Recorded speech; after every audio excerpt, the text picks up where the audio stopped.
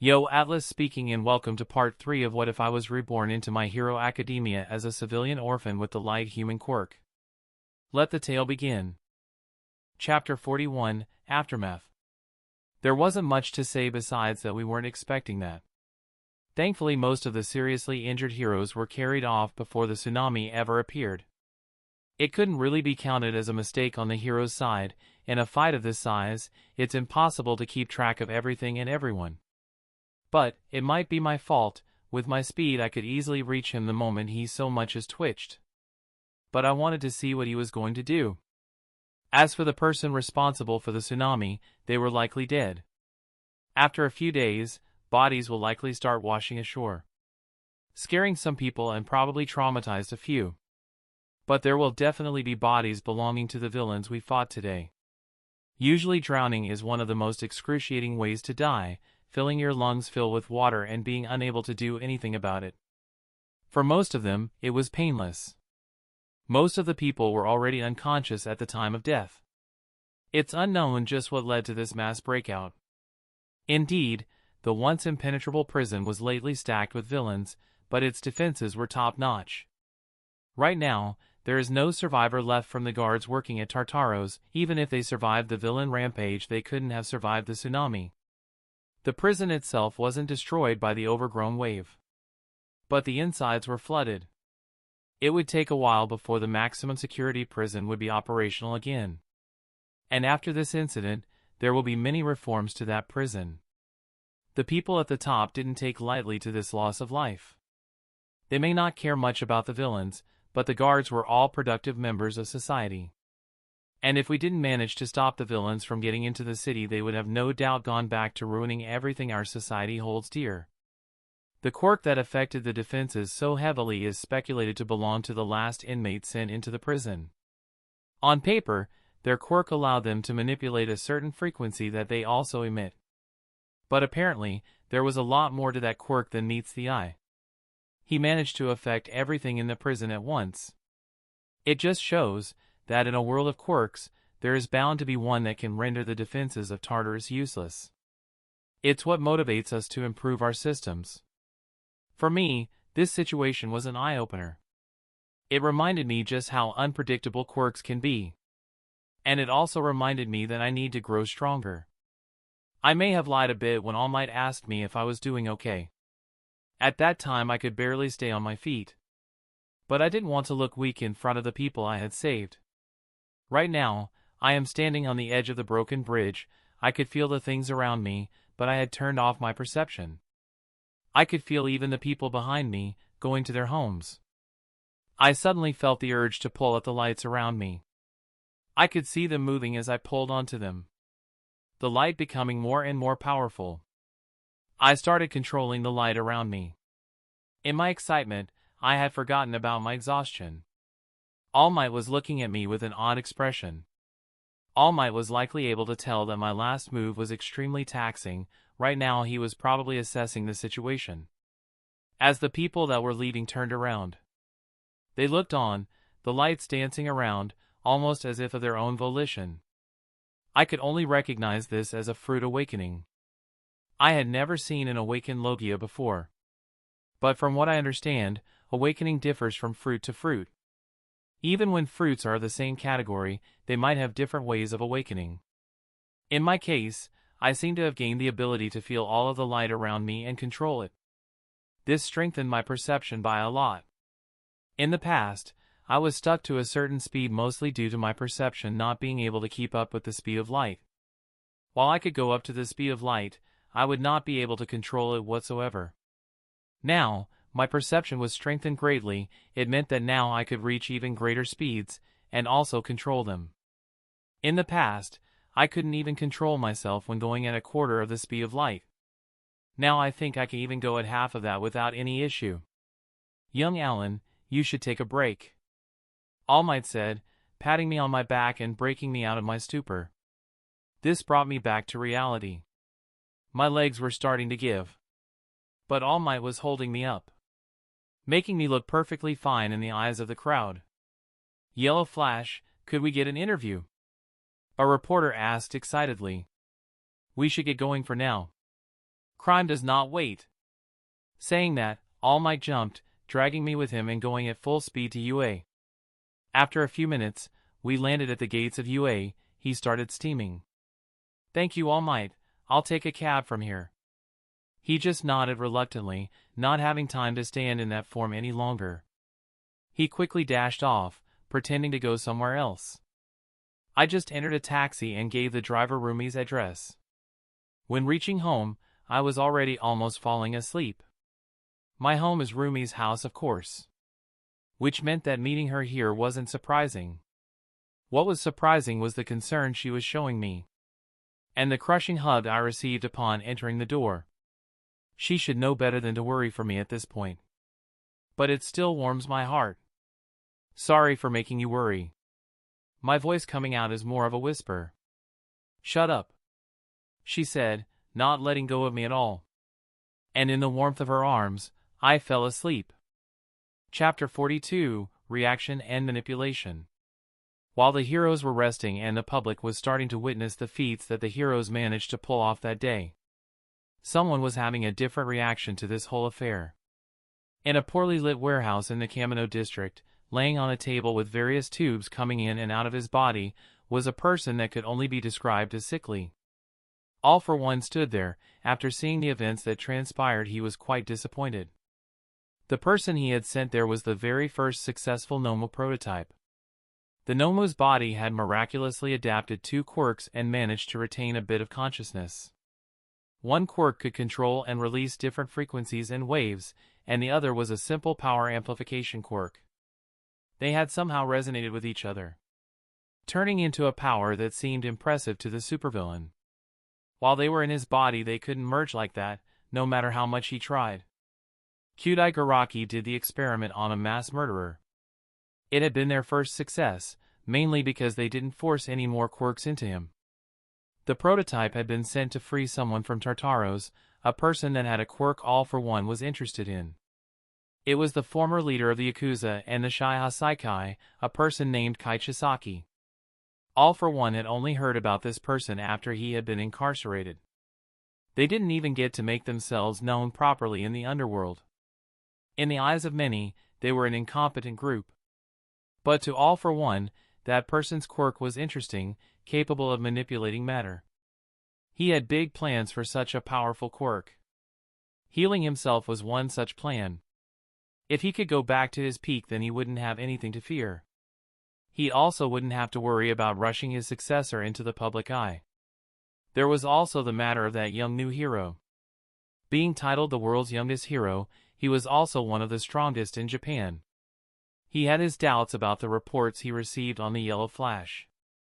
But after having his most trusted subordinate watch all of the footage, he couldn't help but be impressed. Such a person might become a problem later. It is better that he found a way to deal with that light quirk of his. Another thing he didn't expect was that quirk he gave to the Nomu would be amplified to that extent, although it had likely killed the Nomu. If it were used in tandem with a super regeneration quirk, it would have made for a great subordinate. Unfortunately, that attack couldn't take out the heroes, as the Yellow Flash proved the extensive mastery he had over his own quirk. But in the end, the Yellow Flash's strength would just become another quirk in All for One's body. Or so the villain thought. Now, the villain saw a great opportunity in the way the situation was handled. It was a chance for him to undermine the presence of the heroes present. He started calling his associates, preparing something scandalous. And while the villain was contemplating, the media was complaining. A few reporters and news stations weren't at all pleased by how the situation was handled. And with a slight push from an unknown source, they started releasing articles that showed the heroes in a bad light, hee. Articles like Heroes Massacre Villains on the Bridge Leading to Tartaros, and Villains Murdered by the Tsunami while the heroes stood and watched. It was media manipulation at its best, but unfortunately, the loudest voices belonged to the most susceptible people. And they started voicing their opinions online and on the streets. There weren't any protests, just gatherings and sharing this misinformation. This made public opinion split on the matter, as there were a lot of people who hadn't seen the initial report and only read the newer ones. The Tartaros breakout became a subject of indignation for many. and the people defending it grew less and less each day. Even the people that were saved that day had their voices grow lower and lower in volume as they were harassed by the people fully believing in the rights of those bloodthirsty villains. The police force contacted as many people as possible, hoping to repair the quickly descending public opinion. But they had acted a bit too late. People already started to hate the heroes that were present there. Most of the hate centering on two heroes, Endeavor and the Yellow Flash. As the footage of the fight reached the masses, seeing them burn through villains was horrifying for those villains' right activists. However, the two still had their rankings on the hero billboard chart. With the number of cases they had amassed it was impossible to erase them, as the Yellow Flash reached the NR.3 spot on the charts as soon as this event went public. As for the symbol of peace, people didn't show him any hate, as he was too well-liked for that. Anyone attempting to show any hate to him would be scrutinized. Unfortunately for the people, neither Allan nor Endeavor cared much for public opinion. Their attacks proved ineffective, as the two just shrugged them off and continued with their lives. The situation turned for the worse just after 3 days of appearing in the public eye. Usually, if there is such a negative response on a hero operation, the government would get involved. But this time was special. The two that received the most hatred held back the most villains on that day, making the people above reluctant to do anything to them. As things stood now, public opinion wouldn't change back quickly. Chapter 43, Rewards. When opening my eyes, I could see a familiar ceiling. It was dark, there was a faint whitish light coming from the window, it was still night. I didn't get up, I could feel some weight on my body. Looking down I could see little Eri just sleeping on my chest. Rumi was also using my arm as a pillow. This is the first time all three of us sleep together. It's kind of nice honestly. Seeing as how I wouldn't be able to extract myself out of that situation without waking them up, I did the next best thing. Closing my eyes, I fell right back asleep. After all, how could I stay awake in this situation? The next morning was different. Both of them woke up before me, leaving the room a bit empty for my taste. Going into the kitchen, I could see Rumi cooking something up. "Hey, what's for breakfast?" I said while rubbing the sleep off my face. She turned, looked at me scornfully and said, "You've been out for 4 days and that's the first thing you say." I had already assumed I had been sleeping for a while. Awakening my fruit and using it while in that state might not have been a really good idea. "Well, sorry for worrying you. How come you didn't take me to a hospital or something?" I was genuinely curious. I was expecting to wake up in a ward or something, although I only needed rest. My condition was a bit odd. "I just assumed you'd wake up sometime this week. If you didn't, I would have called an ambulance or something." She probably assumed that with my strength getting injured would be difficult. Therefore she just let me rest for a while. "That's nice. How about breakfast?" She just looked at me like I was an idiot. "Steamed rice and miso soup." She then gestured for me to sit down. Since Eri isn't where she should be at school already. Without me bringing her, Aizawa should have been tasked to be her chauffeur, even more work for him. "By the way, public opinion on you is going down the shitter." I just snapped my head at her. She just smirked and looked at my reaction. "What?" I had just helped suppress the biggest prison breakout in Japan and saved countless lives. "What do you mean?" She then brought my laptop and put it on the table. On it, I could see countless threads of people advocating for villain rights. "Oh, so they're just idiots. Nothing to worry about. Even if they call for my impeachment, the government still needs strong heroes. It seems both Endeavor and I got the short end of the stick. Oh well, can't please them all. Next time a supervillain tries to destroy the city, I might just let him." As much as that thought put a smile on my face, there were still people that fully supported both me and Endeavor. Public opinion was as split as it can be. The government clearly supports us anyway. I could see in an email that I had to go to the police force and receive a medal. They also transferred a massive sum of money into the accounts of all the heroes present that day. With me, All Might and Endeavor getting the biggest share. You can clearly see that they appreciated our actions that day, no matter how drastic they might have been. Rumi just looked on at me as I scrolled through the comments. Quite a stupid argument, right? She seemed amused by my problem. The only reason she isn't concerned is that she knows how little public opinion matters to me at this point. Oh well, looks like I'm the new big baddie of the week. She just laughed at my sarcastic comment. I could also see some messages from All Might, apologizing for the situation. Even though it wasn't his fault, he probably felt guilty because he's the only one that didn't get any flack. Seems All Might is doing mighty fine. She looked at me, eyes filled with scorn, again. Why are you making dad jokes? You're 16-year-old. That hit home. But two can play at that game. Well, since we'd adopted Eri, I obviously became a father. Slipping in the fact that we're basically married at this point seemed to embarrass her a bit. She quickly changed the subject. By the way, I called Nizu and told him about your condition. Figured as much, he'll probably make me work overtime for a while. Even though we were in the summer break, the school staff still had work to do, including me. Summer break at hero schools is usually used for training camps anyway. And I've already missed the start of the first-year training camp. That sounds like a you problem. Right back to giving me sass, huh? She didn't give me much time to respond as she pushed me out the door. Alright, you've been lazing around the house for long enough. As she pushed me out the door. Go to work, she said right before slamming the door in my face. I stood there for a minute, the lazy smile on my face still present. I could feel her looking into the peephole.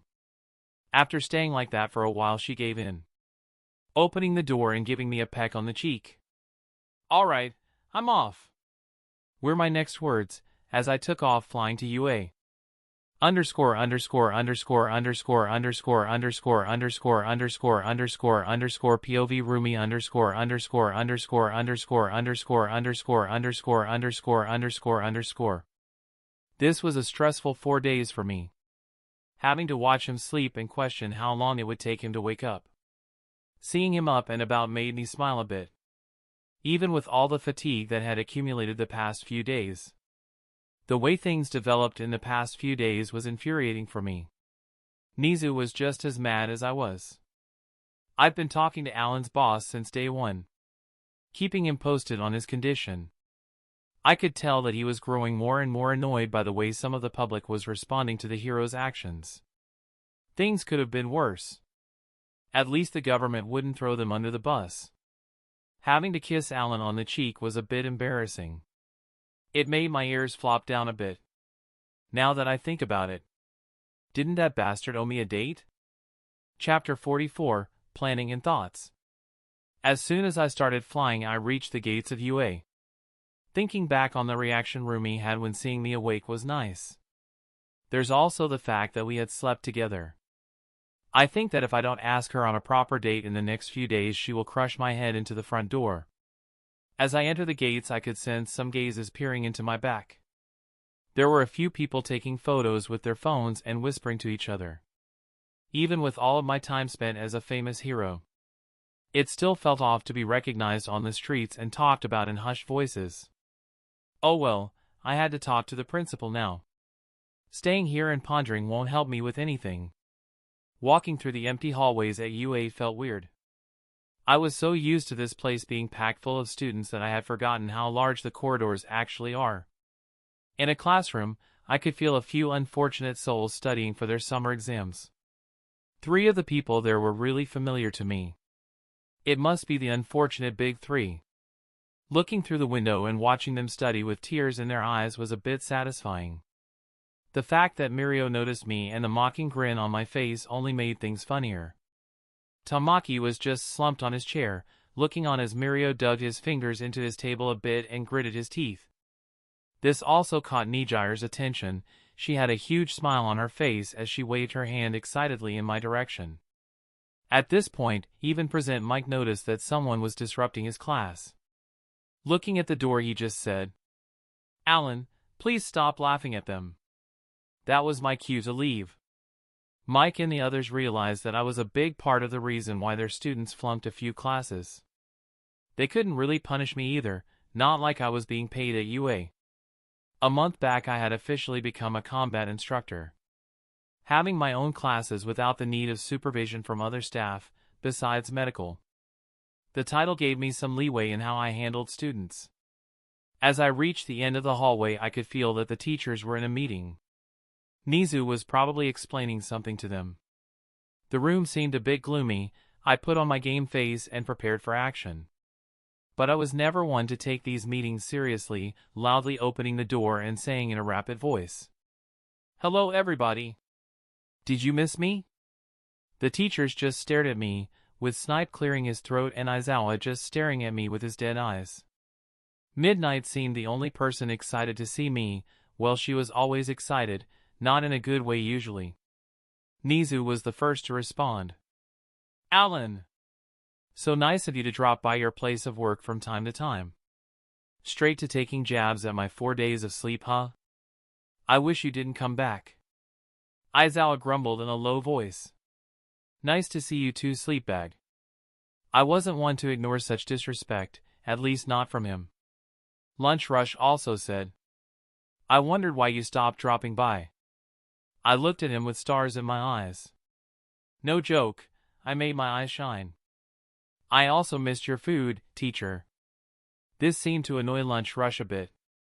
He was the only person besides Niza that I used an honorific with. I claimed he was my teacher because I spent a lot of time at the canteen. At some point, I wanted to learn how to cook. He never agreed to teach me anything. All he did was smash my head with a pan every time I got too close to his kitchen. "Guys, we were talking about something important," Toshinori said, somewhat exasperated at how quick I turned the gloomy atmosphere in the room into a confusing one. Toshi seemed a bit guilty when seeing me. Seriously, how did this guy ever manage to hide his identity from anyone? After looking for a while at the room filled with chatter, Niza decided to interrupt us. "I'm sure you are somewhat aware of what transpired during your sleep." I just nodded. The situation was weird. I could see some of the teachers looking down a bit. No one was pleased with the recent events. On one hand, I had gained a lot of fans. On the other, I now was one of the most hated heroes. We think the outburst might not have been natural. Some tabloids show signs of tampering. A few studios even received donations before publishing negative articles about you and Endeavor. Figured as much. The media wouldn't brazenly choose to paint heroes badly in that situation. Even when we killed a few villains on the bridge, it wouldn't have been so bad. What made things worse was me not bothering to save the villains from their certain demise. People just assume I had energy to spare for some reason. I guess trying to appear strong in front of the masses afterwards wasn't such a great idea after all.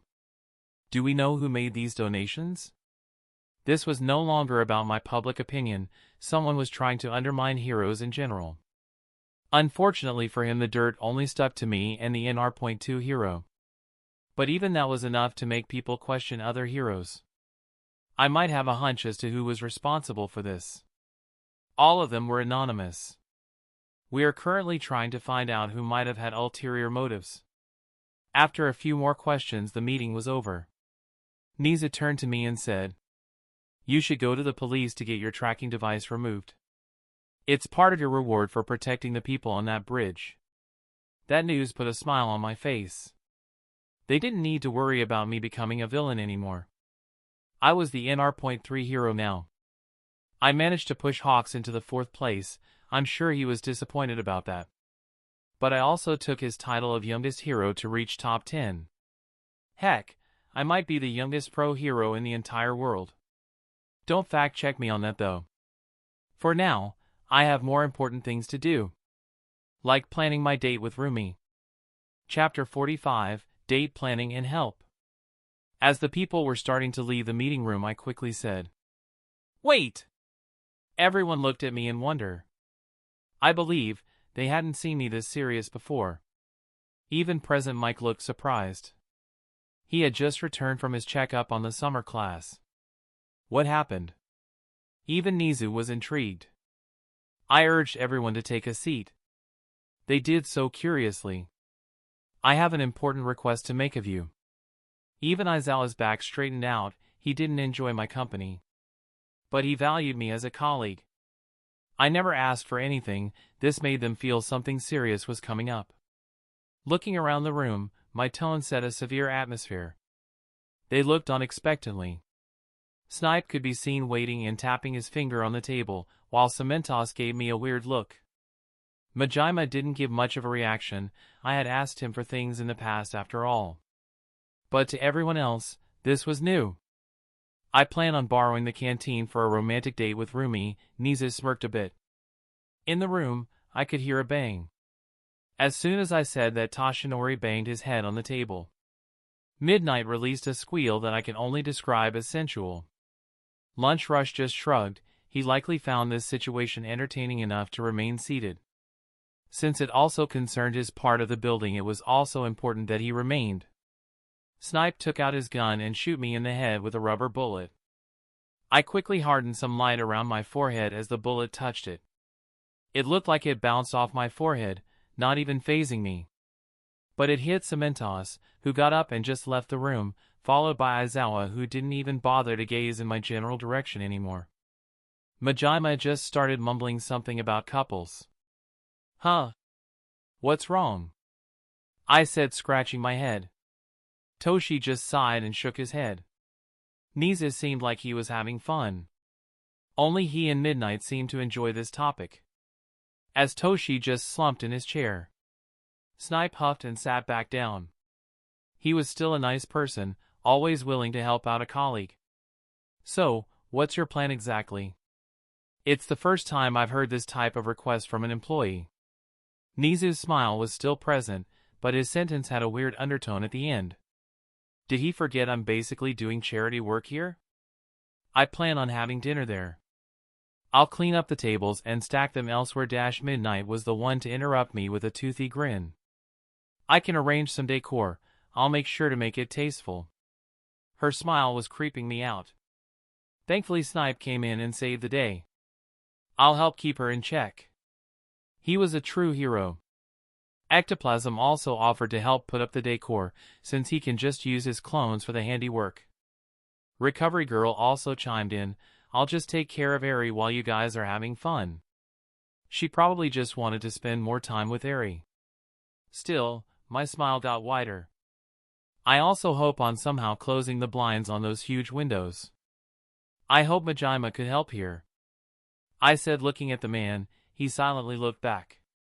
Mike quickly came behind the unwilling participant and patted him on the back. Of course we will. Right, Majima? At this point, he was just being peer pressured to help. So he just nodded at me with a hateful expression under his face mask. Great, thank you, guys. I simply said. The smile on my face was getting almost as big as All Might's. My last request. Teacher! Please cook for me on my date. I took a perfect bow at a 90-degree angle. This was another skill I had picked up as a corporate rat. Lunch Rush just said. What? Did you expect me to leave my kitchen in your hands? His tone was one of mock anger. Smiling, I thanked him politely. The others looked flabbergasted. The only thought in their mind is, why didn't he also ask us nicely? Toshinori was also an observer in this date debacle. I suddenly look at him. I just remember, there was never any Mrs. Might in the show. Thinking on it, the guy was likely too engrossed in his job or something. But that didn't stop me from saying, you should also try to go on a date from time to time, Toshi. It looked like I teleported to his side and put my hand around his shoulder. You should put your chiseled jawline to work and score something too. I could barely hold a straight face as these words came out of my mouth. He was agape. Most of the room sweat dropped while Midnight laughed out loud. The others just looked at their skinny colleague in pity. Niza looked on as if he was witnessing a show. He had just been watching this from the beginning, probably curious about what my brain could excrete on the planning board. But he was still my boss and the principal of the school. I plan on having the date tomorrow? What do you think, boss? I only ever used the honorific with him when I was sucking up to him. This was similar in nature. Sure, you can use the canteen. But you will be responsible for putting everything back in place. I just nodded. It's normal for one to clean up after himself. And just like that, we got to work, devising the best date venue we could. 13 also ended up doing something. She helped Snipe hold Midnight's weirdness in check. She also added a bit of class to the room. By the end, the walls were decorated nicely. A small table for two was in the middle. It looked almost regal. It also cost me a lot. I obviously paid for everything in here. The table and chairs were gold-plated for fuck's sake. From the entrance to the table, there was a dark red carpet. Again, it was really fluffy and nice. The glasses were gold-tinted, again. I'm sure I gave them a budget. They seem not to care much about it, unfortunately. It's not like I lacked the money, just my last payout for the bridge situation could cover all of this and more.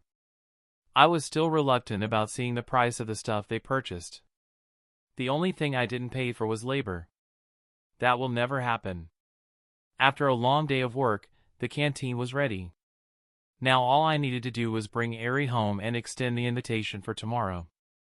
Chapter 46, Friendships and Invitation. As I was about to leave the canteen, Snipe stopped me.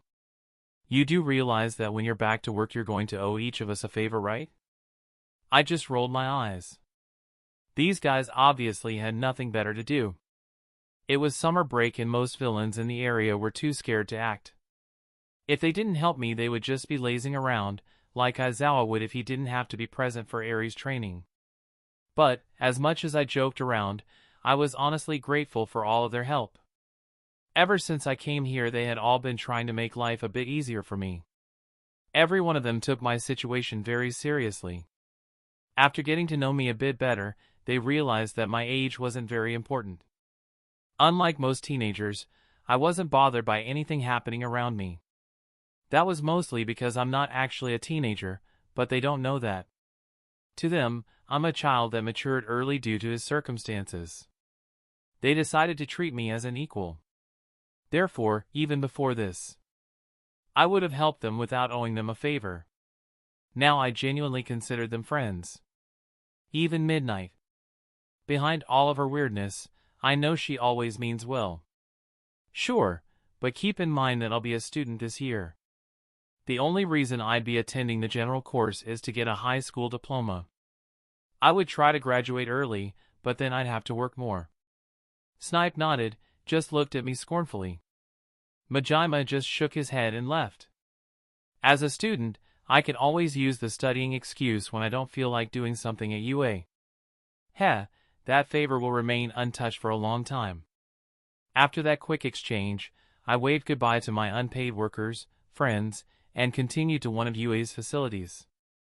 Eri was practicing her quirk on fish, just like in the story. Aizawa was in his sleeping bag in a corner just looking in her direction. He couldn't really do much besides giving her pointers and making sure her quirk didn't go haywire. Eri! Are you ready to head home? I completely ignored Aizawa. He also ignored me. Eri looked excited seeing me awake. Running and latched onto my shins, that was as far as she could reach. But I grabbed her and brought her up to my chest. She hugged me a bit and said, I'm glad you're awake, big brother. Big sis was really worried about you. Well, at least Eri is more honest than Rumi. Eri wasn't calling us Papa and Mama. As cute as that would sound, it would be a bit weird for Rumi to see Eri call me Papa, at least for now. Rumi was also reluctant to be called a mother, she was still young after all. Sure, many people already had children at her age, but she simply wasn't that kind of person. The only reason she accepted Eri was that she was a bit moved by the little girl's cheerful attitude, especially after hearing her story. That and her liking me enough to not eject me out of her house after suggesting it. Sorry, I worried you too a bit, I said with a calming smile. I wasn't worried. I know Big Bro is strong. Her eyes were shining a lot when saying that. I could tell she was being honest. She really trusted me a lot, I could tell she was being honest. People were talking bad about you on the television. Big Sis got really angry. I just patted her head a bit. I hope she didn't hear anything weird from the news. Well, let's start going home. As I started to turn and leave, Eri suddenly perked up. "Thank you, Mr. Aizawa." He just nodded and responded with a smile. Eri was a lot more polite than me. It was the first time in a while that I had seen the guy happy. Last time he was happy was when President Mike got chastised by Nizu for being too loud in a meeting. Oh well, I started walking, with Eri in one hand and the other on my chin. How should I approach this situation? She will likely accept any type of invitation at this point. But I didn't want this to be underwhelming. I also hope she won't try to kill me when she finds out the date will be held at a canteen. I mean, it doesn't sound sweet. But everyone worked hard at the end of the day. I started flying towards our home. Wait! Am I a squatter? I just realized I never paid Rumi any rent for basically living in her house.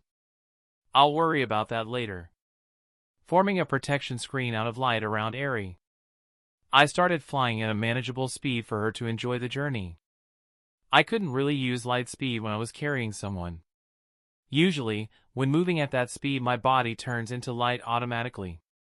If an actual human body were to be accelerated at that speed, they would die instantly. Anything with mass would be destroyed actually. Reaching the front door still only took a few minutes. Eri thanked me for the ride and excitedly skipped in the house. I just followed her inside, hesitantly. As soon as I entered, the atmosphere became strange. The smile on Rumi's lips became a bit strained.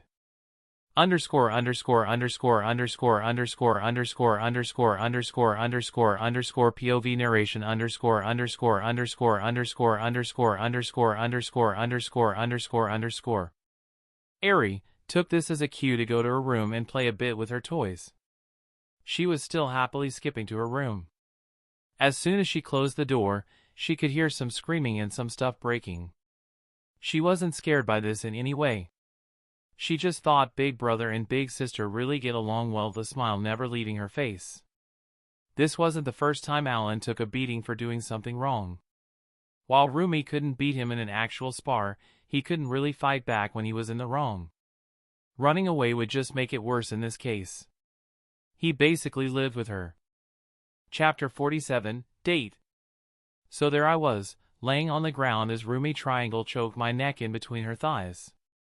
Quite a few things were going through my mind right now. One of them wondering how an invitation to a romantic date could end up with me in this state. Usually, when she beats me up, it's because I do something wrong.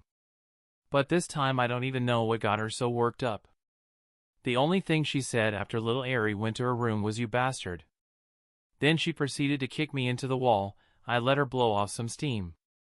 But my inaction only seemed to worsen the situation, as she quickly grabbed my arm and wrapped her legs around my head. She started applying pressure that I pretended to feel. I didn't want to make the situation weird by informing her that I was liking this. "Dear, what did I do this time?"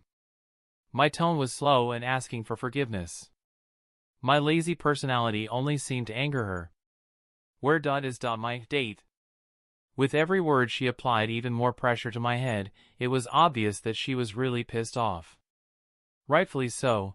I had postponed this a lot until today. But since she was only mad about this, then I was in the clear. I slowly got up and used my free hand to dust myself a bit. She wasn't very startled by this. She had a pretty good idea of how strong I was. With a smile on my face, I said, "Don't worry, I already planned to invite you out tomorrow." She looked surprised, her eyes widening a bit as a smile started forming on her face. This was one of the lamest ways to ask someone out, but the situation was kind of all over the place. It's my fault for postponing it this long. "Very well. Where are we going?" Saying so, she calmed down, unwrapping her legs from around my head and landing on the ground. Much to my disappointment, I hoped she would stay like that a bit longer. My hand was still grasped in hers. The only difference this time was that she was holding it lovingly, the smile on her face being even wider than usual. "Okay, this might be even better." "The location is a surprise, obviously," I said, with a smug smile. I didn't want to ruin the atmosphere by saying that we're going to a high school canteen. Her smile was unchanged. It seemed that keeping it a surprise was a good idea. The location might not sound nice, but the atmosphere and decorations were better than most restaurants in this city. It was also a hell of a lot more expensive. I'll have to get here there blindfolded and encase her in a sphere of light, just to not ruin the date by showing her where we were actually going. She was uncharacteristically giddy this whole time, still refusing to let go of my hand. I'm so happy. I thought you didn't want to go anymore. She was tearing up. I didn't know my inaction would cause this type of reaction from her. It made me feel a bit guilty, especially since it was 100% my fault. Don't worry. I keep my promises. This was the time she let go of my hand, only doing so because she started hugging me. I must say, her excitement and happiness is rubbing off on me. That night we both went to sleep with a smile on our faces. The very next day, I could sense her in her room, picking her dress. I quickly stopped sensing her room. I didn't want to spoil my surprise for later tonight. The days seemed to go so slowly, going through my usual routine as quickly as I could. The only thing that changed was that I told Aries she was going to have a sleepover at Recovery Girl's place, going to my room and dressing appropriately. Part of the date preparation yesterday was 13 chastising me for not having a proper tuxedo for the date. She proceeded to take my measurements and buy one for me. The color she chose was white. She said it went well with my hair or something. Looking at myself in the mirror, I couldn't help but smirk. I was really lucky I had landed something with Rumi. I think I look really average compared to her. This tuxedo was really nice. It made me feel more classy. After getting changed, it was already evening. The time had come. Flying my way to her house was instant. I knocked on the door, mainly because it was customary for me to do so, at least by 13's words. When she opened the door, all of my ability to think was gone. I had never seen her in a dress before. She was wearing a medium-length white dress. In her hand, she had a golden handheld purse that she clutched nervously. She was wearing heels, the first time I've seen her wear heels. She was also eyeing me up, looking surprised to see me dressed up so well. I was the first to speak, extending my hand in her direction. You look stunning tonight. The smile on my face was never more genuine. She blushed a bit, thanking me and taking my hand. I flew us slowly, encasing us in a ball of light. I controlled the light to not be bright for her eyes. Why did she look so dreamy in this glow? We were silently holding hands the whole way over. When I reached the door, I opened it using the light around it. I wasn't planning on telling her the location myself. She will notice anyway. As soon as we reached the carpet, I uncovered us. She looked around excitedly, her eyes shining with joy. This place looks amazing. Where are we? I just smiled. Telling her at this point won't do much. She's already seen how this place looks. I might have asked Nisa to allow me to repurpose the canteen for tonight. My colleagues helped me decorate. Surprisingly, she was not at all disappointed when she heard where we were. You went this far for our date? Saying that, her face was filled with what I can only describe as elation. It was cute. I think it's better for her not to know how little effort I was initially willing to put in this. We just got really caught up when decorating this place. Majima even made the blinds a deep red. Lining the carpet were countless roses. Yep, this room was where most of my reward for the Tartaro's breakout went. For dinner we had a menu created by Lunch Rush. All the dishes were themed on couples and would be prepared just for tonight. The date was going extremely well. Our efforts to make this place were not going noticed at all. At least I hope she is enjoying the experience. I hope. I've never actually been in a genuinely serious relationship before. A few flings were all I had. I think that was because I'm a bit afraid of opening up to people. But with Rumi it's different. It just comes naturally. And I think it's the same for her. Chapter 48, Sweet Endings. A lot of things happened in the last few weeks. I honestly forgot about the promised date. It feels embarrassing that I forgot something like that. I also felt really angry when thinking that he probably also forgot. At least I hoped he did. If he remembered and just didn't want to, it would have been a lot worse. When he came home yesterday evening, I might have overreacted with those thoughts in mind. Since I was uncharacteristically emotional, I also got delighted when he actually extended the invitation. When he said we would go on a date, I was expecting something more basic. He probably kept the location a secret as to not disappoint me. After all, if I heard that our first actual romantic date was being held in a high school canteen, I would have flipped. That might be why he waited for me to get here for the reveal. The room was beautiful. Everything seemed new in this place. Everything, from the carpet to the ceiling lights that gave off a faint violet glow. The red curtains and the matching tablecloth. The chairs, tables, eating utensils were all gold-lined around the edges. The pillars were adorned in what looked like red silk. Besides the untouched roses lining the carpet, there were petals scattered all around the room in even patterns. The amount of effort he went through to get a canteen turned into this would have been astronomical. He probably spent a lot of money on it. It makes me feel nice. Apparently, even someone as stupid as Allan has his moments. Since we've been taking care of Eri together, we don't have much free time. Because most of our free time away from home is either spent training or doing her work. This means that he took time off from work and training to do this for me. As much as I hate to admit it, it's heartwarming. Something annoying was the fact that my ears kept moving around, refusing to stay still. A lot of people out there don't really like mutation quirks. But I doubt that is an issue for someone as happy-go-lucky as Allan. I didn't even bother to hide my smile. I was happy from the moment he asked me on a date till now. It's quite obvious that neither of us has much experience, at least I don't. I've always concentrated on other things. A relationship simply seemed like a waste of time to me. I was never interested in romance before he showed up. I expected this to be a bit more awkward. But everything just comes naturally at this point. Maybe it's because we already live together? Or it's because we were already affectionate to some extent. The food was good enough to match the decor. It seems that Allan was not exaggerating when praising lunch rush. I think the saddest part about this date is that it's coming to an end. Underscore underscore underscore underscore underscore underscore underscore underscore underscore underscore POV Allan underscore underscore underscore underscore underscore underscore underscore underscore underscore underscore. As much as I detested the idea, the date was almost over.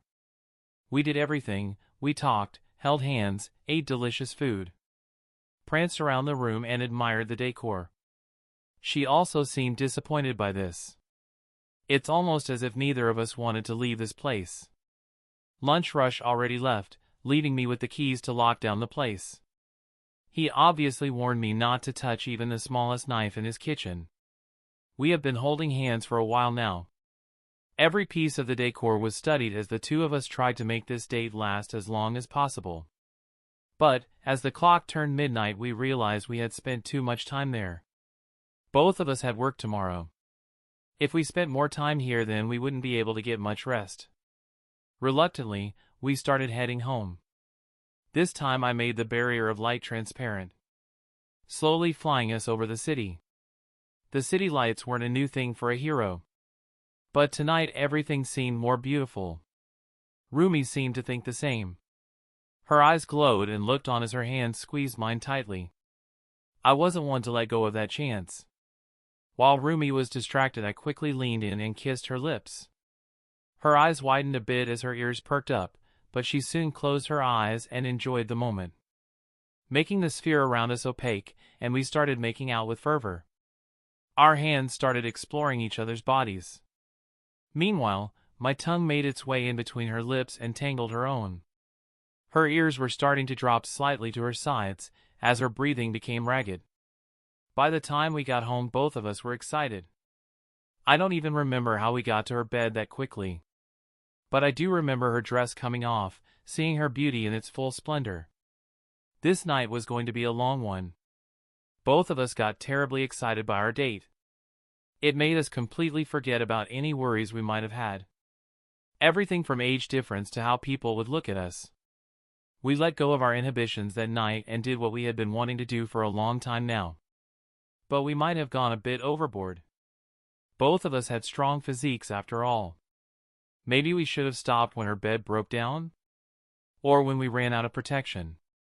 By the end, even with her stamina, Rumi was exhausted. She passed out peacefully. I couldn't really do anything but lay beside her either. As uncomfortable as sleeping on a bent bed should have been, I couldn't help but close my eyes for a second. The second they closed, a ray of light hit my face. I could see the sun rising in the distance. It seems neither of us would get much rest in the end. Chapter 49, Awake and Late.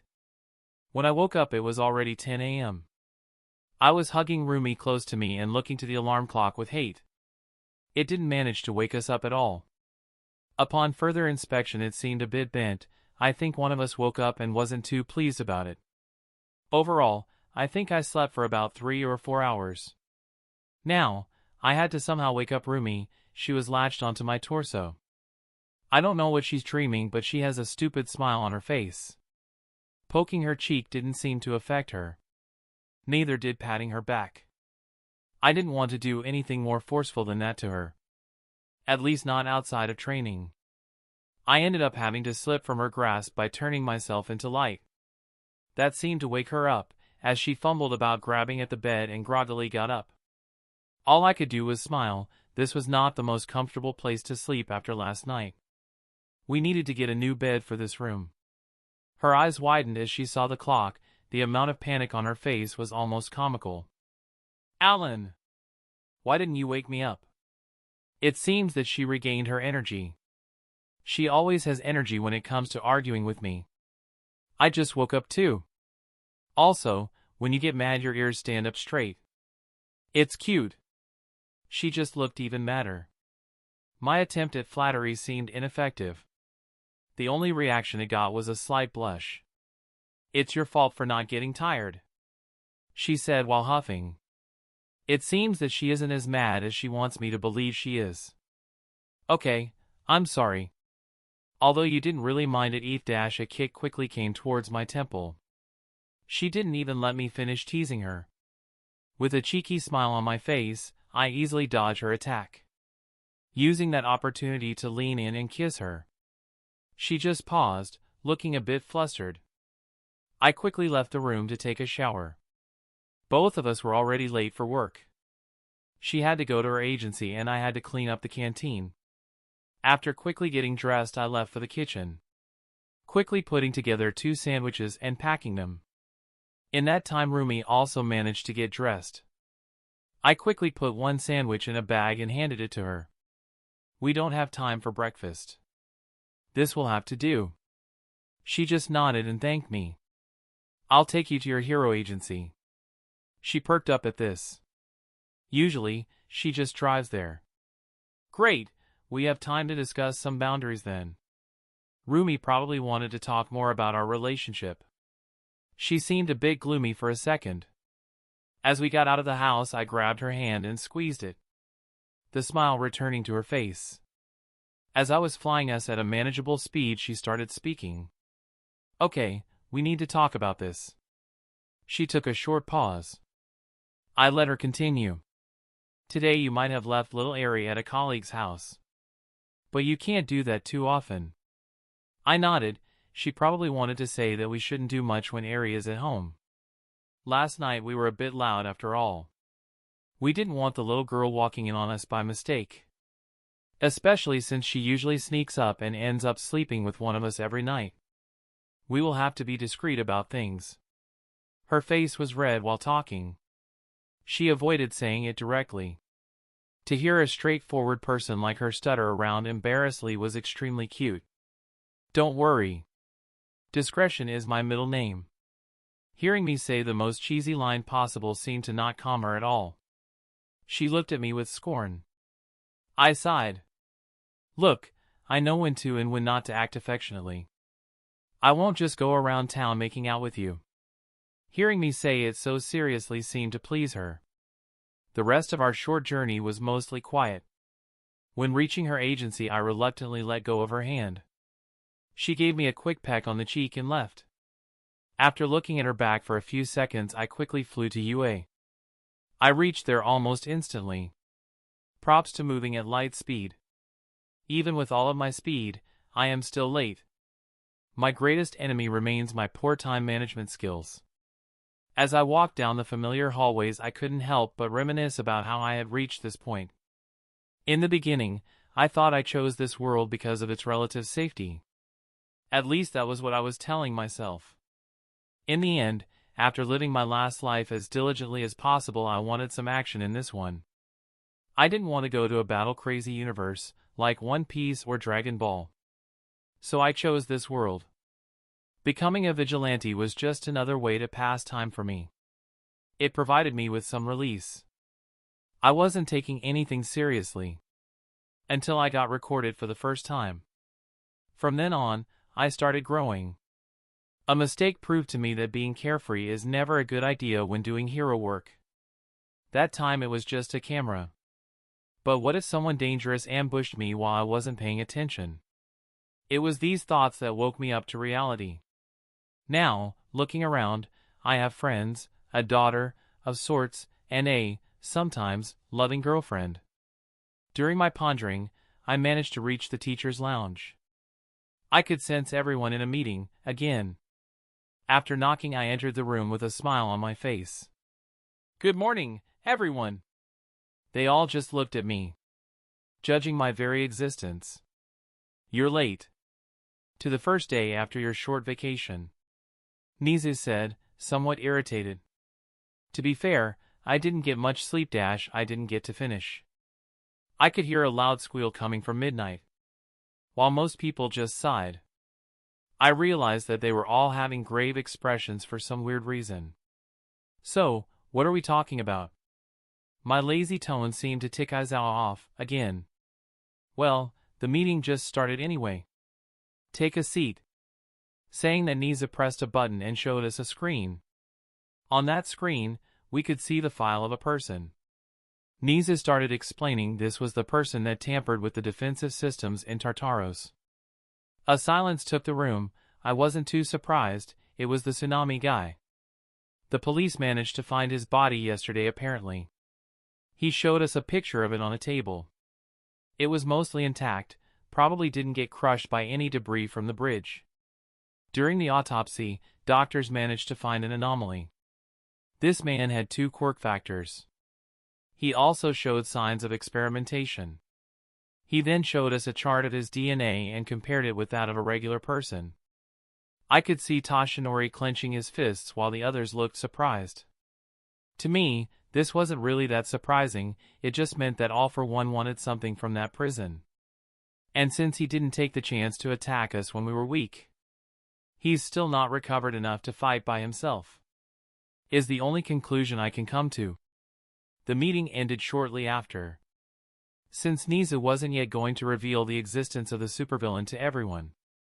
Or maybe he just doesn't want me to know about it.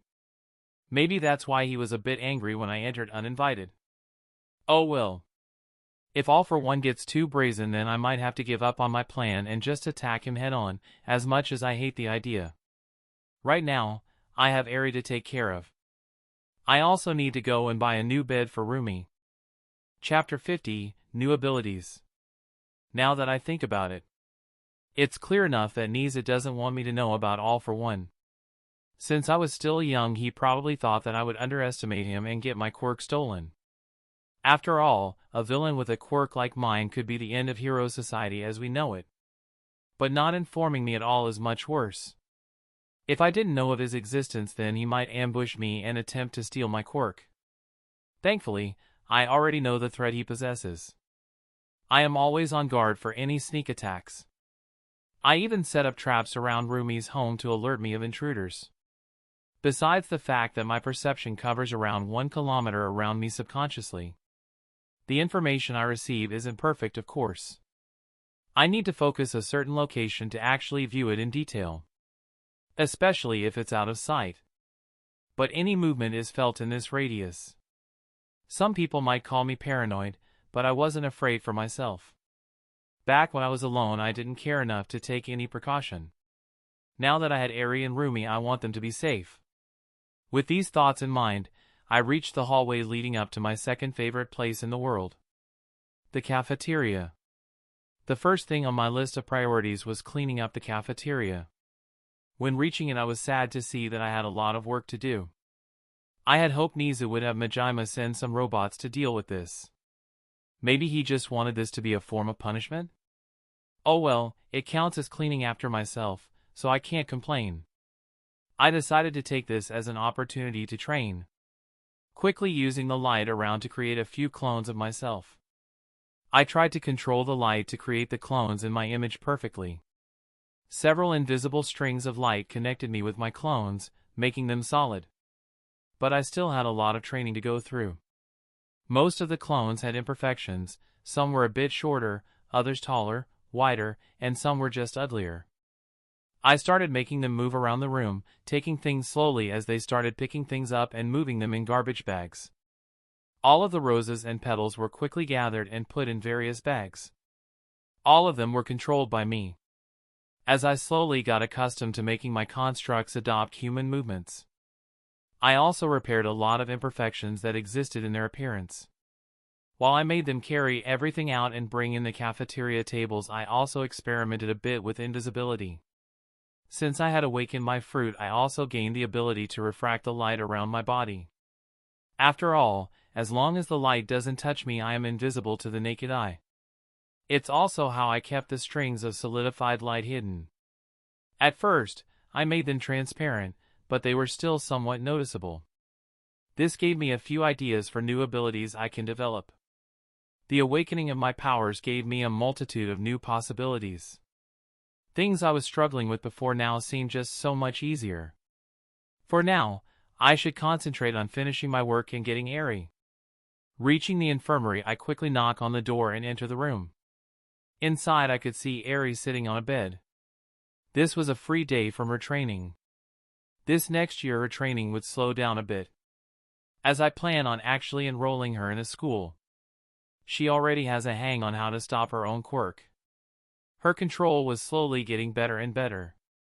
When she saw me coming in, her face lit up a bit. "Big brother!" She immediately ran at me and hugged my shins, like usual. I picked her up once again, this time putting her on my shoulders as she squealed happily. "I missed you and big sis Rumi." Hearing her say that made me think my paranoia might be a good thing to have. It helped protect Eri after all. Rumi didn't need my protection, she was strong enough to take care of herself. "We missed you too." My lazy smile seemed to calm her excitement down a bit. But it didn't make her any less joyous. "I hope she didn't cause much trouble," I said, looking at Recovery Girl. She had been nice enough to take care of Eri. Without her, Rumi and I wouldn't really be able to have a date like this. Someone else might have taken Eri if I asked them. But Chio was really a good person to take care of her, they simply got along well. If I choose not to adopt little Eri, Chio would definitely have adopted her. The old lady in question just smiled. How could Eri be any trouble? You, on the other hand. Just as she was about to start ranting about me, I quickly made my way to the door. "Thanks for taking care of Eri." Eri also waved goodbye to Chio as I ducked to get in the hallway. Our next stop was going to Hero Mart, yes, I just wrote that, and buying a resistant double bed. I think we would sleep together from now on. Eri will most likely join us too. Both Eri and Rumi were important to me now. I swore to protect Eri. And even if Rumi can protect herself, I will always be there for her. When reaching our home, we were still early. Now I made an unusual call. I looked up Endeavor's number on his site and found it easily. I called him for a bit, it took him a while to finally respond. "What?" "This better be important. I'm training with my son." He sounded angry for some reason, nothing unusual there. "Cool off, Endeavor." When he heard my voice, I could tell he was a bit surprised. He instantly recognized it. I used the same tone I had during the bridge incident. "What do you want, brat?" He was a lot calmer now. Although we weren't friends, we were still acquaintances. I was no desperate fan or reporter.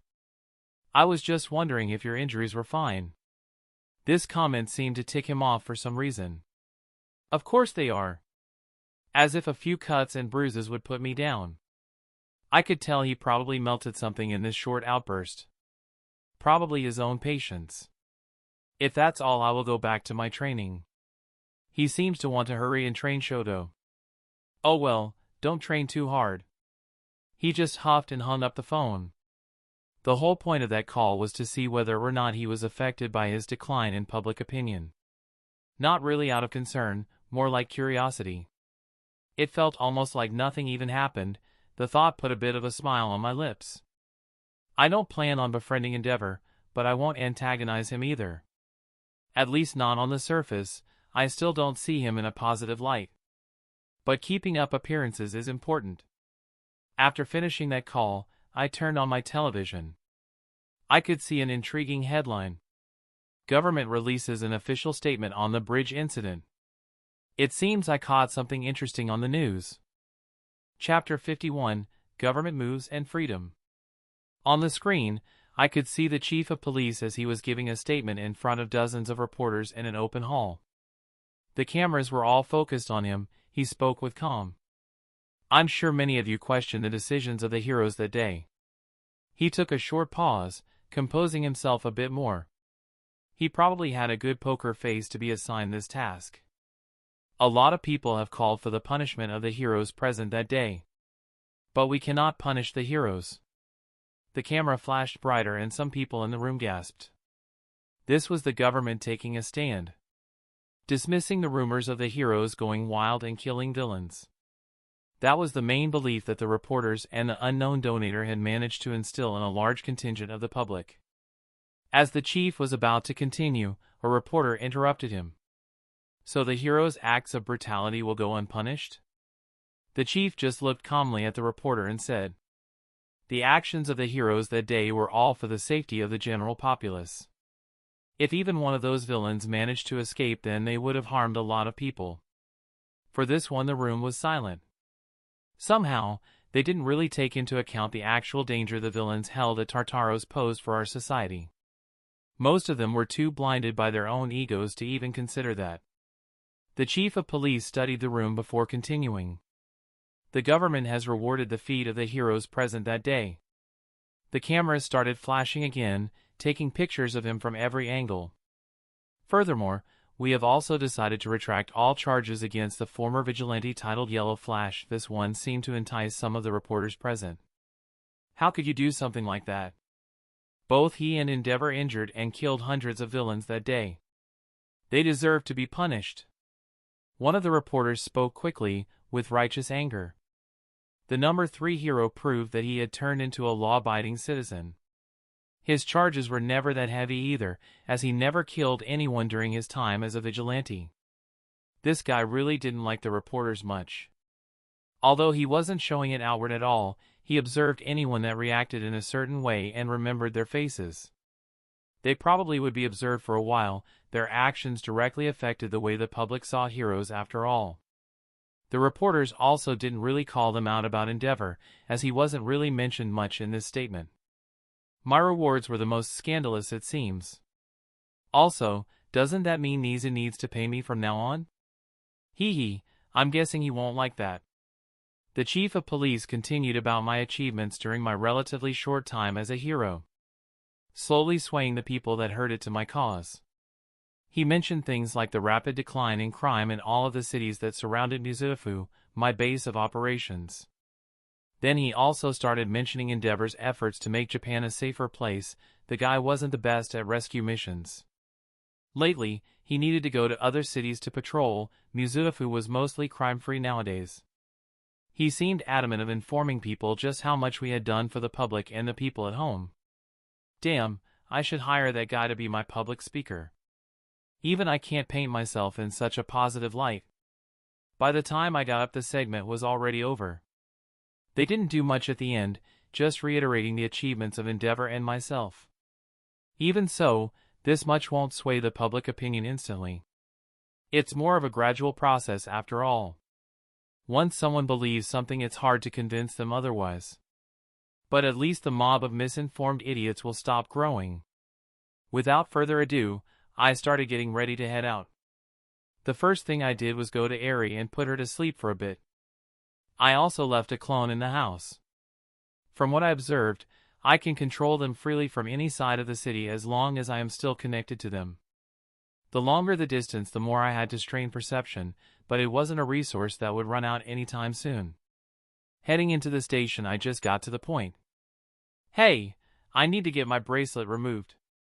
They already knew who I was. They wasted no time in getting me out of a few lists and giving me the key to the bracelet. It was a quick process.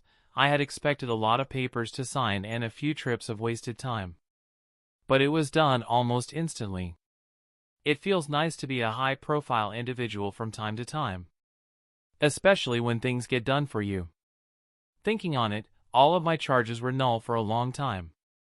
They didn't really bother with making sure I was always at UA like they said they would. They also asked me to patrol more in different cities. It has been quite obvious that there wasn't much desire to punish me in the first place. There was also the fact that my age was a sensitive subject to many. So many people got bothered by how young I am. Everyone but me, really. To them, punishing me would have been unfair. Of course, if I was older they wouldn't be so lenient. But those ifs didn't happen. Therefore my punishment was always just on paper. Putting up a facade so that they don't end up encouraging any more vigilantes to appear. I was strong, there was no danger for me. But not everyone is as fast and powerful as I am. Others that might be inspired by my actions might end up injured or worse. It might be for that reason that they were required to sentence me publicly, making an example out of me. Don't really know if it worked out or not. But, at least in these parts, there is no real need for a vigilante. Especially since most villains are hiding now. Moving around didn't really feel any different. I won't get rid of the camera, I just use it to report villains quickly. Since it's a bracelet, I'll need to raise my hand in the air to give them a good view of the location. Oh well, I only do patrols every 2 days now. The volume of villains that stick their heads out of the ground is a lot lower. Most of the skill groups are also in hiding or in the process of moving cities. I quickly flew home, reaching the front door and dissipating my clone. Taking my place on the couch and closing my eyes. Chapter 52, Meeting Old Friends. About 2 weeks passed by. Rumi and I made the reasonable decision to soundproof our room. We managed to break the new bed too, prompting me to just buy a 2-person tatami mat bed that stuck to the ground. That also didn't last long. But it's fine, I asked Majima to make a bed frame out of the toughest materials he had at hand. He didn't even bother asking why I needed such a thing, he just sold it to me, making me even more broke than before. Unfortunately, Midnight heard about my purchase. She generated quite a bit of heat before Aizawa calmed her down. Eri was also managing to somewhat control her own quirk. Turns out all she really needed was a few months of proper training. You also can't really ignore the amount of effort she put into it. My little Eri was working hard and got good results, which made me take her out for some ice cream. I also managed to develop a few more abilities. Since my awakening, I train much harder than usual. I also trained a lot with Rumi, although it's becoming harder and harder to concentrate while fighting her. It might be because her hero suit is hot. But it's always been that way. I think I just started being more honest with myself after our first date. I tend to drift off thinking about her a lot. Especially since we've officially become a thing. The media also wrote a few articles about us. It seems that someone managed to snag a picture of us kissing on our first date. Not much of a scandal. The people that hate me just started hating her too. Boo-hoo! After the speech given by the chief of police, the majority of the public has gone back to normal. Some people are stubborn and still hate me, but you can't please them all. I managed to find a few interesting things about Niza too. Since he started paying me a salary, he started treating me better. Did he suddenly become aware of employee lawsuits? I didn't mind working at UA for free, I also don't care much about money. I get a fat check each month from the government. I can also leech off of Rumi like I've been doing for a while after our date left my wallet in shambles. There was also the purchasing of various bed frames. I don't regret my financial decisions, I just seriously feel that I need an advisor. There's also the issue of Aries enrollment in the magnificent school system of Japan. Right now, I'm checking on elementary schools for little Aerie. I hope to find one close to home. I'm also starting high school soon. I'll finally have something to skip. Well, I doubt I'll even attend a single lesson. I'll likely just graduate as soon as I can. The entrance exam for UA is in 2 days. I decided to pass by a nice place. The newly cleaned Takoba Municipal Beach. From a distance, I could sense All Might. He was in the process of giving Izuku a piece of his hair. It's kind of a strange way to do quirk transfer. But who am I to judge? Not like I've done it before. I wonder if I should scare them a bit. I mean, I don't really care if Toshi realizes I know his secret. Yep, I'm scaring them. Quickly deciding on a course of action, I sped my way into the background, pretending to jog at a normal pace. By the time they noticed me, All Might was extending a piece of his hair to Izuku. Just as the latter was about to grab it, I quickly reached their spot. All Might was the first to notice me, his eyes widening in surprise. Hey! All Might, why didn't you tell me you knew Izuku? Big fan. Completely twisting everything around seemed to just make him more confused. Toshi was already more than accustomed to my odd mannerisms. Izuku was more shocked. He was also a bit scared, probably concerned that I had found out All Might's secret. Young Allan, I hope you're feeling better. I hope you've received my messages. Of course, I did. We worked together after all. When I said that, his eyes almost popped out of his skull. I don't know what you're talking about, young Allan, he said with an odd tone. Mighty convincing there, All Might, was what I wanted to say. But Izuku seemed to want to say something too. Hey Allan, it's been a while, was what came out as he stuttered his way into the conversation. Accepting the change in the subject, I quickly looked in his direction. Izuku, it's been a few months. You've been training, I see. I can see some muscle under that shitty uniform. He took that as a compliment, completely ignoring the second part of my comment. All Might looked relieved that his successor intervened. But when hearing my words, he couldn't help but grimace a bit. His student really needed a confidence boost. Thank you, Allan. I will continue to work hard and surpass you. Oh, an entire sentence said without stuttering, that's progress. All Might seemed a bit shocked by his student's dream. He also didn't think his student had much chance. From what he had seen, I was already much faster than he was in his prime. Even though my physical strength was still lacking, I was mostly untouchable, even without actually letting attacks pass through me. Even reaching my level might take years. But I was growing very quickly as well. Izuku's chances of actually surpassing me are almost non-existent. The only chance is if he can pull some weird plot-driving protagonist ability out of his boxers. Which is unlikely. That's a big goal, you know? But good luck, I guess? Is what I said, in my usual lazy tone. I mean, even if I stagnate, you will still need a few dozen years to catch up to me. Was what I was actually thinking. He smiled brightly and nodded with fervor. All Might looked helplessly as his student failed to realize how little I actually cared about competing. Anyway, I should get going. Otherwise, Rumi might think I went to buy milk and a pack of cigarettes or something. All Might's face turned a bit black as he heard my odd joke. Midoriya was just confused, not really getting it at all. He still waved goodbye in my direction. All Might just looked on, thinking how his innocent student managed to make friends with such a troublemaker. Chapter 53, Entrance Exam. 3 days passed quickly. I managed to find a junior school for Aries somewhere in our neighborhood. All it took was a quick search on the internet. I was really idle 2 days ago, not really doing anything but sit around the teacher's lounge. And when Midnight saw me looking bored, she decided to use that favor of hers to pull me into a photo shoot. And just like that, I became a swimsuit model with a weird hero clinging to me. The only thing on my mind being my desire to go home. But home wasn't kind to me either. Rumi didn't really like hearing about me doing a photo shoot while barely wearing anything with another woman.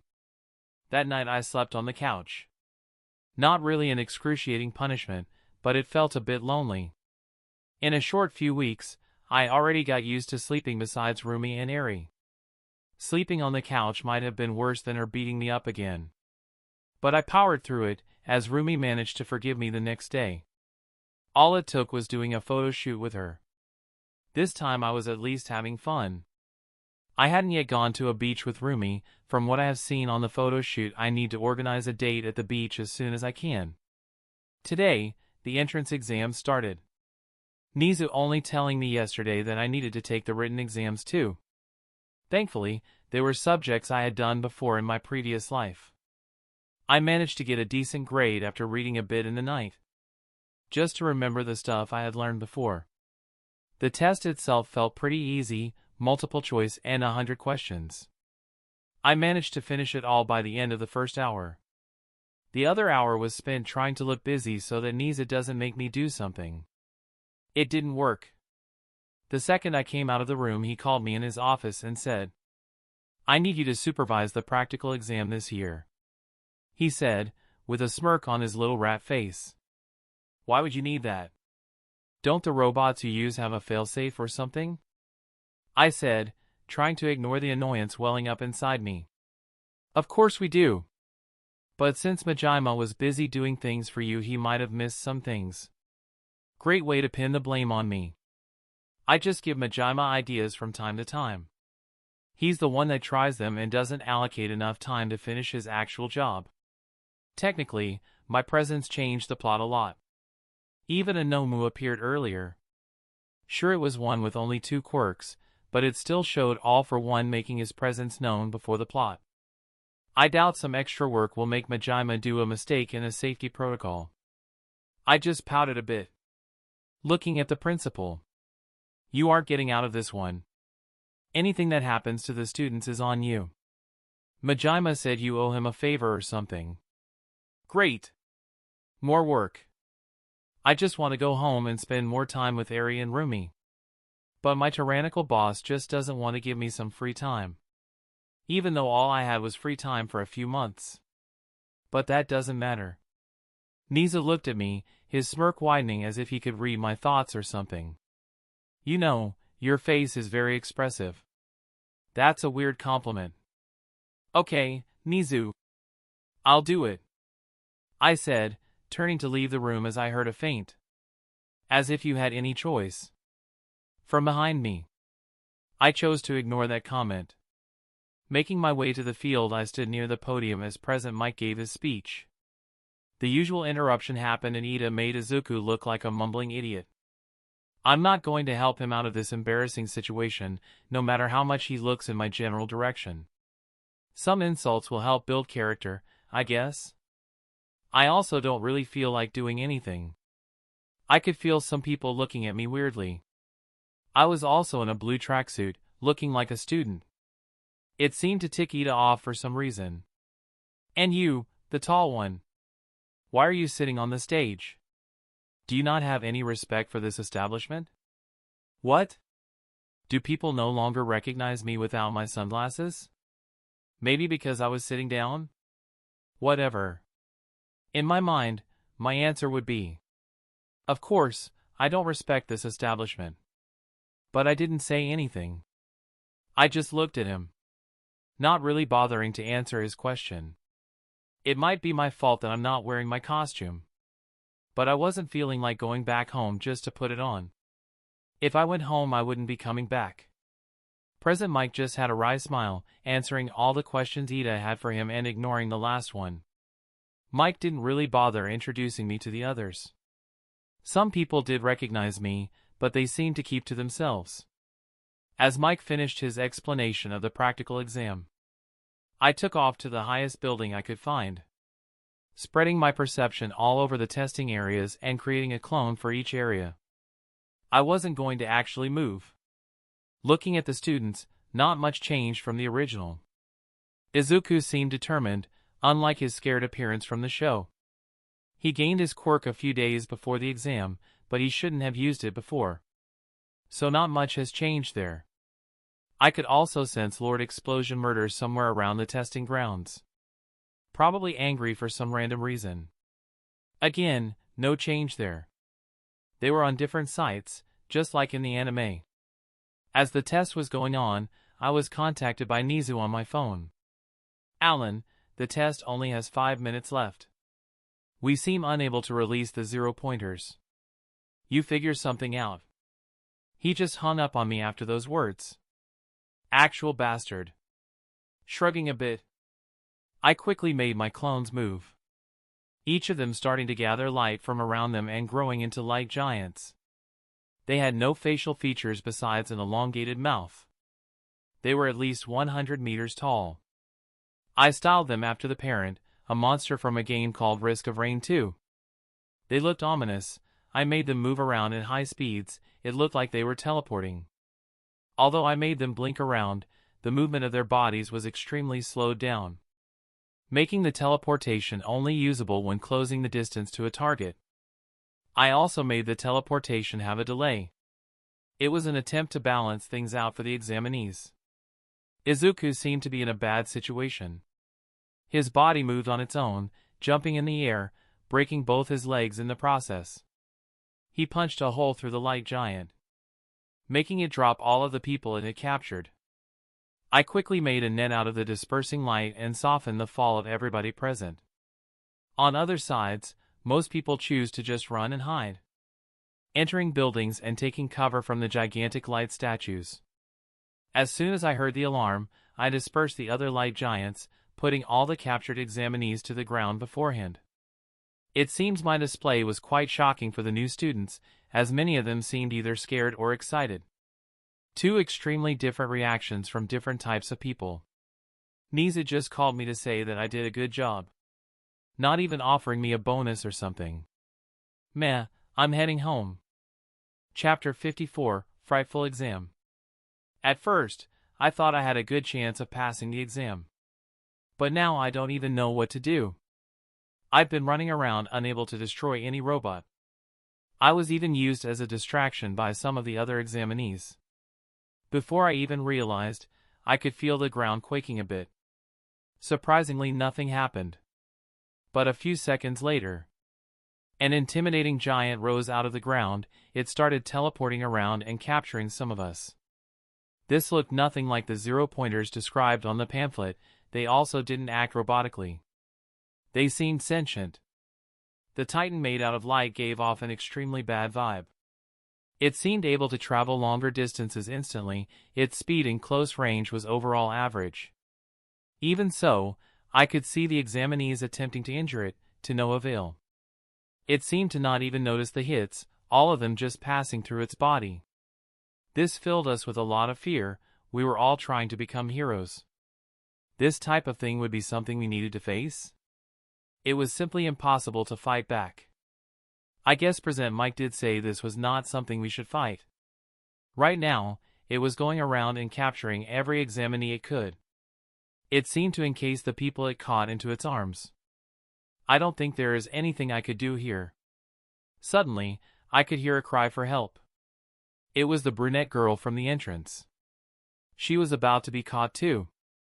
Just as I turned to run, I could feel something welling up inside.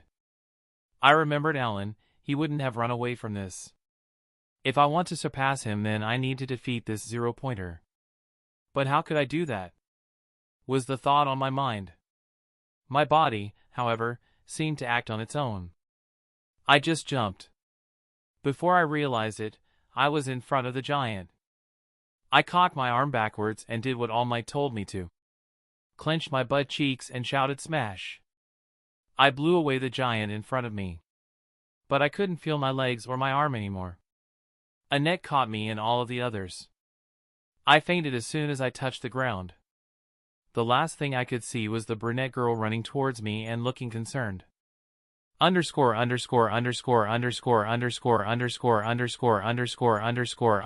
POV narration __________________________________________________________________________________________ Meanwhile, in the monitoring room, Toshinori could be seen looking helplessly as the giants demolished all of the examinees.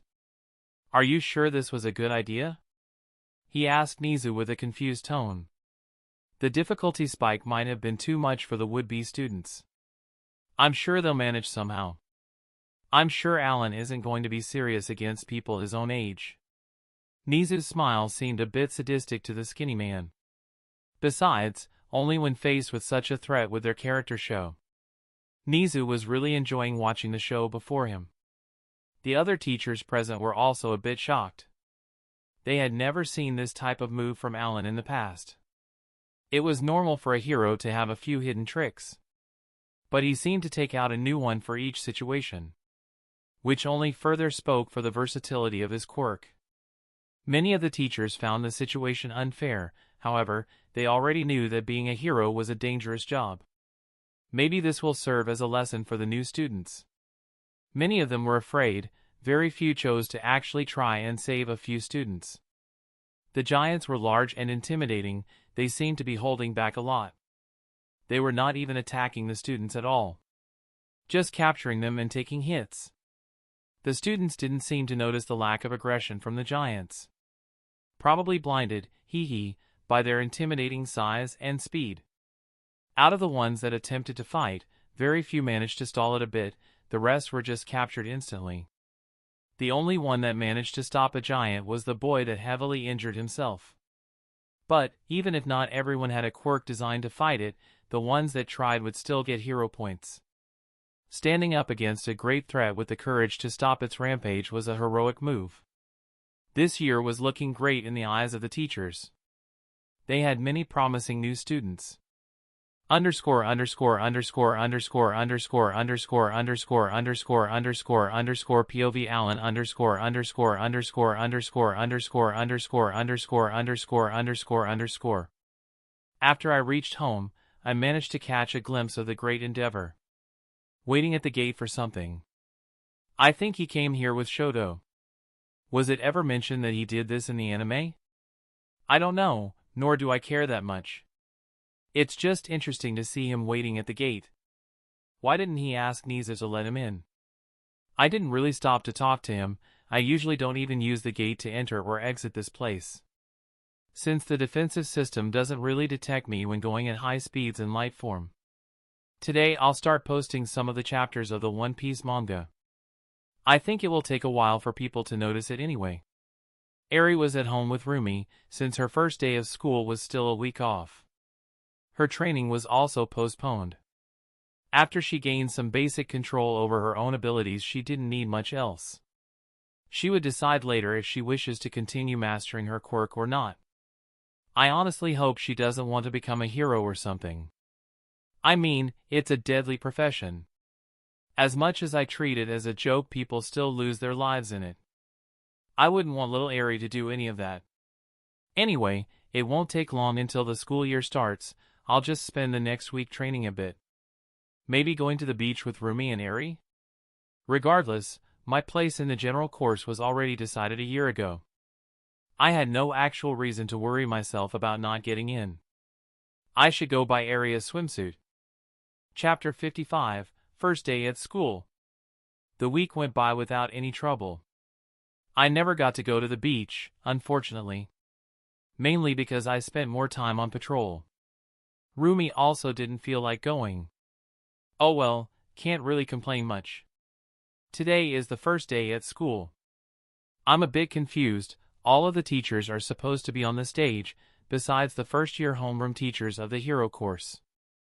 I am technically a teacher too. Do I need to get into the hero costume and sit on the podium? Or do I just stay in my student group? Nizu didn't really say anything. I guess I'll do both? I doubt it matters much anyway. If it did, Nizu would have specified it. I'm currently in line with the rest of my class. The general course has 3 classes. I'm in class 1C.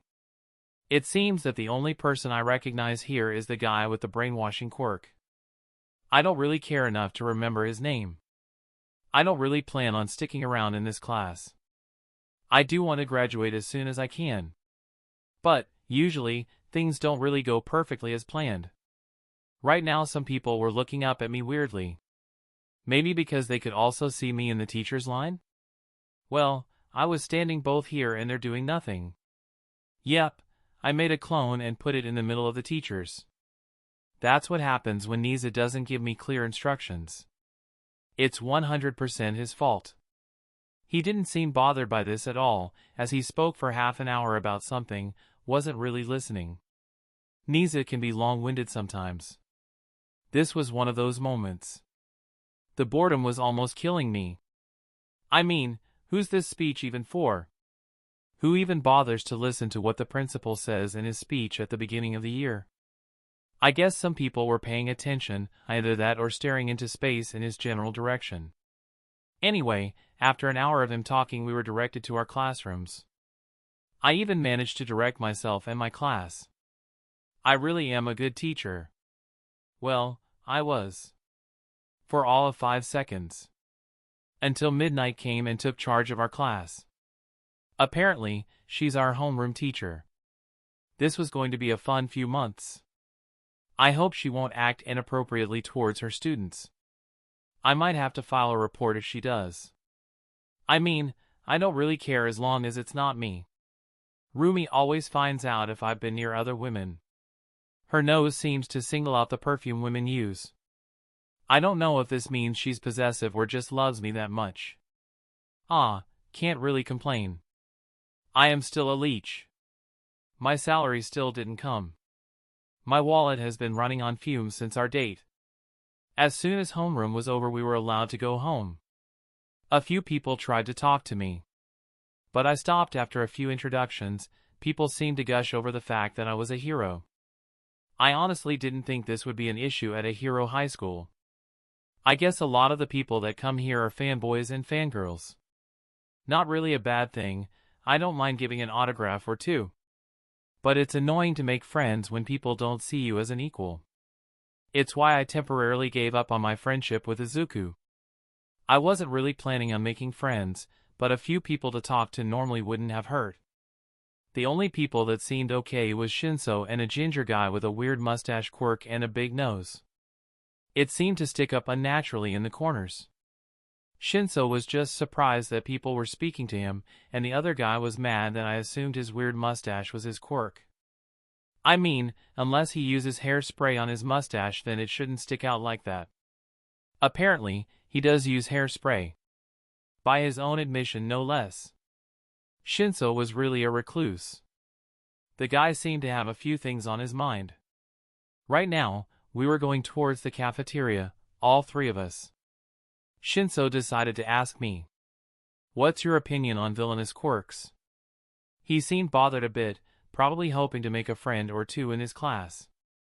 The mustache guy, his name is Najiru by the way, responded first. "I don't really care much about that." Shinso seemed a bit relieved, then he looked at me expectantly. "I don't think such a quirk exists. A quirk can't really be inherently evil. Some may affect their users in a bad way, but becoming a villain is not something that can solely be blamed on a quirk." My response seemed to calm him down a lot. Najiru was the next person with a question. This time it was only directed at me. "By the way, how come you enrolled in the general course?" He seemed genuinely confused. I could have joined the hero course. But I really didn't feel like staying around and doing nothing while the others trained the basics of controlling their quirks properly. I'm already a hero, figured I should give that place to someone who wants to become a hero, I said with a lazy smile. I wasn't going to tell them the actual reason, it made me look bad. Both the reason in my mind and the one I stated were good enough. I was already a hero, not even a new one. I have been a hero for 5 years now. I'm counting my years as a vigilante as being a hero. Najiru seemed pleased by my answer. The next question was still directed at me, but this time it was both him and Shinso speaking in sync. "Will you train me?" I could only release a sigh. These were the first friends I made in my class, and I'm already going to have to train them. "Well, I am a combat instructor for the hero course. I guess I could give you guys a few classes." It wasn't that big of a deal anyways. Since we were friends, there was also no reason to refuse them. I had a lot of free time anyway. Chapter 56, Student and Teacher.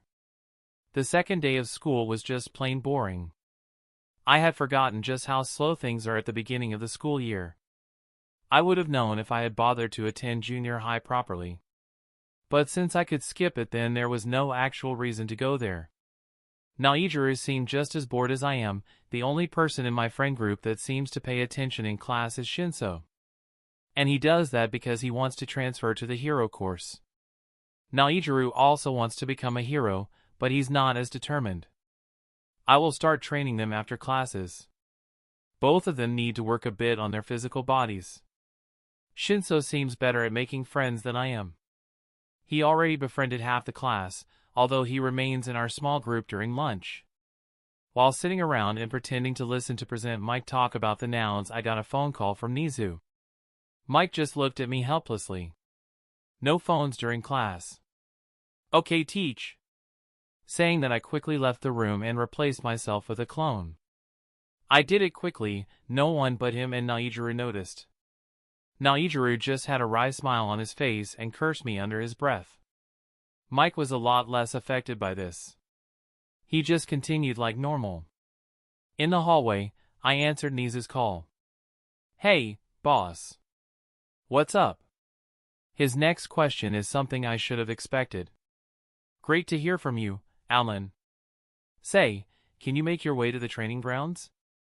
You still have a job to do at this establishment. Great, a last-second notice is really Nizu's style.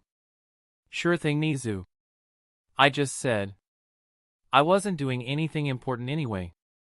By the way, pay more attention to class next time.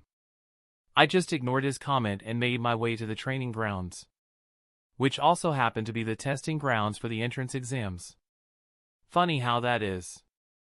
I wonder what class I'm teaching today. I hope Bakugo isn't in it. I'm sure he'll have a few words to say to me. Words that I can't be bothered to hear. I quickly passed by the male teacher's changing room and put on my costume. Since today everyone tries on their costumes, I don't want to look too out of place.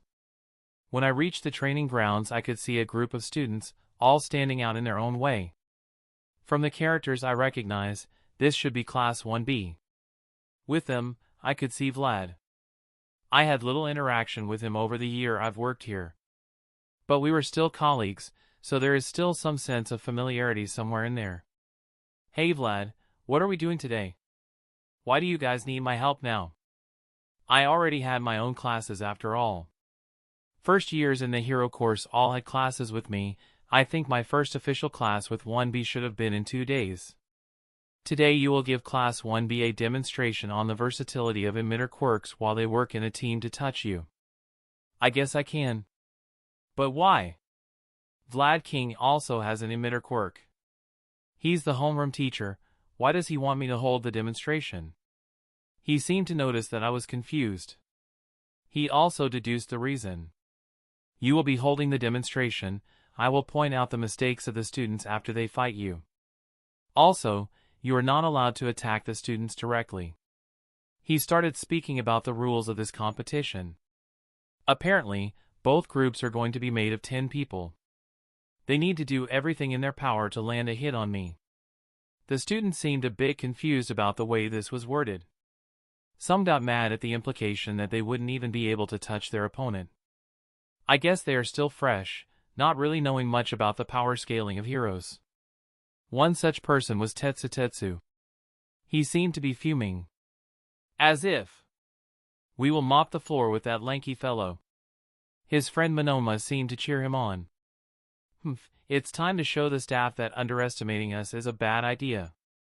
Seriously, am I some unpopular hero or something? Guys, be serious. That is the NR.3 hero. Itsuka said, slapping both of them to the side while she started lecturing her class. Her lizard friend just seemed to laugh a bit at the absurdity of the situation. Setsuna seemed to also know about me. I just stood there dumbfounded. Why do people not know who I am? I am the NR.3 hero, for God's sake. At least some people seem to know me. But the others on the top 10 chart get recognized by everybody. Itsuka introduced herself and some of her classmates also did the same. Setsuna seemed to recognize me from another place too. Wait. Aren't you also a student from the general course? Was their class present for the assembly? I never really cared enough to check. Yes, I am. My name is Allan, by the way. I waved to everyone in the class. My self-esteem took quite the hit from this encounter with their class. Are you guys done with the introductions? If so, we should begin the training session, said Vlad, looking at the clock and signaling to us. The first group was interesting. I don't really remember all of the names, but it had Ibara, Itsuka, and Kurwaro. That's all I remember from them. The trial itself wasn't hard for me. Keeping the distance between me and them wasn't the point. I just kept creating things in front of the people that attacked me.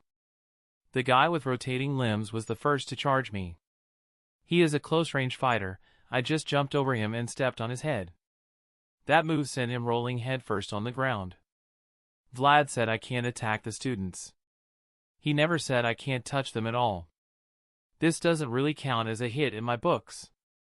While I was doing that, a girl managed to grow some mushrooms around me. She created a smoke cloud around me, an attempt to obstruct my vision. I could feel another student growing and turning into a beast rushing at me from a direction while Kurwaro tried to sneak up around me. Their coordination didn't seem on point, as the beast Quirk rushed into the smoke and blew it away. He also crashed into both Kurwaro and Itsuka. Kurwaro was directly knocked out.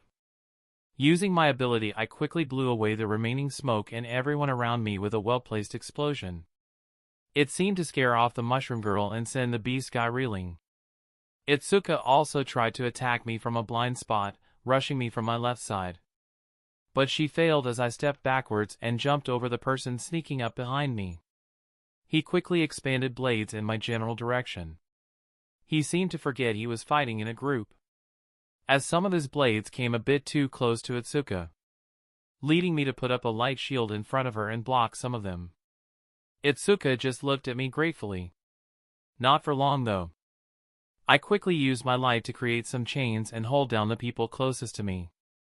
Ibara tried to take this as an opportunity to capture me. She extended her vines towards me and tried to grasp me. I just sent a few chains and entangled her vines. I didn't really pull on them, since that would be basically pulling her hair. After a while of me dodging around and stopping attacks with my light constructs, the timer ran out. Itsuka and her group seemed to fall on the ground, tired and breathing heavily. Some of them seemed to see me in a new light now. The next group was not really very different. They didn't have much teamwork and they also didn't use their quirks effectively. Monoma and Tetsu seemed shocked at how easily they were defeated. Setsuna didn't seem very surprised. She probably saw some footage of my fights. Looking at them, I couldn't help but think it's a shame really. Japan restricts quirk usage to the extent where teenagers barely know how to use theirs. They have a basic understanding of their abilities, but that's it. There is little to no mastery to be found. You'd think that a government would come around eventually. Quirks were part of us. Rejecting their use by law was simply restricting the populace. It's understandable, they don't want people to use them to harm others. But that still happens anyway, so what's the point? Giving fines to people randomly using their quirks seemed stupid. The only places that people could practice their quirks were in expensive underground quirk gyms. Rich people had their own training facilities. Usually, people from middle-class backgrounds would use them. But the students here seemed to not have been in such facilities. They all looked a bit distraught at their defeat. It made me want to console them a bit. Don't feel too discouraged. Even though our age is similar, there is a gap in experience that you need to overcome. This seemed to cheer them up a bit. Even though it is a lie, I was nowhere near serious. However, only a few knew that, and they kept quiet. And that's also where the good words ended. Vlad King was not pleased with what he had seen at all. The students had managed to injure themselves because of their lack of teamwork. This was the worst possible outcome for him. Chapter 57, Najiru's Quirk. After hearing Class 1B get chastised for a while, I just waved at them and took off. Itsuka seemed to want to say something. But she will have time for that later. I'll still have to plan out a lecture with their class. This is annoying. I was planning to just fight them as the first lecture. Now doing that would just seem repetitive. I'll think about that later. Now I also need to look into the quirks of my friends in order to train them. I already know Shinso's quirk, so I can already start planning. He just needs physical training. Maybe also insult training to get people to talk back to him. I don't really know what insult training would consist of, but it sounds fun. Physical training won't be that hard to do. I've been doing it for a few years now after all. Najiru, on the other hand, he wants to keep his quirk mysterious. I don't really understand why. But he really likes to act smug when he is asked about it. When I got back to my class, Mick's lecture was already over. He was making his way out of our classroom. I just waved him off. Teacher Mike. I hope you won't say that I was absent from this class. He looked weirded out by the way I addressed him. Don't worry, Nisa said he'd pardon any absence that you have in class when being assigned work. His smile was a bit strained. I just patted him on the shoulder, thanked him and went on my way. When I got back to my seat, Najiru was the first person to greet me. Allan! Great to have you back. His tone was a bit too mocking for my taste. Smashing my fist into his head seemed to put him in his place. I stole this technique from a great person. Garp's Fist of Love was a powerful ability that caused pain while dealing as little damage as possible. Great to see you, dipshit, was the greeting I could come up with as I tenderized his head. I only stopped when he seemed regretful enough. Shinso also started speaking to us, trying to join our little interaction. Guys, don't fight. After a bit of small talk, we got to talking about training in our program. Shinso, I already have a regiment planned out for you. He looked excited at the prospect. He didn't work out extensively before, but he was more than determined to better himself and become a hero. I already talked to him about his quirk in private, getting the proper details in case I misremembered something about it. Although I was their classmate, I was still one of the best heroes Japan has. Well, the best in my disgustingly humble opinion. It probably meant a lot to them that I was training them. Najiru didn't really look thankful, but I'm sure he is. He better be. I look at him, displaying my laziest smile possible. You know, I won't be able to help you if you don't tell me about your quirk. My large-nosed friend smiled a bit. It seems it is time to unveil the mystery. No one cares, just get on with it. My quirk, it's called Majestic Mane. He posed dramatically. The people in the room just looked at him, confused. I grabbed his collar and shook him a bit, breaking him out of his immersion.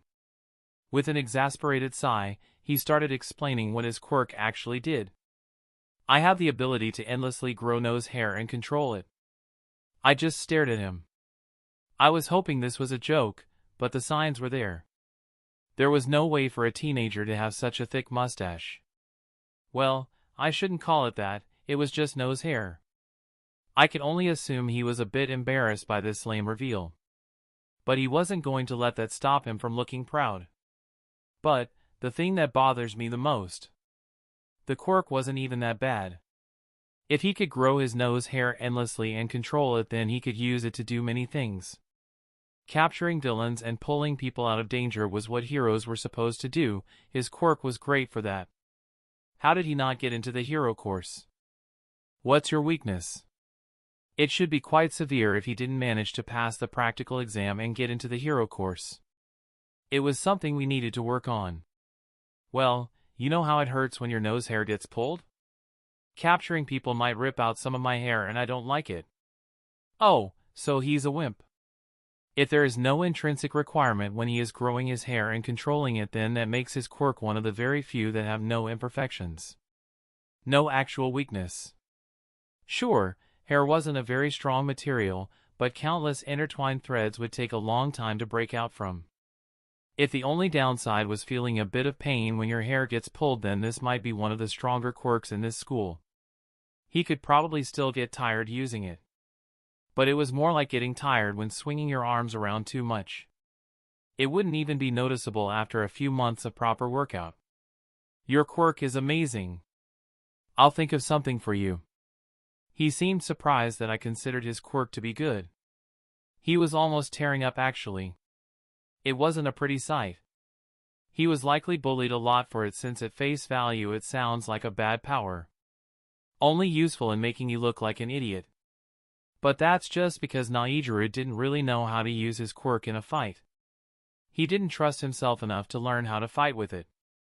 That's why I consider him a wimp. But that behavior can be fixed. He has the potential to become a great hero. In the beginning, I thought this training would be a bother. But now I think it will be quite fun. I'll make sure to beat the notion of fighting back into him. That didn't sound right. But it is basically what I need to do. Underscore underscore underscore underscore underscore underscore underscore underscore underscore underscore POV Najiru underscore underscore underscore underscore underscore underscore underscore underscore underscore underscore. Making friends has always been a tough task for me. My quirk made my appearance appear very ugly in the eyes of many. It wasn't even a mutation, it was just plain ugliness. People liked to laugh at me. I was never physically bullied. But no one got close to me. I still have my mother, it's what kept me going forward all this time. She loves me regardless of my appearance. At some point, I thought my quirk was just a twisted joke God decided to pull on me. My self-esteem was almost non-existent by the end of junior high. I hate this quirk. Getting in UA was something I always dreamed about doing. But I always freeze up during fights. I am simply not accustomed to them.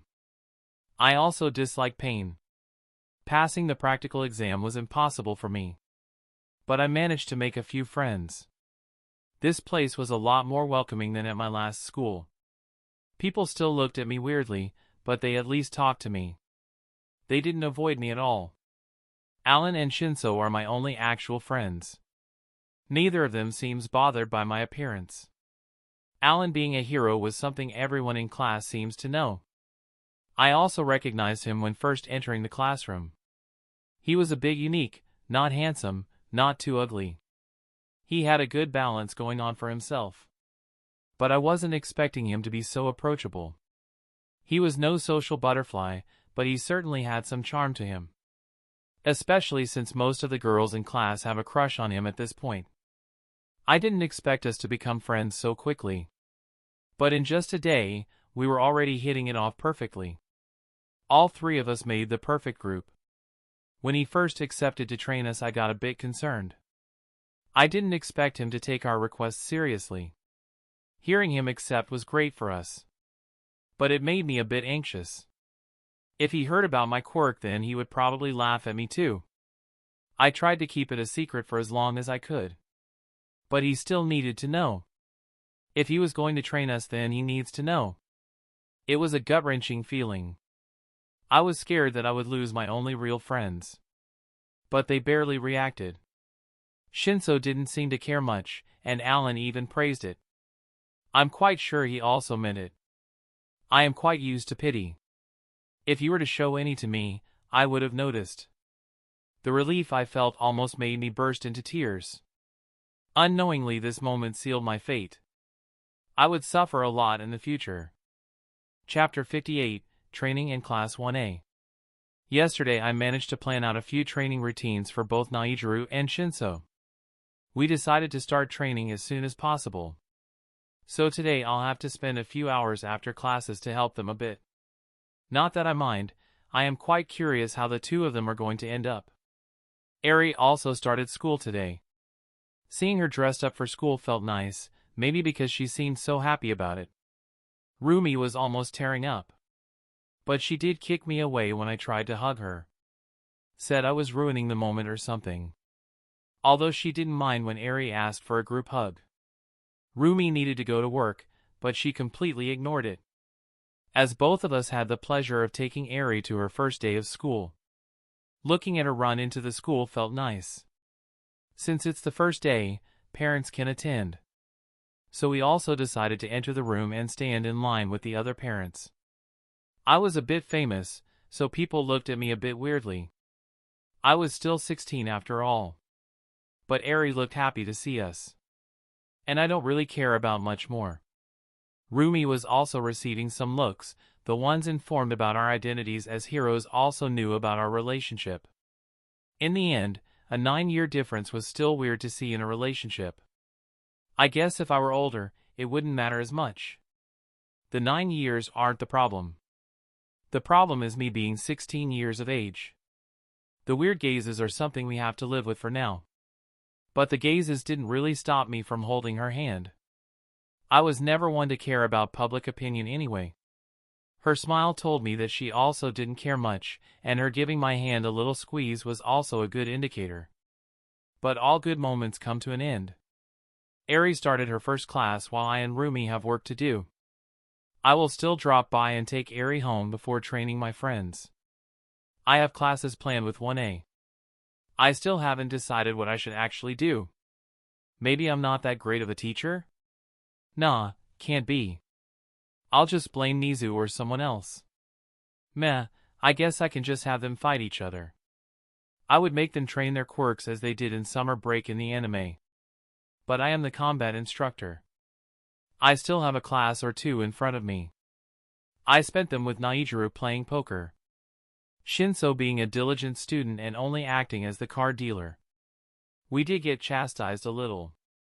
But there wasn't really much to do. It seems Najiru is also very book smart. He can act like this without any repercussion to his grades. As much as I thought about what to do with Class 1A, I still couldn't really come up with anything. I'll just think of something on the fly. I am good at that, lie. I started making my way to Class 1A. I think this was going to be annoying. Mainly due to Lord Explosion murder. But all the classroom is filled with strange characters.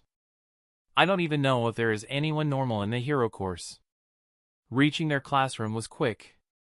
Even though I tried to stall as much as possible. I never like troublesome things. I'd much rather prefer going around and beating villains for fun. The teachers are what keep me here really. Since they are my friends, it would be annoying to start working somewhere else and make new friends. These guys already got used to me, letting them go wouldn't be nice. I looked at the door. Why was I acting like a shy transfer student all of a sudden?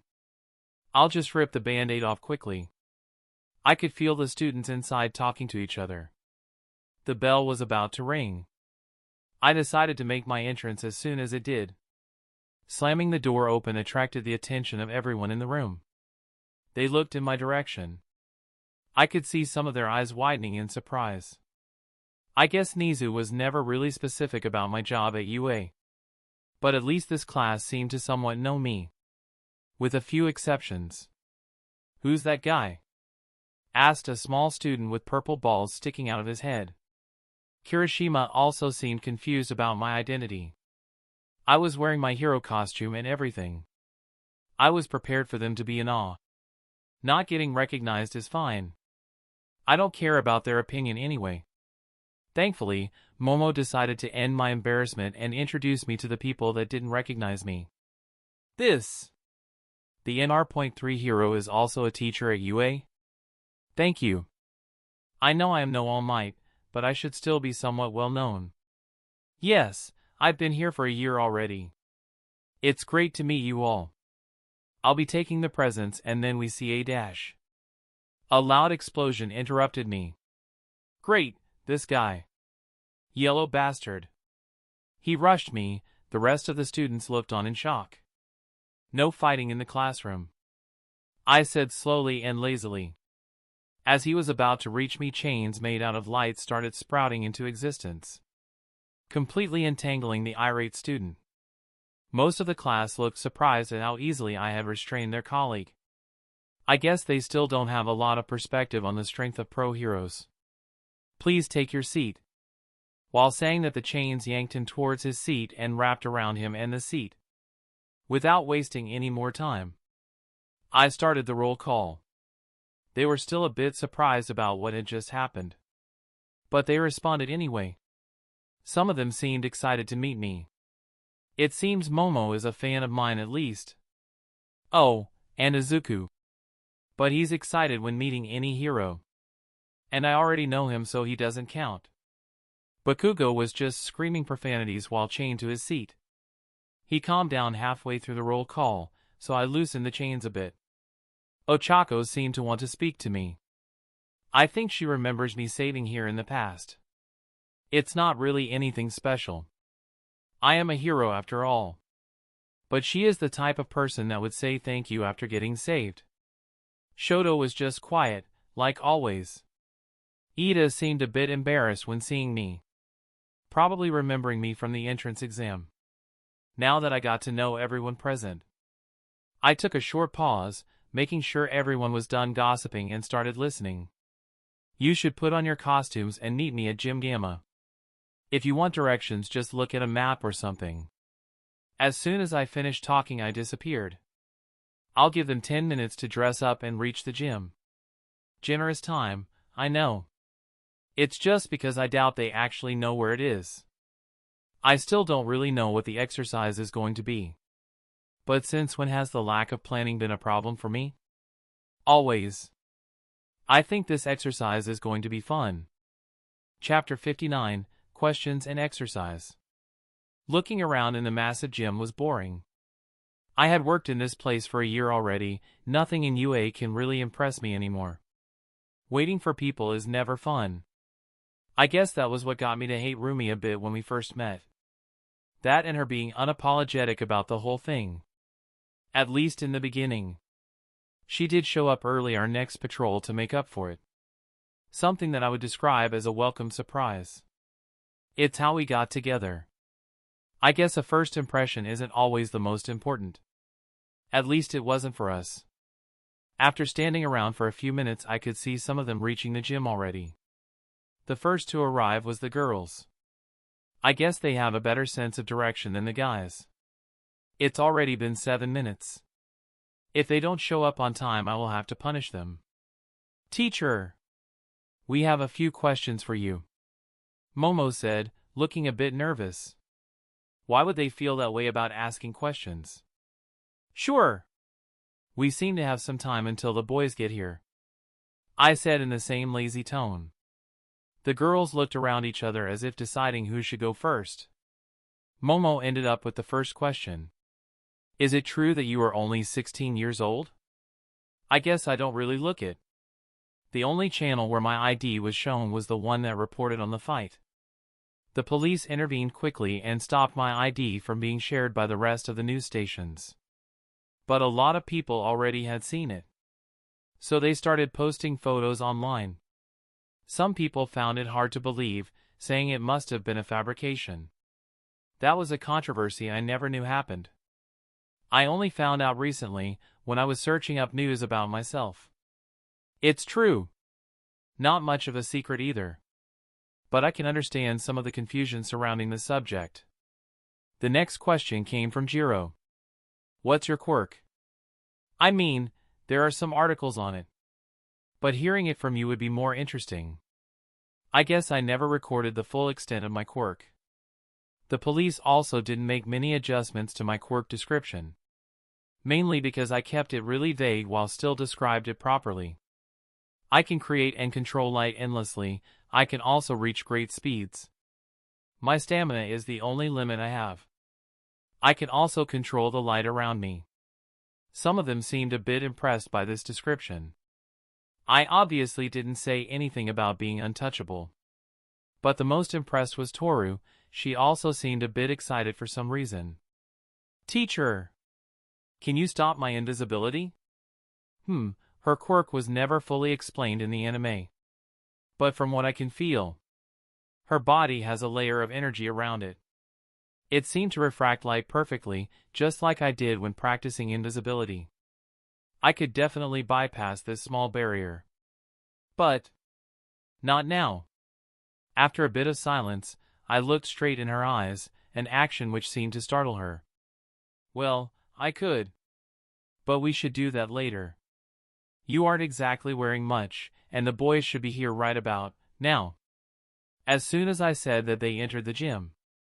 Toru seemed a bit embarrassed. Teacher, can you see me? I can't see you, but I can feel you. Wait, that sounds wrong.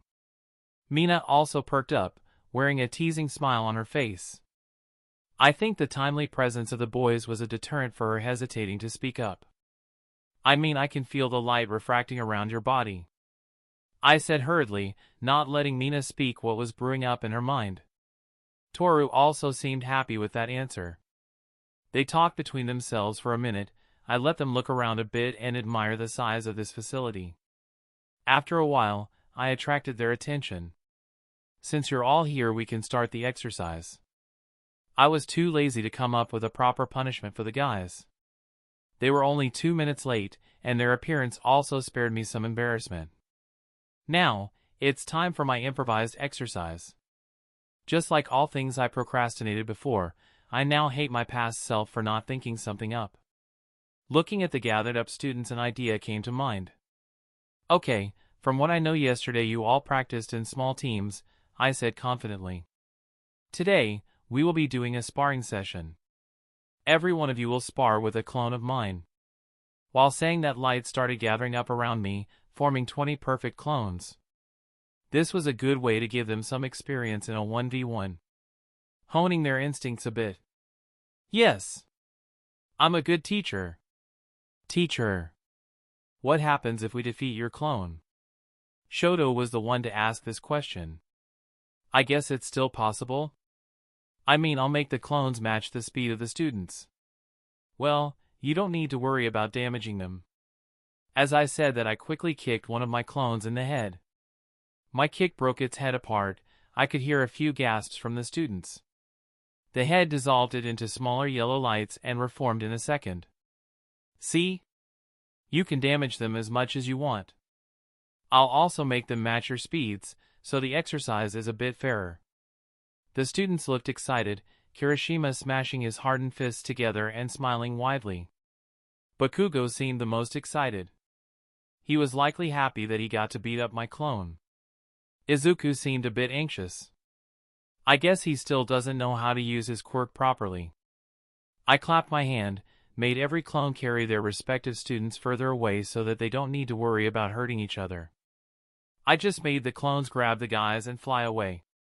Carrying the girls was a bit harder. I didn't want to catch a case. So I just encased them each in a sphere of light and flew them away. The fighting started soon after they each reached a certain distance. I decided to give some of them a bit of a surprise. With a smile on my face, I quickly started morphing my clones according to the quirks of their opponents. The one fighting Bakugo started creating explosions out of its palms, matching the intensity of its opponent. You can guess how calmly Bakugo responded to that. The one fighting Tsuyu started looking more frog-like, its tongue extending and replicating her fighting style. Jiro's opponent elongated its earlobes and released light in wave patterns, similar to her own vibrations. Toru's opponent turned invisible. Kirishima's opponent was encased in solidified light, giving him an armor similar to his own. Ochako's raised the objects it touched into the air using the light around them, making it look like it was erasing their gravity. Shoji's opponent grew more limbs and used them just as naturally as he could. Fumikage released an imitation of dark shadow that didn't glow brightly at all, making things a bit fairer for the raven-headed student. And so on. Their quirks weren't hard to imitate. There was a quirk I couldn't replicate properly, that being Shoto's quirk. I didn't have any way of using ice and fire. Although my lasers burned through everything, they were too deadly to use in a spar. I could only make him copy his ice attacks using constructs out of solidified light. The fire part of his quirk wouldn't have been easy to copy, not that he was using it. Regardless, my clones started using the imitation abilities of the students. I was getting more and more creative with them. I also started copying some of the moves they would create later in the story. It gave the students some perspective on ways they could use their quirks. Not all of them were as versatile, so I couldn't help all of them equally, but I think they will start respecting me more after this exercise. Chapter 60, Different Perspectives and Gratitude. The students didn't really know what to expect at first. Their teacher confirmed his age during the girls' questioning. They started doubting the training he could give them. Sure, Allan was a great hero. His speed was said to be unmatched, even his haters couldn't disprove that his speed was likely as great as that of All Might. The people that had seen the fight between the two would even say that he was faster. But he shouldn't have as much experience as a teacher. From what was made public, they knew that he had acted as a vigilante for about 4 years. Then he gained a license and worked as a hero for approximately 1 more year. He shouldn't have had much time to teach others. After the girls talked a bit about Allan's answers to the guys, the exercise started. They didn't expect the clones. Izuku remarked that the ability was similar to Ectoplasm's quirk.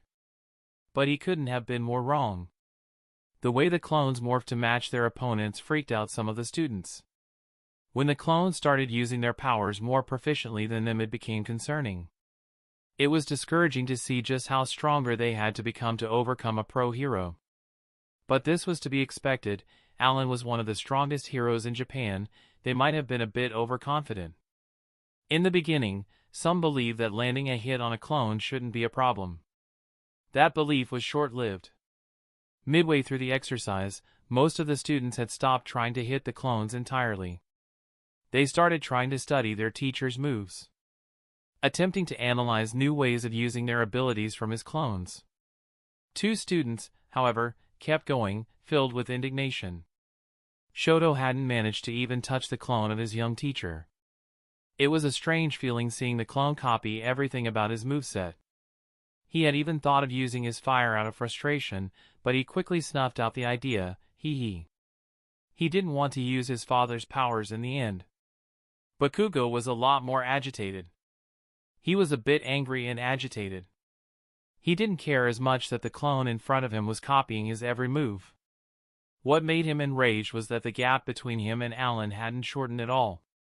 He wasn't even able to defeat a clone of his childhood rival. It gave him a strange feeling. It made him look back on the times he had tried to fight Allan back in junior high. He had never been taken seriously by his tall rival. His anger was growing more and more. But it was not directed at anyone but himself. His pride was wounded, but he couldn't blame Allan for that. Bakugo and Shoto were both trying their best to deal damage to the clone in front of them. In the end, neither managed to learn much, both of them being too concentrated on their respective egos. Being tunnel-visioned on something worthless was a damaging hobby. Even Mineta managed to learn some things from the clone in front of him. It kept throwing balls in his direction. They latched onto him and immobilized him. First, the clone targeted his feet, like he usually does. But then it started going for joints, his knees, elbows, underarms. He even created a string of balls that he used as a whip, entangling him in them. It managed to incapacitate him quickly, but the balls disappeared every time Mineta lost, giving him more and more ideas on how to use his abilities. Him and the other students all started looking up to their new teacher. It seems that despite having a similar age to them, he still had a lot to teach them. In the eyes of most students, Allan was a genius at fighting. No one could replicate so many styles so quickly. It was simply impossible. But he had done it, not showing even a bit of tiredness. And it would have been impossible had it not been for him remembering some of their styles and quirks from the anime. But the students had no way of knowing that. Some could have theorized that Allan had analyzed their fighting styles from recordings of their previous exercises, but that wouldn't have made it much less impressive. They were also too concentrated on training to think too deeply into this. From how Allan had described his own quirk to the students, he needed to control the action of every clone individually. He split his attention in 20 different directions. That alone was a shocking thought. Adding to the fact that he was copying all of their styles in real time and managing to fight them to a standstill whilst holding back. It humbled some of them a bit. Underscore underscore underscore underscore underscore underscore underscore underscore underscore underscore POV Allan underscore underscore underscore underscore underscore underscore underscore underscore underscore underscore. As my allocated 2 hours were coming to an end, I started gathering the students. The time had gone quickly. This exercise was great training for me too. It was more mentally tiring than anything, but it let me exercise control over my recent awakening. When the students arrived at my location, they all looked tired. but they seemed to be filled with confidence. Well, everyone besides Bakugo and Shoto. I guess I need to think of something different for the two of them. I'll do this exercise regularly from now on. I'll call it mirror training. At least I can also do it tomorrow with Class 1B. Looking over the students, I couldn't help but smile a bit. Looks like most of you gained something. My lazy smile seemed to radiate some pride now. Ida responded, quickly bowing his head at a 90-degree angle. Teacher! I apologize for being disrespectful during the entrance exam. I just swatted the matter off. Don't worry, you didn't know who I was. It's understandable. He seemed a bit relieved after those words. That was it. Next week you will be doing the same thing. We will continue this training until you manage to defeat my clones. Most of them seemed happy at this. At least I didn't have to think of something new for everybody. Only Bakugo and Todoroki. Well, Bakugo should be fine, he's smart enough to start learning after a while. But Shoto is too fixated, always holding back and refusing to learn. I unknowingly released a sigh. No one should have heard me, the students were already going towards the changing rooms. But Ochako was still there. Standing in front of me, looking a bit anxious. What's wrong, Ochako? My question broke her out of her stupor. She was likely stressing out about how to approach this. But it should be simple enough. Do you remember me? I mean when I was younger you saved me from a burning apartment in this city. She looked at me for a bit. I purposefully looked at her for a bit before answering. Yeah, I think I remember you. Hope you didn't have any problems afterwards. I just wanted to thank you. My parents also wanted to do so, but you disappeared too quickly. She was talking while looking down. This was truly the female version of Izuku. From what I remember, she wasn't from Mizufu. Her parents were likely visiting some relatives or something and they decided to take her with them. I sighed, again. I'm a hero, don't worry too much about it. Her eyes widened a bit, she looked at me in shock. I appreciate the gratitude though. My lazy smile turned into a reassuring one. As she also started smiling happily. She went off after a while, she tried to invite me to her home so that her parents get to thank me properly. After she left, I stood there for a while. After having some quiet for a few minutes I dialed Shinso and told him to grab Najiru and meet me at the gym. I still needed to start training the two of them after all. Chapter 61, Training and Nizu. Training my new friends wasn't a hard task. Most of what I made them do was physical training. Getting them up to snuff in regards to physical strength will take a while. I don't know if they will be able to win in the festival. For now, I devised some special training plans for each of them. Shinso was going to work on his vocabulary and learn all of the swear words he can. There are many ways to anger someone and make them respond to you. He also needs to learn to discern people's character. But that's something that will come with experience. Now he should concentrate on learning new ways to instigate conversation. I also made him spar with one of my clones, to get him accustomed to fighting. Since I don't have any actual fighting style, he will have to rely on himself for that. Learning martial arts never interested me before. I always fought using my instincts. With my quirk I was also too fast to ever feel the need for an established style. I always use what the situation requires. If I need to punch something then I do. If I need to cut something then I do. I prefer fighting in this way.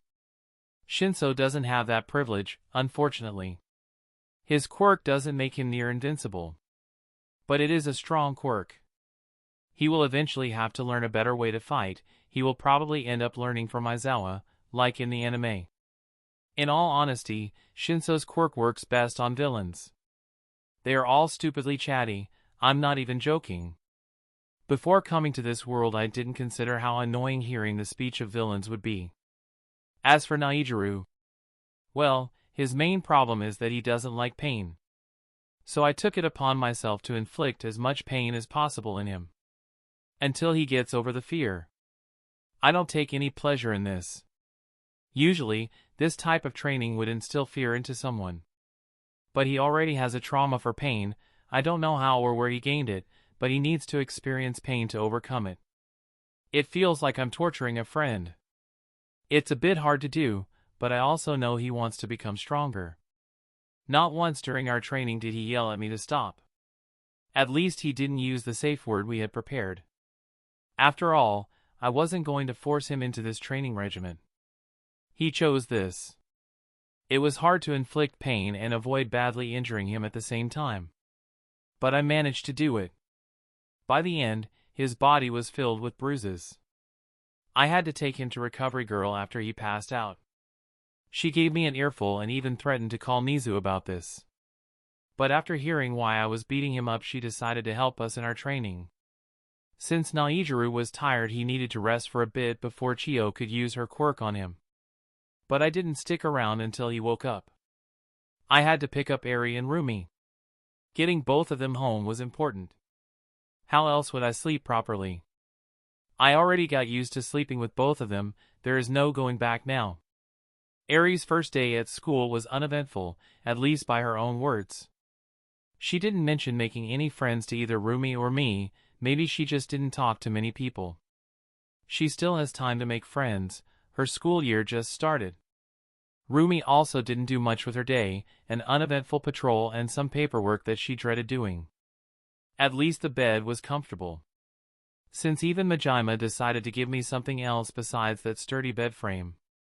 He also gave me an extremely flexible mattress. It was a joy to sleep in. Today, I also have classes with 1B. I still need to attend some classes of my own, unfortunately. Nizu still didn't get back to me about that early graduation. Maybe he's busy with other stuff. I'll have to remind him eventually. Right now, I am conducting the mirror training with Class 1B. Copying their styles isn't as fast, but I already fought them once, so I can still manage. The only quirk that wasn't possible to copy was Monoma's. I didn't let him copy my quirk, but I made my clone use all the quirks he copied at the same time as him. There was also the softening quirk. I couldn't really copy that. I just made the clone spar with him by only affecting their surroundings. Twin impact was also strange to copy. I did it by hitting something twice at a speed where it looked like I only moved once. All in all, it wasn't that hard to copy the quirks of the rest. Transformation and mutation quirks are always the easiest to copy. And some emitters aren't, and only some emitters were troublesome. The training with Class 1B was just as fruitful as the one with Class 1A. Even though I didn't remember how they used their quirks in the future. I also tried to get them accustomed to fighting people. I think it worked well enough. I doubt Vlad will have any complaints about how I teach his class. The homeroom teachers usually have a say in the way their class is trained. I doubt my training is inefficient, so I don't think I'll get any complaints. Right now, Nizu called me to his office. I'm pretty sure it's about that time I revealed that I knew All Might's not-so-secret identity. It sure took him a while. In the room, there were only him and Toshinori. That was to be expected. Although I'm pretty sure most of the teachers have already been informed of All Might's situation. Young Allan. Take a seat. Nizu was the one to start up the conversation. What's the matter, Nizu? You seemed quite serious over the phone. I said with a lazy smile. I think you know exactly what this is about. Nizu's beady eyes glared at me. It seems he doesn't feel like joking around for this one. Of course I do. I said, looking at Toshinori, who was staring at the ground with guilt. He probably refrained from telling Nizu about this for a while. But Nizu does have his way of prying into secrets. We don't consider it a bad thing that you know of Toshinori's other identity. Well, of course. Since I already know about it and I haven't said anything to anyone. They were probably curious how I had found out more than anything. You're probably curious as to how I found out? Well, it wasn't like I was trying to look into All Might's identity. It's just that All Might and Toshi look really similar. I took a pause and observed their reactions. Most people would never realize that Toshi looked like All Might. The shock on Toshi's face was not misplaced. Mainly because the people see the symbol of peace as an unmovable mountain. They simply would never compare him to a sickly-looking skinny man. But that connection can still be made. Nizu nodded, letting me continue. And All Might acted too familiar towards me. No one but the teachers at UA calls me young Allan after all. Toshi's eyes widened a bit as he slapped the back of his own head, sighing and looking at the ground. I looked at him a bit. I should reassure him at least. Don't worry, Toshi. This doesn't change anything. I'll lead the next generations as a new symbol. Both he and Nizu looked at me in shock. There was no arrogance in my features. Just absolute confidence. This wasn't a promise. It was a statement. If anyone from my generation said this comment, they wouldn't think much of it. Many dreamed of becoming number one. But I had already proved my strength. Not many people could stop me at all. All of a sudden Toshinori buffed up, a genuine smile stretching on his face. It was getting as wide as humanly possible. Young Allan. My speech seemed to excite him to no end, as he screamed my name loudly. Nizu also gained a smile, releasing a reassured sigh. Underscore underscore underscore underscore underscore underscore underscore underscore underscore underscore POV narration underscore underscore underscore underscore underscore underscore underscore underscore underscore underscore. That had concluded their talk. Allan had managed to get his point across without an issue. Him becoming a symbol was never an issue of strength, it is more one of willingness. They might not have been sure if someone with Allan's character would be willing to carry such a title. But now they don't have to worry about it anymore. This was the reason for Nizu's reassured sigh. A lot of his worries had been abated, leaving only one majorly important issue. The return of All for One. Nizu and Toshi were still hoping they were wrong, but the signs could only lead to that person. As much as they detested the results, they couldn't ignore them. Now, they also needed to inform Allan of their discoveries. But they decided to do so at a later date. Right now, they needed to concentrate on raising a new generation of heroes. The first years were all promising, even the general course had a few rough gems. All Might can also ease some of the pressure he had put on Izuku. In his eyes, he was leading this society in safe hands. Chapter 62, Disturbed Meal. I have already been doing this for a few days now. Taking Eri to and from school, training Najiru and Shinso, and pretending to be present in class. I usually leave a clone there, since Nizu doesn't like it when I don't show up to class. The only slightly different thing is that Nizu seems to trust me more. Toshi is also happier than he was before. I didn't think my claim would have that much impact on the two. I didn't think being a symbol would be that difficult. At least not for me. I doubt I'll be able to calm the public the way All Might ever could. But I should at least be able to instill fear in villains. There weren't many things that happened during the last few days. I still have a class with 1A 2 days from now. I can't really remember when the USJ incident was supposed to happen. But I think I'll know when I get to it. Right now, I'm heading to the canteen. Both my friends stayed in their seats since it hurts for them to move. Physical training is always tough at the start. But they get used to it eventually. I'll probably bring them something to eat if I feel generous enough. Which is unlikely. There was no free table by the time I got to the canteen. This is the reason why I only ate in the evenings. I hate waiting in line to get my food. But I now have to do that. I also have to look for a place to sit down. Since most tables are occupied, I might just end up taking my food to the classroom. But then I'd have to share it with those two. As I was contemplating that, someone came from behind me to try and surprise me. I mean, sure, I'll act a bit surprised. Allan! Great to see you. Do you want to sit with us? It was Itsuka.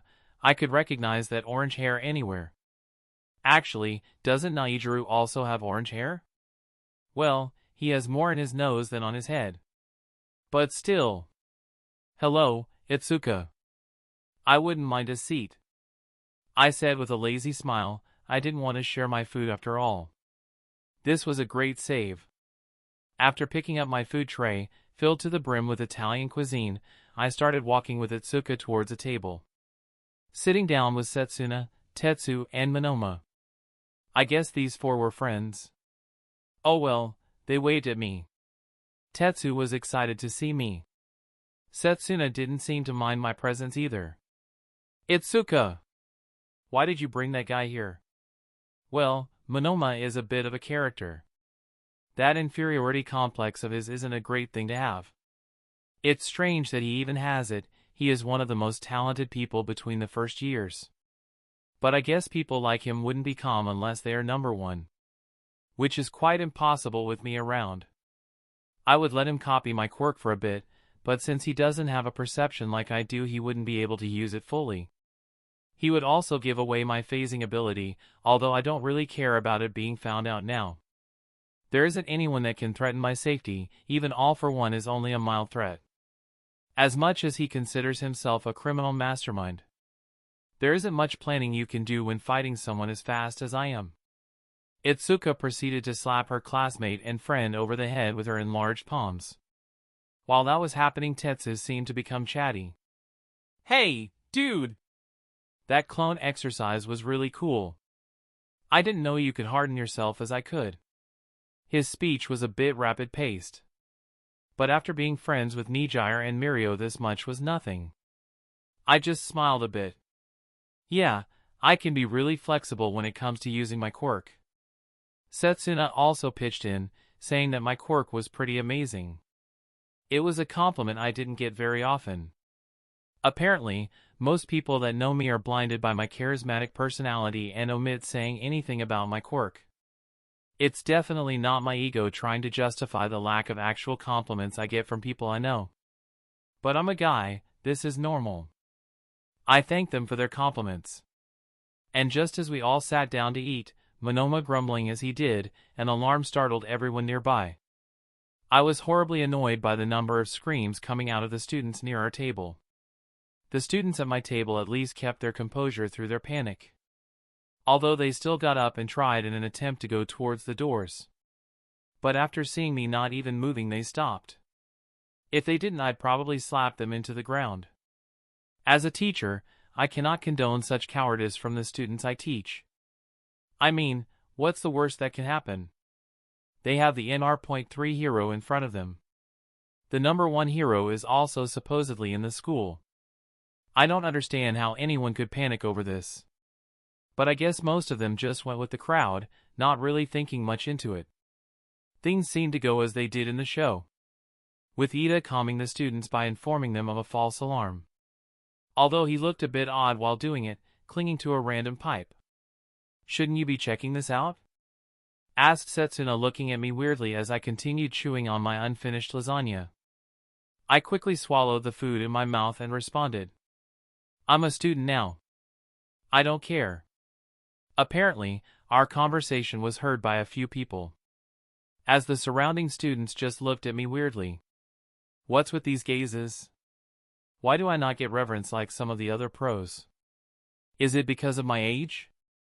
Because this is a bit damaging to my self-confidence. Regardless, I didn't realize it was already time for the USJ. Guess I'll have to help 13 tomorrow. I'll do it out of the goodness of my own heart. Since I was not part of the schedule that Shigaraki got his hands on, they shouldn't have anything planned for little old me. Not that their plans mean anything to me. I hope they can be entertaining enough. Their little raid didn't appear to be too dangerous. About 100 street thugs, with a few decent villains in there. The only fun-sounding battle is the Nomu. Tomorrow will be the first and last day of the League of Villains. Chapter 63, Beginning of the Raid. The day went by quickly. I decided to give Najiru and Shinso a break. They needed some rest after all. I informed 13 that I would be helping her in the next class she had. She seemed pleased enough. I did specify that I wanted to do this so she didn't have to use up her favor. The reason I gave was that I wanted to observe them and to further improve the training I gave them. Aizawa had already seen the recording of my mirror training. He completely avoided complimenting me, only grumpily saying that it was an effective method. Vlad King was also quite pleased with the progress of his students, saying this was likely one of the most effective ways of training students in the school. Too bad I didn't think about it in the last year. My home was also quite lively. I also wanted to start paying the rent with Rumi.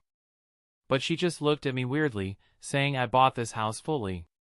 Why would I want your shitty money? This was to be expected. But I guess it didn't cross my mind.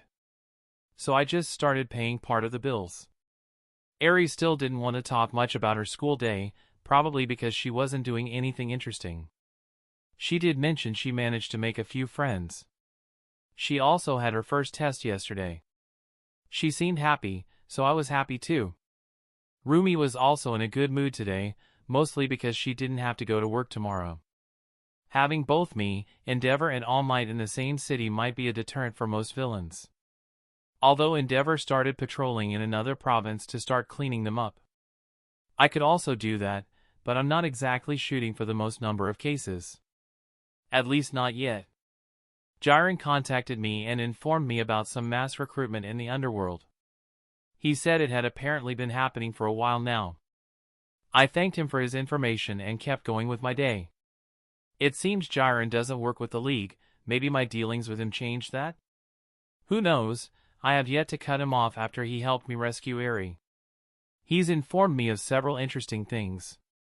Like how Trigger is still on the market, he said the organization distributing it is a lot more discreet about its business. The black market isn't horribly interesting to me anymore. After saving Eri, I didn't have much to do there. But Jiren just wanted to give me a cautionary note. The villains were planning something big. Right now, I am going towards a yellow bus whilst dressed in my hero costume. It was empty as the students have yet to arrive. I need to take part in this raid because my plan to deal with All for One requires me to do so. The only reason I didn't fly to his house and blow it up is that I want this affair to be more public. I also don't really know what quirks he still has left in his body. If I just attack him, he might just use a shitty and broken quirk to escape. And I don't want that happening. Kyudai Garaki shouldn't have figured out the way to copy quirks yet. At least I don't think so. Even if he did, there is nothing to stop me from killing him before he creates more All for Ones. All for One himself shouldn't even be as dangerous as he was in the show. Not that it makes a huge difference. After waiting around for a few minutes, I could feel Class 1A in the distance. They seemed a bit surprised to see me there. I waved slowly in their general direction. Aizawa was also here. He didn't really like seeing me, but he didn't have much to say about it. This morning there was still a spike of criminal activity. I didn't do much to help since I was already at school when it happened. That and All Might being present to stop any situation from getting too serious. Ito was the first to greet me formally. "Teacher! How come you are here?" He was waving his arm around stiffly. They should have been informed of what teachers they were going to meet. I figured I'd help out 13 for today. I also get to observe your quirks more thoroughly, which might allow me to copy them more efficiently. Although I already knew all of their quirks and the way they worked. The students seemed a bit happy to see me. I guess my training left a good impression on them. Well, most of them. Acting all important. I could hear Lord Explosion Murder mumbling under his breath. Usually, he would be raging openly. I guess our previous exercise humbled him a bit. Or maybe my presence, in general, shaped him slightly differently from how he was in the show. Regardless, he doesn't seem to antagonize others openly anymore. Aizawa also arrived, looking at the students and ignoring me. "Oh! Aizawa, great to see you." My lazy greeting seemed to only annoy him. I didn't pursue this. My war against Aizawa had started ever since that shitty test. Since then, I've been taking every opportunity to give him more work. In retaliation, he started doing the same. Now our war was at a standstill, with the new students providing him with a lot more work than before. Well, he still managed to sleep through some of it. But that's just his skill. Usually, when I'm around, I prevent him from sleeping. Being loud for no reason and sometimes nudging him when no one is looking. I try to do it secretly, but it's quite obvious for anyone that's in the same room as us. After hearing that everyone was present from Ida, he got on the bus and started driving, not really bothering to check if I entered or not. I had to turn into light and flash in through a window, as if he would manage to leave me behind. As he was driving the school bus now, the students around me started talking about their quirks, talking about the strongest and flashiest quirks in their class. Bakugo wasn't really made fun of for his short fuse. I wasn't really brought into the conversation since I am a teacher, although some people still talk to me. Kirishima was saying something about the manliest quirk and mentioned me somewhere in there. I wasn't really paying attention. Teacher Allan? Are we going to be doing the same type of training during our next class? Ida was the one to ask me this. He managed to get the attention of the students surrounding me. Yeah, we will keep going until you guys manage to defeat the clones I make for you. Some of them looked excited while some of them looked distraught. I mean, it's not that unrealistic. Every clone is moving at a snail's pace compared to what they can actually reach. I made them weaker with the hope of providing actual combat experience for the students. It seemed to have worked for the most part. A voice interrupted my thoughts. By the way, teacher, you seem to have forgotten about something. The one speaking was Toru. Well, shucks. I guess I forgot about helping her. She also forgot though, or maybe she was waiting for me to bring it up. Regardless, I need to set a time to avoid forgetting again. Sorry, Toru. I guess I can be a bit forgetful. How about I help you after today's class? She just said, "Thank you," and nodded her head excitedly. Not that anyone besides me could see that. After meeting up with 13 and doing our introduction to the giant dome before us, we started heading in. As we all entered the building and the large doors closed, the lights started flickering. A large portal appeared in the middle of the fountain square. Hey, is this like the entrance exam? Has the exercise already started? As he was asking that, Aizawa quickly said, "Don't move!" All of the students looked at him, startled. These are villains. The students seemed to recoil in fear at the sight of them. Izuku muttering something about the evil hero's face on a daily basis. Villains started popping out of it. It looked like a lot more than there were in the show. What an unforeseen situation, I said with a strange smile on my face. The students seemed to have finally remembered that I was here. Some of them subsequently calming down a bit. Even if they didn't have All Might, they still have someone that had fought him to a standstill in the past? Well, I guess the thought is a bit relaxing. Aizawa just looked at me seriously. This isn't the time for jokes, Allan. I just sighed and shook my head a bit. Chapter 64, Unforeseen Situation. Eraser looked at me with a serious expression. I guess I should calm the students down a bit. Don't know what you're talking about, Eraser. I fail to see anything threatening in their little group. At least the last group had interesting enemies in it. These guys just look lame, I said, referencing the bridge incident.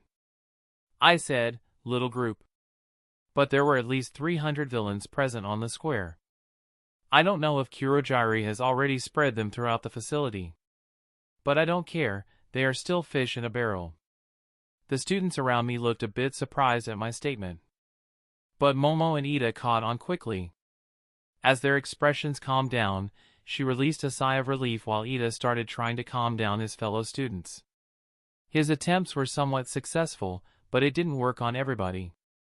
Although some were calm due to either confidence in their skill or reassured by my presence, the rest still had fear in their eyes. Aizawa just scoffed a bit at my statement.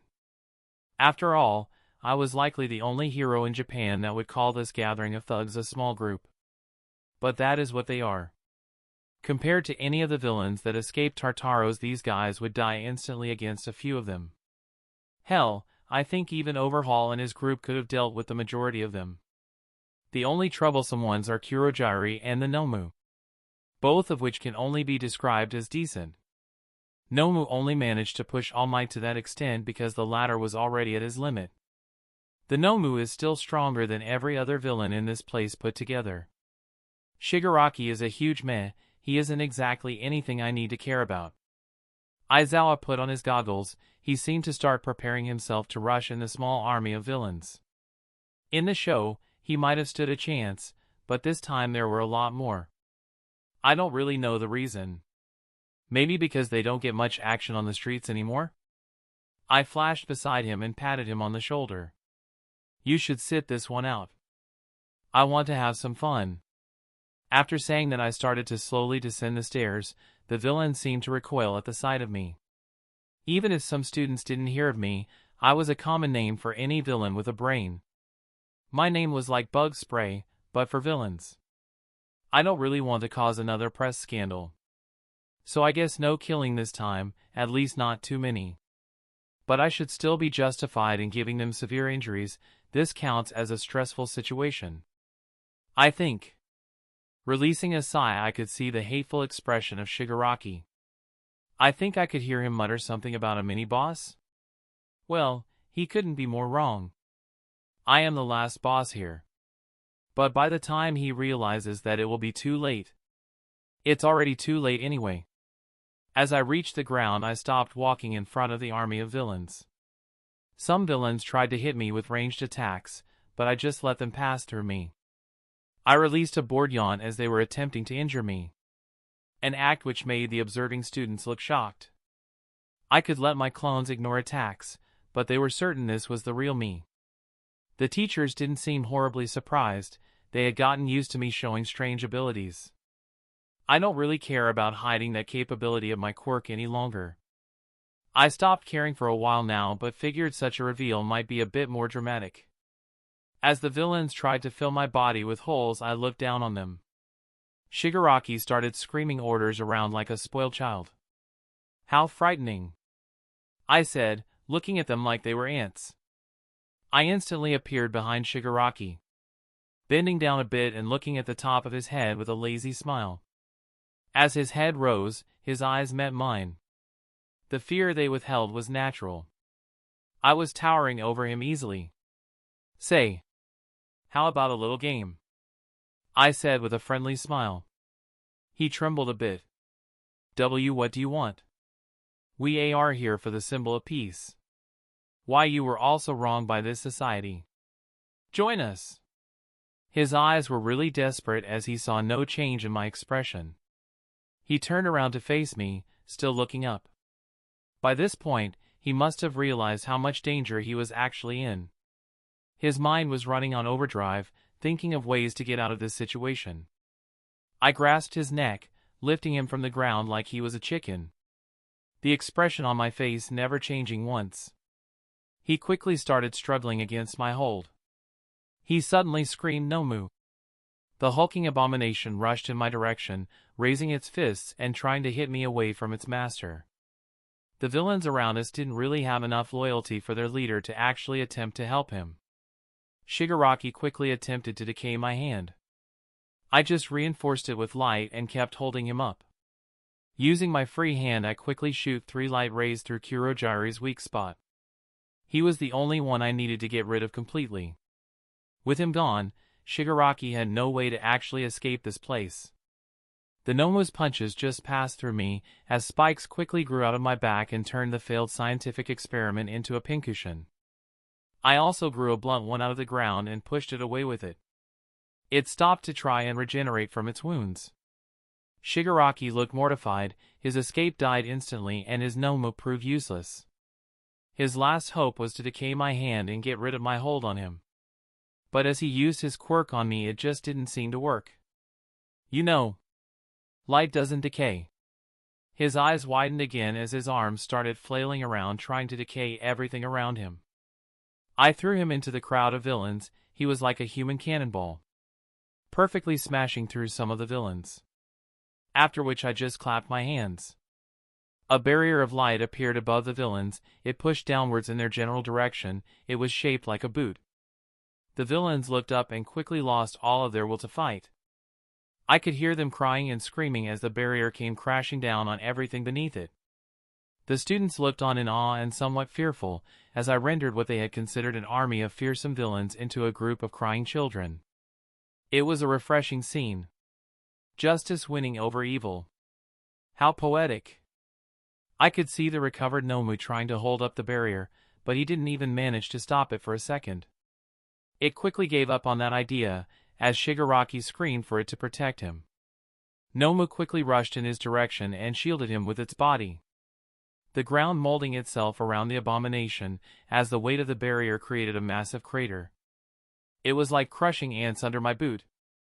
Only a few villains were still conscious, and they were pretending not to be. Probably hoping I would spare them and the police would come quicker.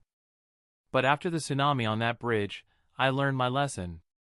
As I landed in the crater I had created, I quickly made a few dozen clones and flashed around making sure every villain was down for the count. There were only the injured and recovering Nomu and a frantic Shigaraki left standing in front of me. Chapter 65, Plan and Shockwaves. As I stood in front of Shigaraki and Kyudai's lab experiment, I couldn't help but let my mind wander off for a second. I had thought the Nomu would have been stronger than that. I guess I should properly temper my expectation when it comes to fighting. If I don't hold back, it's impossible to have an enjoyable fight. The Nomu by itself wouldn't even have been able to pressure a tired All Might without the help of Kurogiri's warp gate. Now that I think about it, Kurogiri is also a Nomu. He shouldn't be dead yet. But he shouldn't be in any state to use his quirk. Regardless of that, Shigaraki is the only one I need. He will make for good bait to drag All for One out of his man cave. All for One is a big fish to catch. The whole point of me attending this raid was to make sure my colleagues don't get hurt and to capture Shigaraki. All for One is most likely to show himself when they escort him to prison. Tartarus is still under renovations. They are still overhauling everything about its security systems. So I guess he will be incarcerated elsewhere. But I will be part of the escort. Without the knowledge of anyone. But this isn't a perfect plan. There is also the possibility that All for One stops caring about his pupil. If I remember correctly, he had always been a selfish individual. If he doesn't come to get Shigaraki, I'll have to raid his hideout. I still don't like the idea, even though I should be able to both kill him and destroy the hideout in less than half a second. It's simply the unease of knowing that he can steal my quirk. That's also one of the reasons why I want him gone. I don't plan on incarcerating him, at least I don't think it's feasible. He already orchestrated a mass breakout from Japan's best max security prison. From what I know, he can only see with an infrared vision quirk. So he shouldn't even be able to see me if I turn myself into light and match the intensity and temperature of the one from the sun. But he still has a lot of quirks that I'm unaware of. He wouldn't take quirks if they were weak. So I can assume all of them are at least decent, and likely powerful when combined. If I need to resort to a raid, I must also inform the proper authorities. I can't treat this one like I did the one at Shiha Saikai. All Might will likely want to take part in it as well. Well, back to the present. I'll think about buts and maybes later. Releasing a sigh, I looked at the villain in front of me. He was violently scratching his neck out of frustration. You're cheating. This isn't fair. He started screaming and thrashing around. The Nomu stood in its place completely motionless. It isn't a conscious living being anymore, it only moves on the orders of a bratish villain. Well, life isn't fair, I said in a matter-of-fact tone. This was supposed to be me introducing the League of Villains on a wide stage and getting rid of the symbol of peace.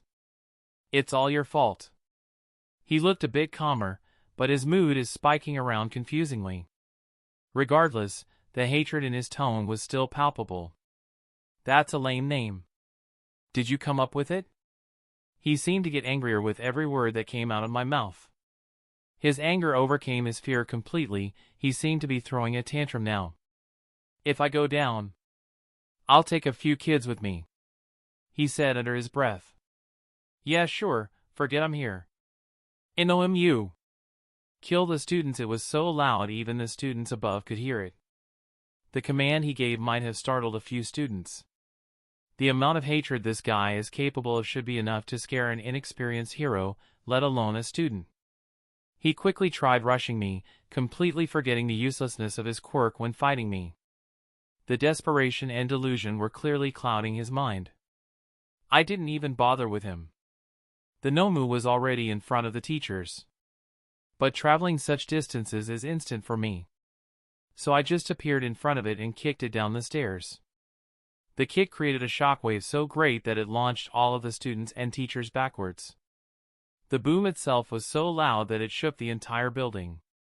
The Nomu shot to the ground with inhuman speeds, creating a crater so big that it segmented the earth beneath it. The force that the Nomu hit the ground with created another shockwave that pushed every unconscious villain away. The fountain square was unrecognizable before, now there was nothing left of it.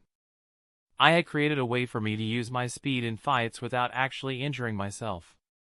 It involved covering my leg in poor man's armament and kicking at the maximum speed I can control. The whole point is that I need to turn my leg into light before the impact reached it.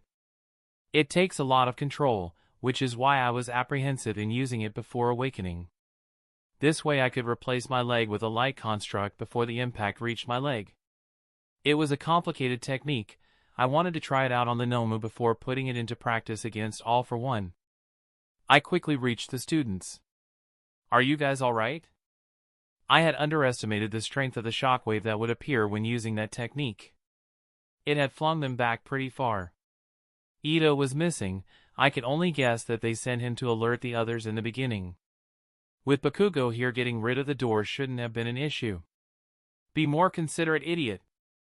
The soft-spoken and well-mannered 13 was really angry with me.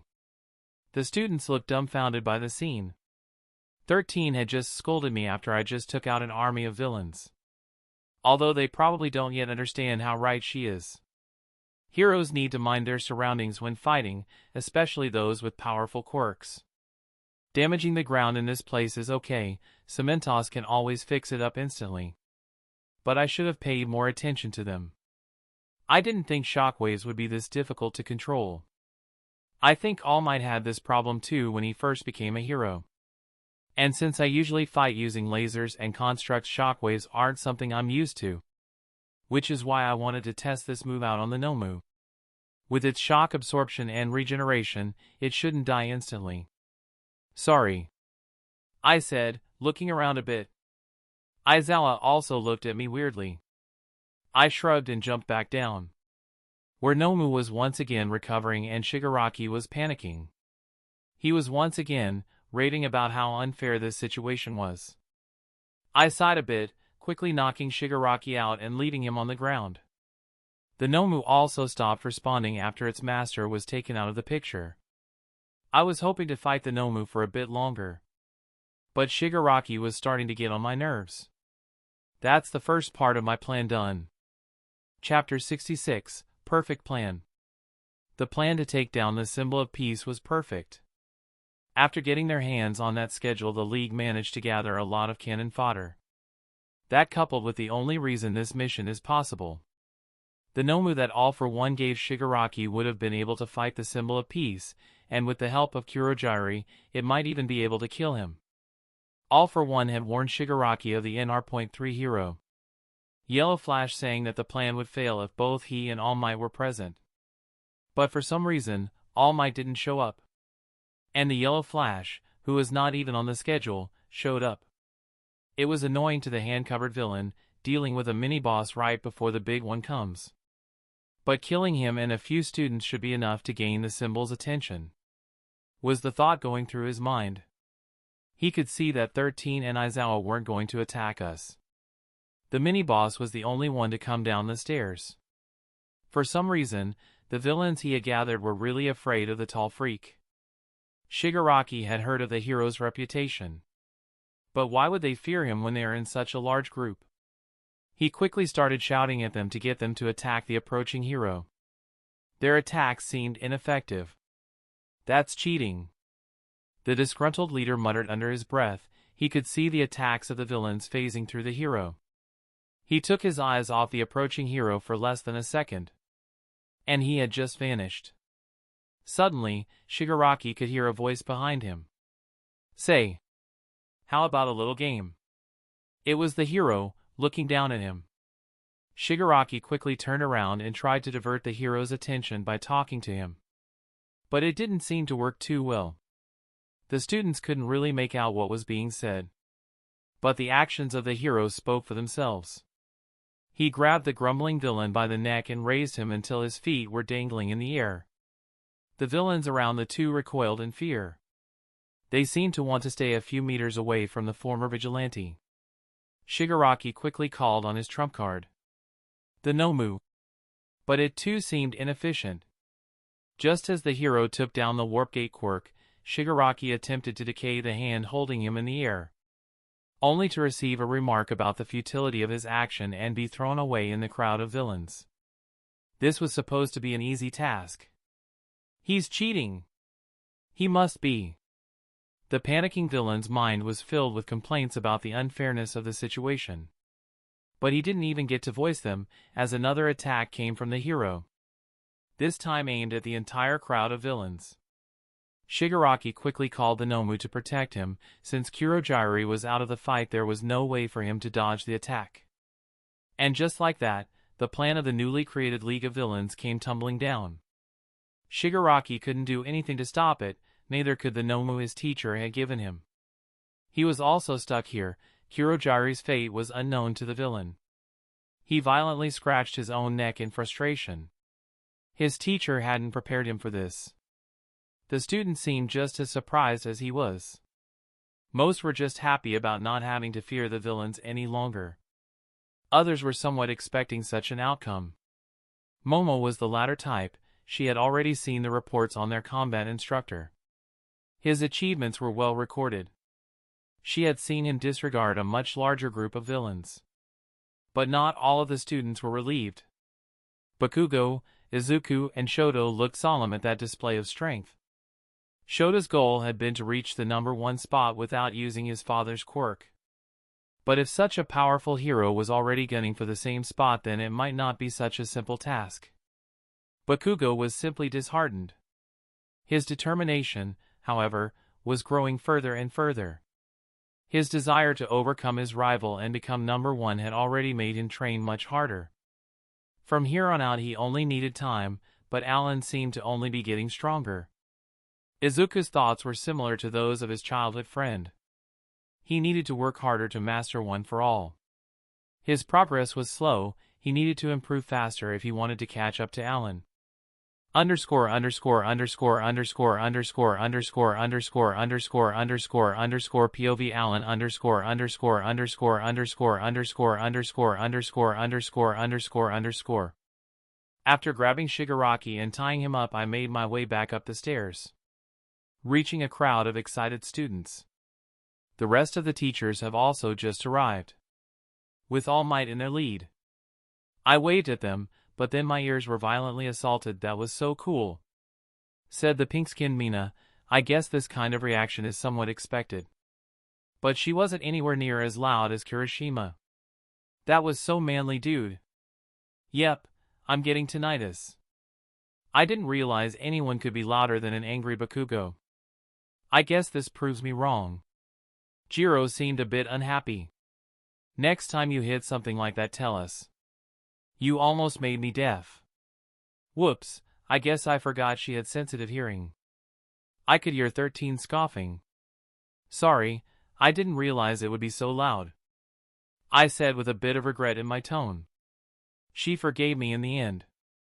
Aizawa wasn't as bothered by this. In his eyes, I had done what was necessary to protect the class. Although, I could have just impaled the Noma without causing such a scene.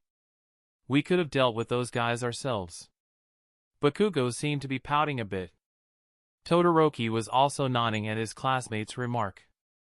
Sure thing, fire sticks. Even though he is much calmer than before, a short phrase from me is still enough to make him flip. What did you say, light freak?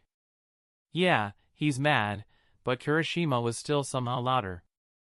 I didn't bother responding to Bakugo, turning my attention elsewhere. All Might seemed very relieved to see everyone being uninjured and lively. He released a sigh. It's a good thing you were here, young Allan. I looked in his direction. I guess the situation is a lot worse than the Canning USJ. I mean, the number of villains was much greater. For either me or All Might, they can be counted as cannon fodder. But Aizawa couldn't handle all of them, and 13 wasn't exactly a combat-oriented hero. To be fair, 13 could be one of the strongest heroes. If she could use her quirk more offensively, she would be in the top 10 strongest, no doubt. Black holes are powerful forces, problem is that they are too powerful. She would likely kill every villain she came across if she didn't pay attention to turn off her quirk at the right time. So, I caught their leader. He's down these stairs, tied to the ground. Nizu nodded, sending the heroes to start gathering up the villains that were knocked out. I also flew around for a bit, checking the rest of the facility with my perception to avoid leaving any stragglers. I could see the police has already arrived. They'll probably need to take a statement from the teachers that were present here, that includes me, unfortunately. I want to go home to Rumi and Eri now. Chapter 67, Doubt and Preparations. Unfortunately, even after dealing with the police reports, I still have a job to do. Escorting the villains to prison. More specifically, keeping an eye on Shigaraki. I will first inform All Might of this development, he deserves to know about it. I have some time before the prisoners are actually transported. Right now all of the villains are being held in the same place. Many are receiving medical treatment and special restraints have been put on the people with more troublesome quirks. They were also sedated as a precaution. Shigaraki was screaming around about how his teacher won't forgive them for this, and how he will enjoy torturing all of us. I was never happier about seeing someone be drugged to sleep, regardless of the leader's antics. The number of villains was really big. This attack must have been brewing for a while. I mean, it wasn't as big as the Tartaro's breakout, but the people in that prison were gathered there for years. They weren't exactly recruited off the streets. This number might be caused by the recent lack of activity the villains have. Since they no longer step out, they started craving some action. Recruitment should have been a breeze for Shigaraki. Thankfully Jiren didn't join up with the league. It would have been a shame if I had to take care of him too. I couldn't allow him to live after all of our dealings.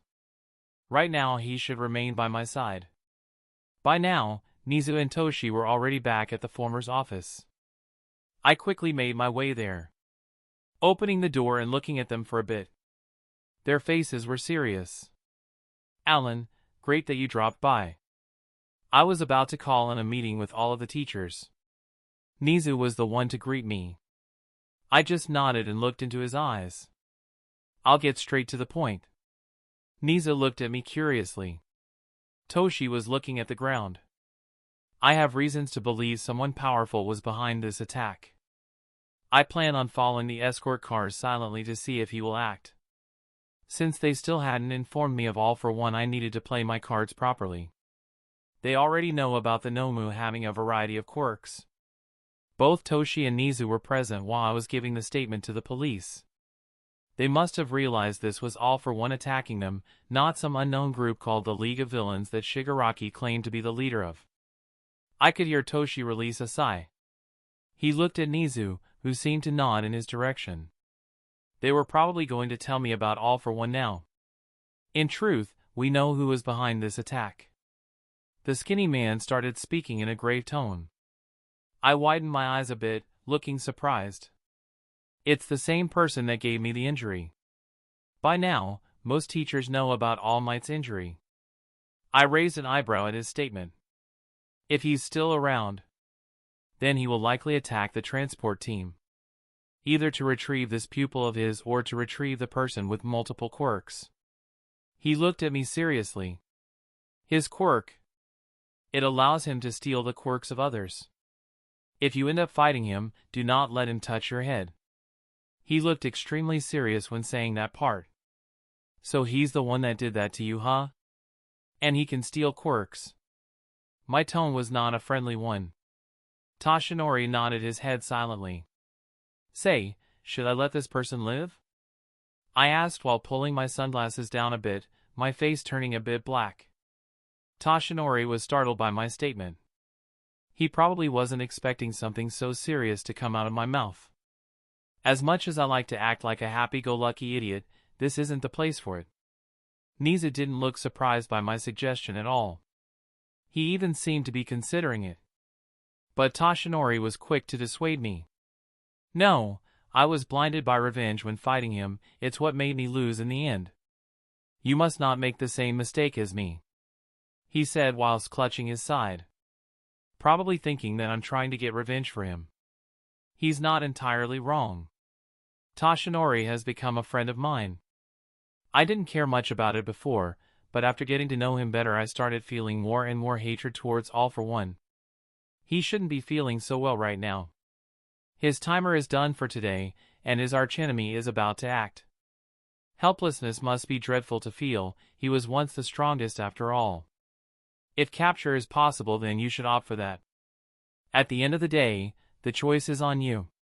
Nizu was the one to start speaking. He looked at me with a sharp gaze. But, if there is no choice but to kill him, then you shouldn't hesitate. I will take care of any backlash you might get for doing so. He was probably not going to let a repeat of my last public case happen again. The bridge incident had infuriated Nizu a lot more than he had let on. It had undermined all of the hard work of the heroes present that day. He was probably going to start making phone calls as soon as I left this room, preparing for any outcome to this situation. I nodded at his response. Toshi just looked down again, clenching his fists tightly. I got up to leave the room. The skinny man sitting on the couch grasped my coat. "Please, be careful," he said with a sad tone. His hand letting go of my coat and gasping at his wounded torso again. I smiled reassuringly. I always am. And left the room in a hurry. I had to wait for the escort to start.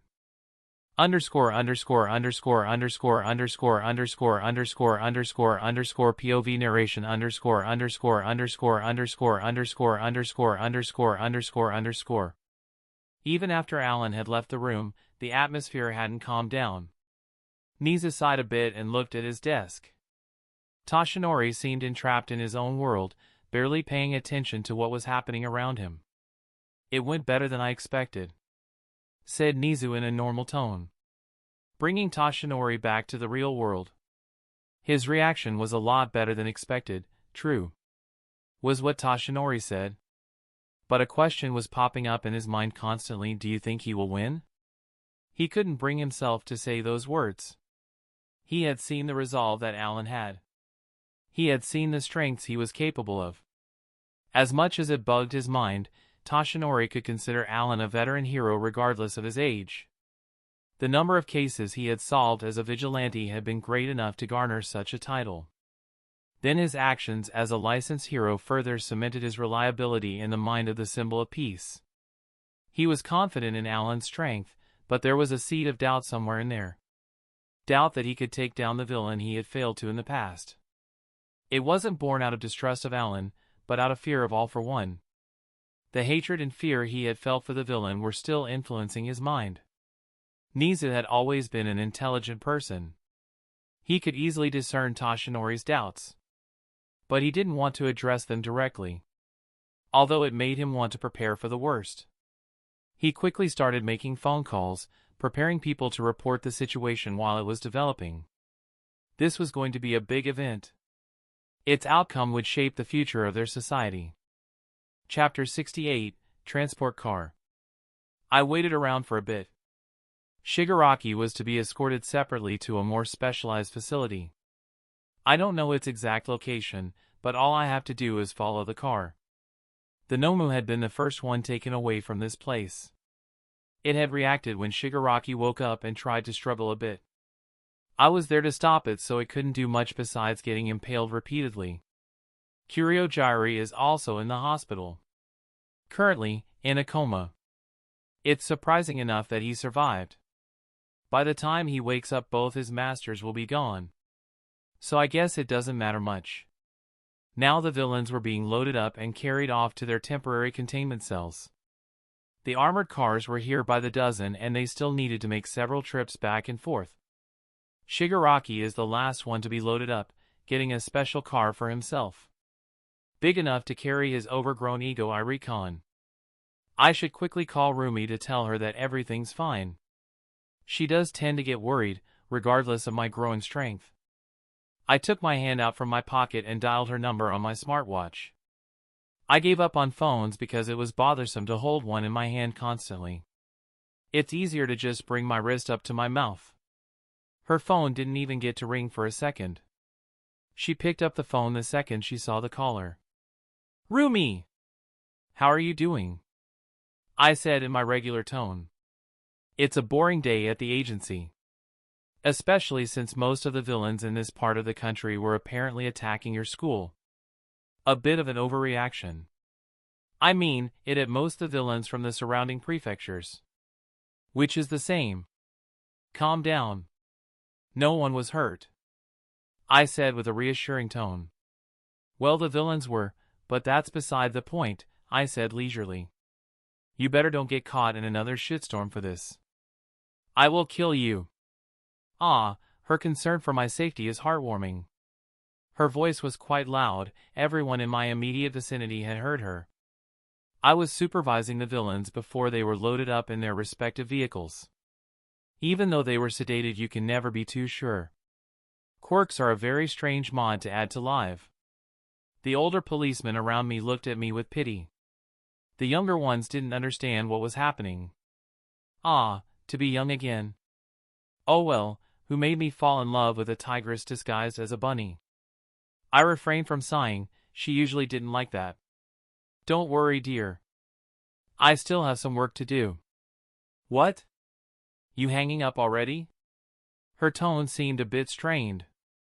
She probably also had work, but couldn't bring herself to hang up on me. She's usually like this, going from kicking me to death to lovingly sleeping beside me in mere seconds. "Yes, I need to hang up for now. Love you, bye," I said quickly and hung up. If I don't, I might just give up on catching All for One and go take Rumi on a date instead. Looking around me, most of the villains were already gone. I just looked at the policeman in charge and said, "Great job. I'll be off now, take care." He simply nodded. I turned into a light ray and disappeared. I was going to be following the car from above the clouds. I'm unsure if All for One has a way to spot me when invisible. And matching my temperature to that of the sun isn't really a tested method, so I'd rather not scare him off by mistake. I've been planning for this for a while now. I followed the cars for about half an hour. We are currently on a highway between two prefectures. It was specially made for the authorities to take in emergencies. There aren't any buildings around, dense forests surround the highway. Suddenly, my perception caught an anomaly. A strange puddle appeared out of thin air in front of the armored vehicle transporting Shigaraki. Out of it popped a hulking white creature with an exposed brain. It was as tall as the one that attacked USJ, but its hands were extremely huge, twice the size of its torso in both width and length. IT stopped the car carrying Shigaraki by lifting it in the air and keeping it suspended. I wasn't going to let the driver lose his life like this. I quickly flashed in and dragged him out of the car. It was so fast that even the policeman didn't realize he had moved. "You should run away. Things are about to get messy here." The policeman looked at me weirdly, a mix of shock and confusion. But he instantly recognized me and nodded. The other cars quickly drove off, trying to get away from the situation and alerting the police and heroes of this. I looked at the strange black puddle. Out of it came a few more Nomas. 7 of them in total, plus the one that was holding up the car. When did Kyudai have the time to make this many of them? All for One was unlikely to show up in person right now. I should first take care of these bugs. 3 flying Nomas were trying to rush at me with different types of attacks. I quickly created a swirl of light blades around me, shredding them to pieces at speeds impossible to follow with the naked eye. The one holding up the car quickly let go of it, rushing me with its oversized fists. I simply jumped over it. Its hand smashed into the empty highway, the shockwave created a loud boom and broke all of the nearby trees. Its speed was a lot slower than the one at USJ. The other 4 also seemed to want to get rid of me quickly, all of them rushing me at decent speeds. One of them in particular seemed to be faster than all the others I had met. He turned his hands into blades and tried to cut me, while another turned his fingers into chains and tried to hold me in place. Both attacks were just as useless. I simply formed a spear in my hand. I impaled both of them with it and made it grow. It quickly expanded into their bodies, carrying them into the dense forest and exploding in a light pillar. The one with giant hands bear hugged me from behind, trying to hold me in place while the other two punched me with all of their strength. It didn't really work well. Their punches went right through me and into the Noma behind me. It was forced to release its imaginary hold on me. From my chest, I sprouted 2 spikes that pierced both the Nomas that were standing in front of me. Through those 2 spikes, many more started spreading directly into their organs and muscles, shredding them apart from the inside. I could sense about 4 helicopters heading in this direction. The news stations were likely alerted by Nisa to cover this event properly. They were right on time. They must have used the giant pillar of light from before as a sign. The Nomu behind me managed to recover from the hit he received from his fellow victims. It raised its fists over its head and slammed it downwards. I simply raised my palm, covered it in solidified light, and blocked the attack. I pushed its fists upwards, making the Nomu lose its balance. Then I just did a roundhouse kick to its left side. It was sent flying into the woods. Before it even recovered, I pointed a finger in its general direction and released a powerful laser. It caused an explosion that completely charred the intimidating abomination. With that out of the way, I looked at the black puddle once again. I think it's about time for him to show up. And would you look at that, I was right. Out of the black liquid emerged a tall man, dressed in a black suit. His entire face was covered by a strange mask with tubes running alongside it. He certainly didn't look sickly, but that's just a facade. He was the one that got the short end of the stick when he fought All Might. He wouldn't even be here today without Kyudai's help. He turned his head in my direction. The helicopters were already right above us. It's showtime. Chapter 69, All for One and Collar. The villain just looked at me for a bit. Wasn't he supposed to be chatty or something? Oh well, I guess I'll start. You must be All for One. I heard quite a few things about you. Here to retrieve your puppy? My tone was a bit colder than usual. This time he responded. You are quite arrogant, hero. If you heard about me, then you should know that only All Might can defeat me. He seemed quite confident in that statement. Unfortunately for you, I doubt he has much time left. His glory days are already over. His voice sounded haughty and arrogant. But it's just another strategy of his, getting and making me attack him recklessly. But two can play at that game. Didn't think I'd ever hear a dead man talk. How did you crawl out of your casket? My comment wouldn't really anger him, since he isn't Shigaraki. But he should still find me irritating. Say, do you think you're above justice? I continued in a cold tone. He scoffed a bit. Justice, morality, both are childish ideas. Someone like you should know better by now. His tone was condescending and filled with a sense of superiority. Such a pity, all those years of living and you still haven't figured out how to read the room. It was a rhetorical question. My tone was confident and the smile on my face was amused. Let's get on with this. I don't have all day to waste on you.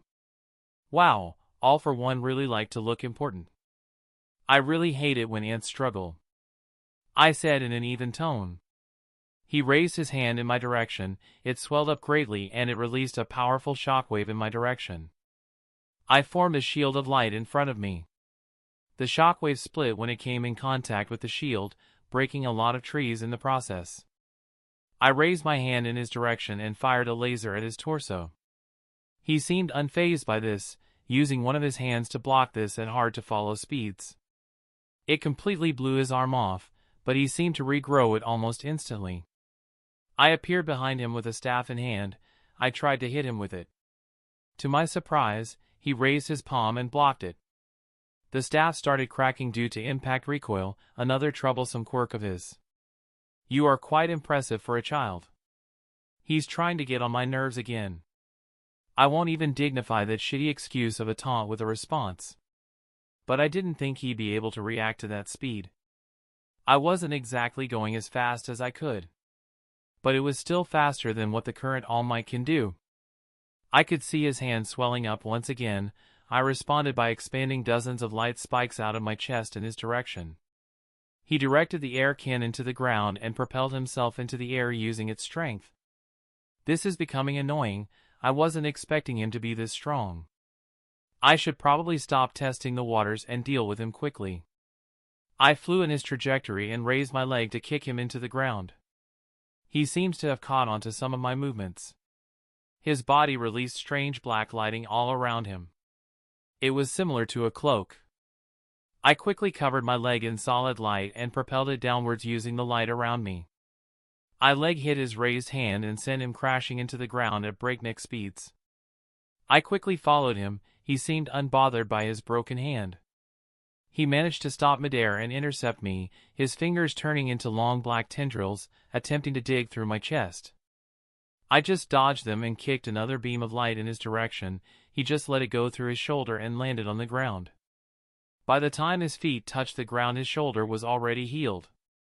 Now we were standing in front of each other, some distance between us.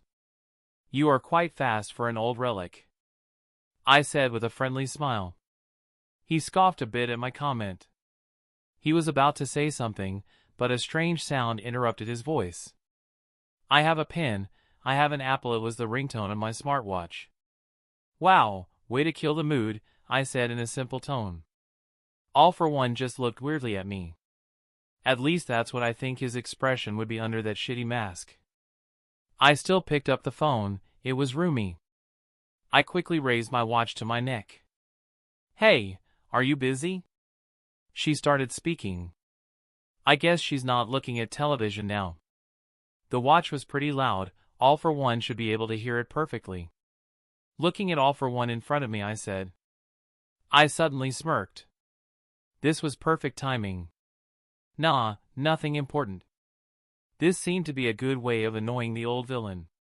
He quickly rushed me, using a combination of strengthening quirks. He was clearly mad at the way I was treating this fight. "Say, can you pick up some stuff when you get home?" Ari said she ran out of chocolate milk. "Oh yeah, chocolate milk. Maybe All for One would want some too." I just jumped over him, stepping on his head in the process, not moving my hands at all. "Of course, do you want anything? Some carrot cake perhaps?" Figured I might as well keep going.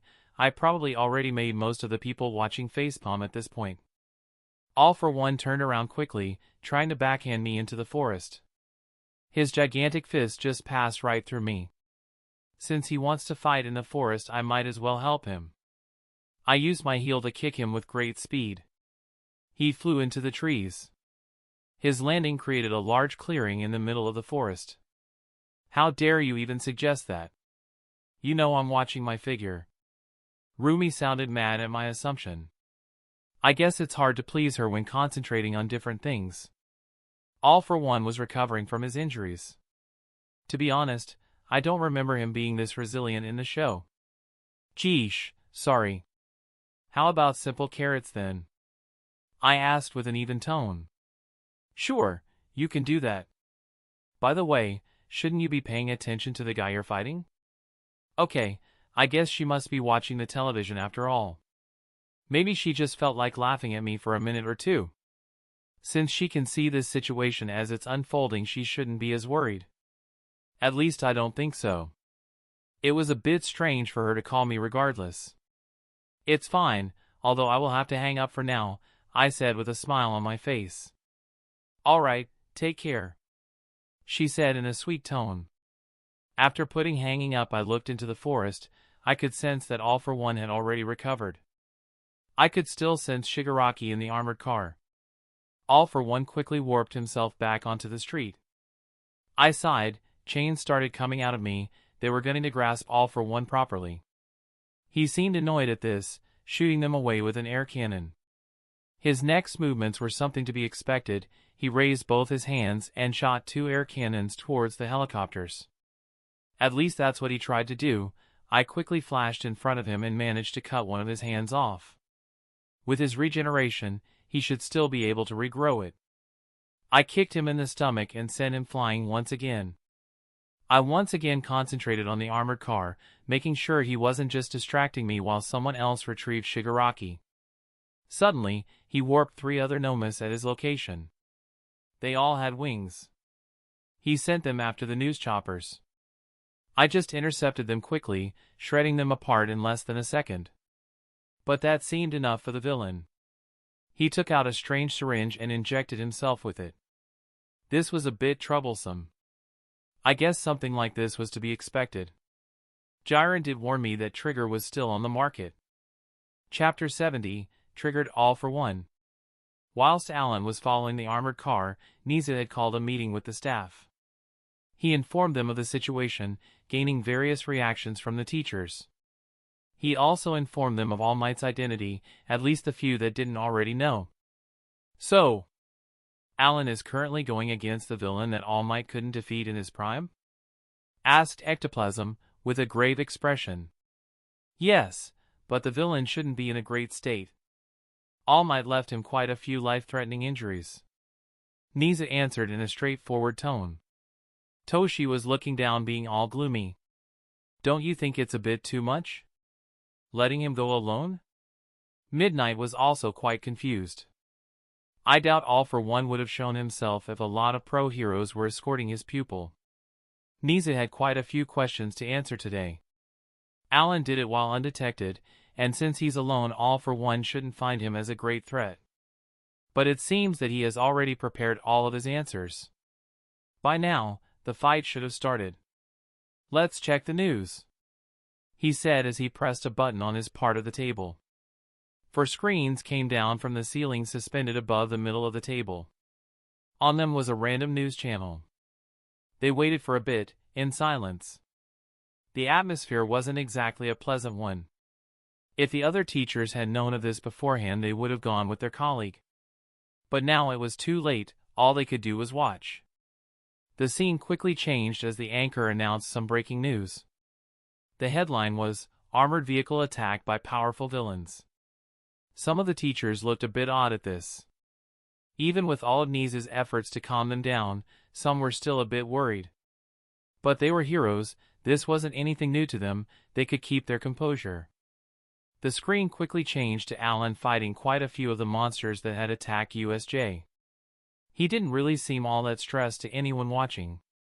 It seems that the NR.3 hero was the first responder to this situation, said the anchor as everyone was observing this situation as it unfolded.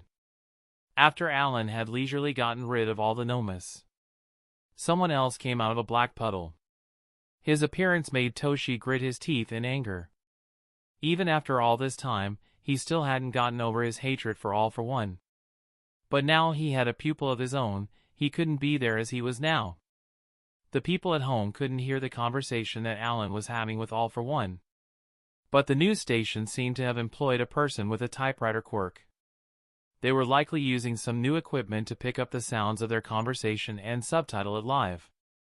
As the people at home read Allan's conversation with All for One, some of them were quite confused.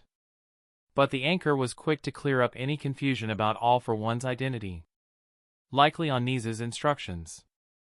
It seems that the legendary villain All for One has reappeared. All for One's name was considered to be more of an internet conspiracy. But enough people had heard of it. And now, he was appearing on live television, trying to rescue some villain from capture. After a few mocking words were exchanged between the hero and the villain, the fight started in force. The fight itself had made most of the viewers hold their breaths. Everything about the fight made viewers see the NR.3 hero in a better light. What they didn't expect was their fight getting interrupted by a phone call. Worse is, Allan even answered it, prompting some of his colleagues to smash their heads on the meeting table. Niza just held his forehead in his small palm. All for One continued his attacks, but he was getting easily deflected by Allan. It was a bit refreshing to see. Toshinori's expression was extremely odd. He shouldn't have expected anything less from his young colleague. He even managed to make All for One mad. But things took a weird turn when All for One distracted Allan for a second, just to inject himself with something. Toshinori didn't know what the substance was, but he knew it couldn't be any good for Allan. It seems most of the teachers also had similar thoughts. The viewers at home didn't really manage to catch what had truly happened, but the anchor informed them of the events.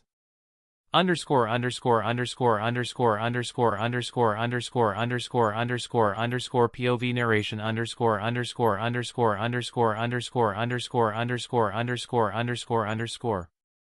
I looked at the man before me. All of the quirks in his body were reacting to that blasted drug. His body was swelling up unnaturally. His arms were already large enough to wrap his fingers around a truck. His entire body grew exponentially. Unfortunately, I doubt that this growth only affected size. Sharp, spear-like bones were sticking out all over his body. He looked worse than the enormous cute I made for him. His costume ripping away to reveal his body, filled with scars. Thankfully, his pants were a bit more resistant. Everything from his thighs to his belt remained intact.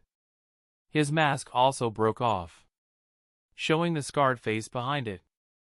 It looked just like it did in the series. Only his mouth was intact. But this time, he seems to be foaming at the mouth. I also doubt he will survive this even if I stop fighting now. But his regeneration is also supercharged now, meaning it will be hard to cause him any lasting damage. But he won't be able to hold on for a long time. He was already half dead when he came here. Now it's a lot worse. Unless his strange list of quirks has something that can completely recover his old injuries when supercharged. Trigger made in Japan only lasts for a few minutes. But the one in America lasts even upwards of 2 hours. I wonder which one he managed to get his hands on. Now, Trigger usually takes away from the sense of reason of the user. How will this affect All for One? Since he has many quirks in him, I can only assume that he's about to go berserk. I quickly shot 3 lasers into his chest. He didn't even flinch as they passed through his flesh and bones with ease. But the wounds healed just as quickly as they had appeared. He unleashed a beastly roar. Yep, there isn't much All for One left in there. His speed was impressive. Easily 3 times that of All Might. But it wasn't enough to touch me. And I wasn't going to let him touch me, since I don't know how the quirk All for One is affected by the boost. I dodged the beast's attacks with ease, jumping on his head as he tried to bring both his hands down on me. He smashed his hammer-like fists into the street, completely breaking it. The shockwave crushed the forest around us and even pushed some of the helicopters away. I was currently standing on All for One's head as his bones snapped back into place. It seems his body can't really keep up with its boost in strength. I covered my legs in solid light and jumped away with force, smashing his head into what remained of the concrete that used to be called a highway.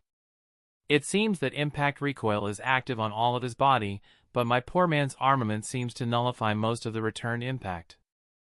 I quickly rose a few spikes from underneath him, turning him into a pincushion. The spikes impaled him all over his body, and they expanded into him, chipping away at his quickly regenerating organs. He quickly started thrashing around, breaking the spikes. One of his hands turned black and extended towards me like a whip. I quickly separated my body into 2 parts, not letting him even touch me, although it looked like he had split me in half. As the upper part of my body was sent flying, countless small lasers came out of it, creating explosions all over All for One's body. My legs quickly disappeared and caught up to the rest of my body. All for One seemed to be able to react to my current speed. But since he lost his reasoning, he keeps taking hits. He must be feeling invincible. But his regeneration has a limit, and I plan on breaking him entirely until I reach it. His body was already almost recovered. His hands swelled up even more. He was starting to look ridiculous at this point.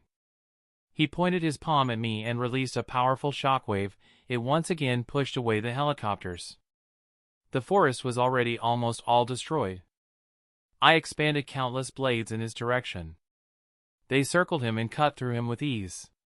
His body was quickly being put through the shredder. But he was still healing. Right now, he looked mangled beyond recognition, on his knees struggling to regenerate from all of the damage I had dealt him. A minute has already passed. He should have only a few more minutes to go.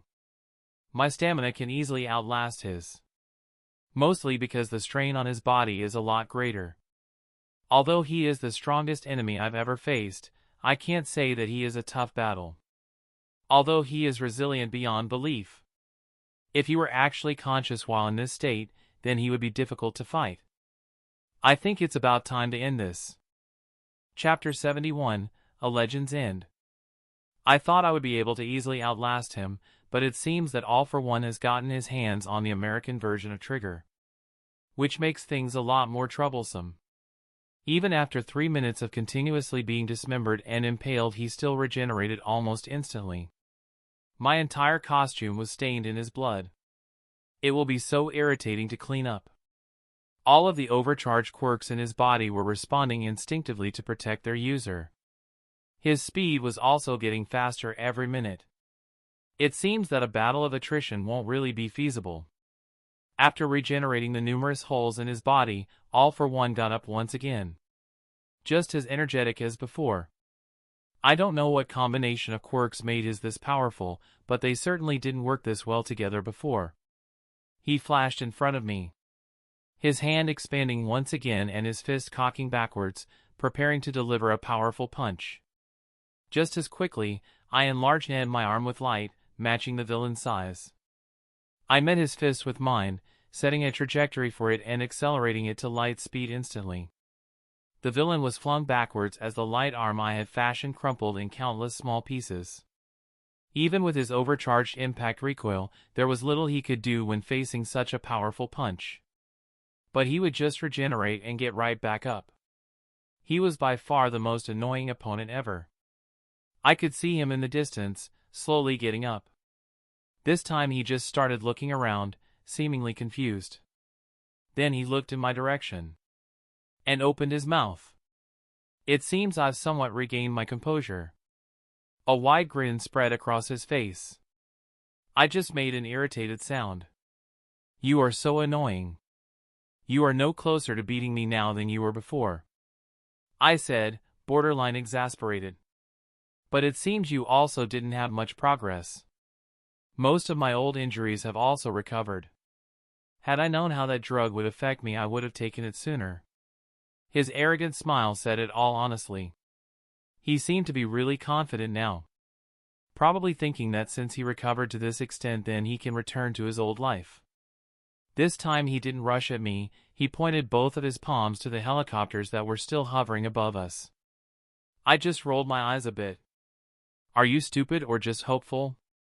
Just as he was about to release the air cannons out of his palms, both his hands flew off. As two of my clones appeared by his sides. He acted quickly, spreading around powerful black lighting and dissolving both of them. But just as the attack passed, they quickly reformed. One turned its hands into large chains, wrapping them around All for One's body. He tried struggling, but every time he broke a chain 10 more would appear, making his job much harder. The other started shooting out needles out of its body. They all entered the immobilized villain's body. It was a process I had already done a few times against him. I wasn't planning on getting too close. I still haven't discovered how All for One's original quirk evolved. So I just stood at a distance and observed. Suddenly, I could feel the ground moving underneath me. I quickly flew off. In my previous spot appeared a black tendril. It tried following me around for a bit, but it quickly gave up. All for One himself had released another wave of lighting and gotten rid of the clones once again. All of your efforts are useless, little hero. His grin is starting to remind me of Muscular. The drug is clearly still affecting his mind. I looked at him with a sneer. I guess I can't capture you after all. I sighed a bit. I wanted to capture him since the beginning. I wanted Toshi to see him incarcerated. But it seems that such a thing is no longer possible. I don't plan on spending 2 hours here, waiting for the drug to wear off. I put my palms together in front of me. Out of them, I released a huge laser into the villain's direction. He had no way to block or dodge this. But he still tried. He grew about 4 more hands and put them all in front of his torso. But my beam just burned through his defenses. It didn't matter if he had a fire resistance quirk or not. This wasn't fire, after all, it was highly concentrated light. The laser engulfed everything from his chest and down. It passed through him like a hot knife through butter.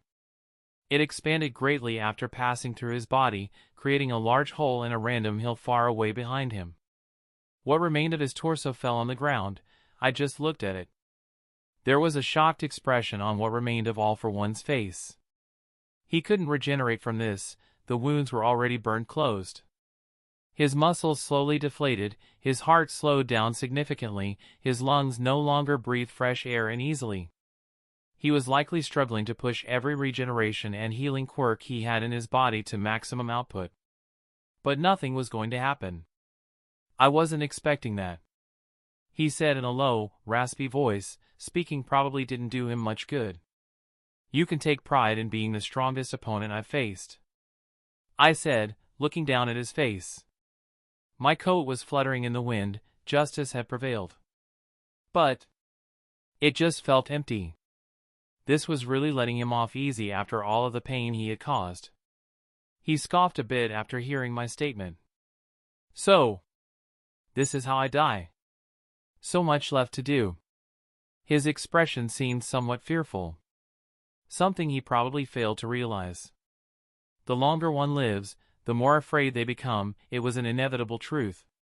He had stolen many quirks and even extended his lifespan in order to desperately cling to life.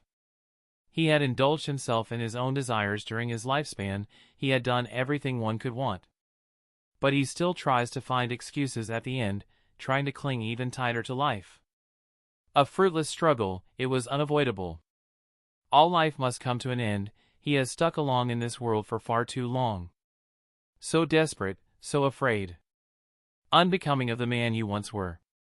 At least die like the vermin you lived as. My tone was cold and unforgiving. All for One seemed to not hear me at all. Completely concentrated on his quickly approaching end.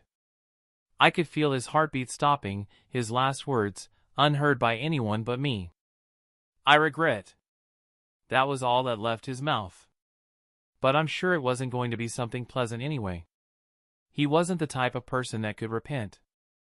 I looked at him for a while, making sure that he was truly gone and not pulling off some Oscar-worthy performance. But he wasn't. He was gone for good. Slowly, I started walking towards the mangled armored car that held Shigaraki captive. He was still inside, still asleep. But he was also injured. During my scuffle with his teacher, I didn't really bother protecting it. I had greater worries during that time. But he can also be counted as a victim of All for One's manipulation, as annoying as he is. I pried him out of the metal coffin and placed him on the ground nearby. I could sense police cars approaching this place. Probably seeing that the fight was over. And it truly was over. All for One's era, that is. Chapter 72, Reactions and Cute-Eye's Crib. Allan's fight with All for One was a huge event. Nisa had made sure it would be shown and talked about on every big news station. Every person that had a television opened in their home during that time would have seen it. One such person is Izuku. After getting home from the USJ attack, he didn't get to do much, he barely got changed and his attention was captivated by the headline. Japan's most powerful villain alive fighting the NR.3 hero. He obviously knew who the NR.3 hero was. But he didn't know much about the villain he was fighting.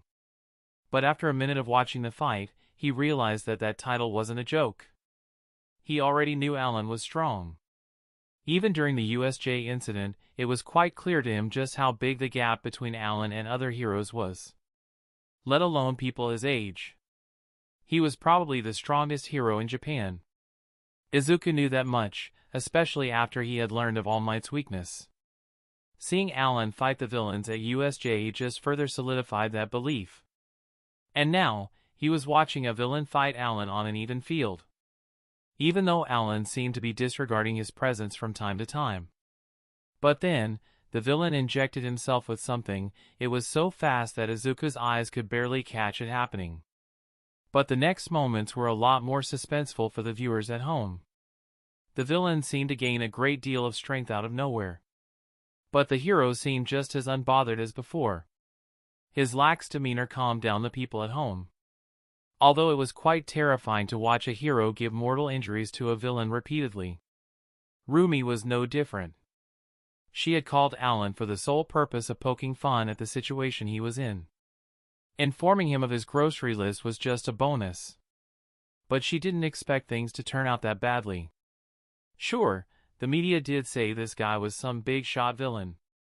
But this was completely out of her expectations. Looking at the screen from her office, she couldn't help but feel worried. She wanted to start heading in that direction, but her office wasn't anywhere near the place where they were fighting. It would take her 15 minutes even with a helicopter. And she was about to start calling for one. But then she noticed just how calmly Allan was reacting to the whole development. It seemed she was worried for no reason. The next few minutes encapsulated that, Allan shredding the powered-up villain like a blender would a fruit. It wasn't a pleasant scene for the viewers at home. The news stations had to apply some censor on the brutality of the situation. The villain healed just as quickly as he was damaged. But Rumi could notice that he was acting more like on instinct than on the skill he had shown previously. In the beginning, he seemed quite prideful and dignified. Now he was just a mad beast. But then he seemed to regain his wits. That was also where the fight ended, however, as Allan seemed to get bored of playing with the villain. At least that's how it looked to Rumi. But she knew there was more to it than that. Allan wasn't the type to give himself more work, even if it happened from time to time. He had no reason to keep fighting that villain besides trying to capture him. She could make that assessment because she knew Allan well. But the people watching had no way of knowing that Allan wanted to capture this villain at first. They thought that he just wanted to kill him. But seeing him do it so easily made many question why he had prolonged the fight as long as he did. The anchor seemed to clear things up for them. It seems that capture wasn't possible. The hero was forced to end the villain's life. This was obviously Niza doing his part. He already had his phone in his hand when All for One started talking again. He was prepared for every outcome after all. This might not have been the best possible outcome, but it was manageable. Toshinori looked at the ground again. He couldn't help but feel relieved. The next generation succeeded where he had failed. But it felt wrong to him. The ease at which Allan could take his rival's life. He couldn't quite put his finger on it.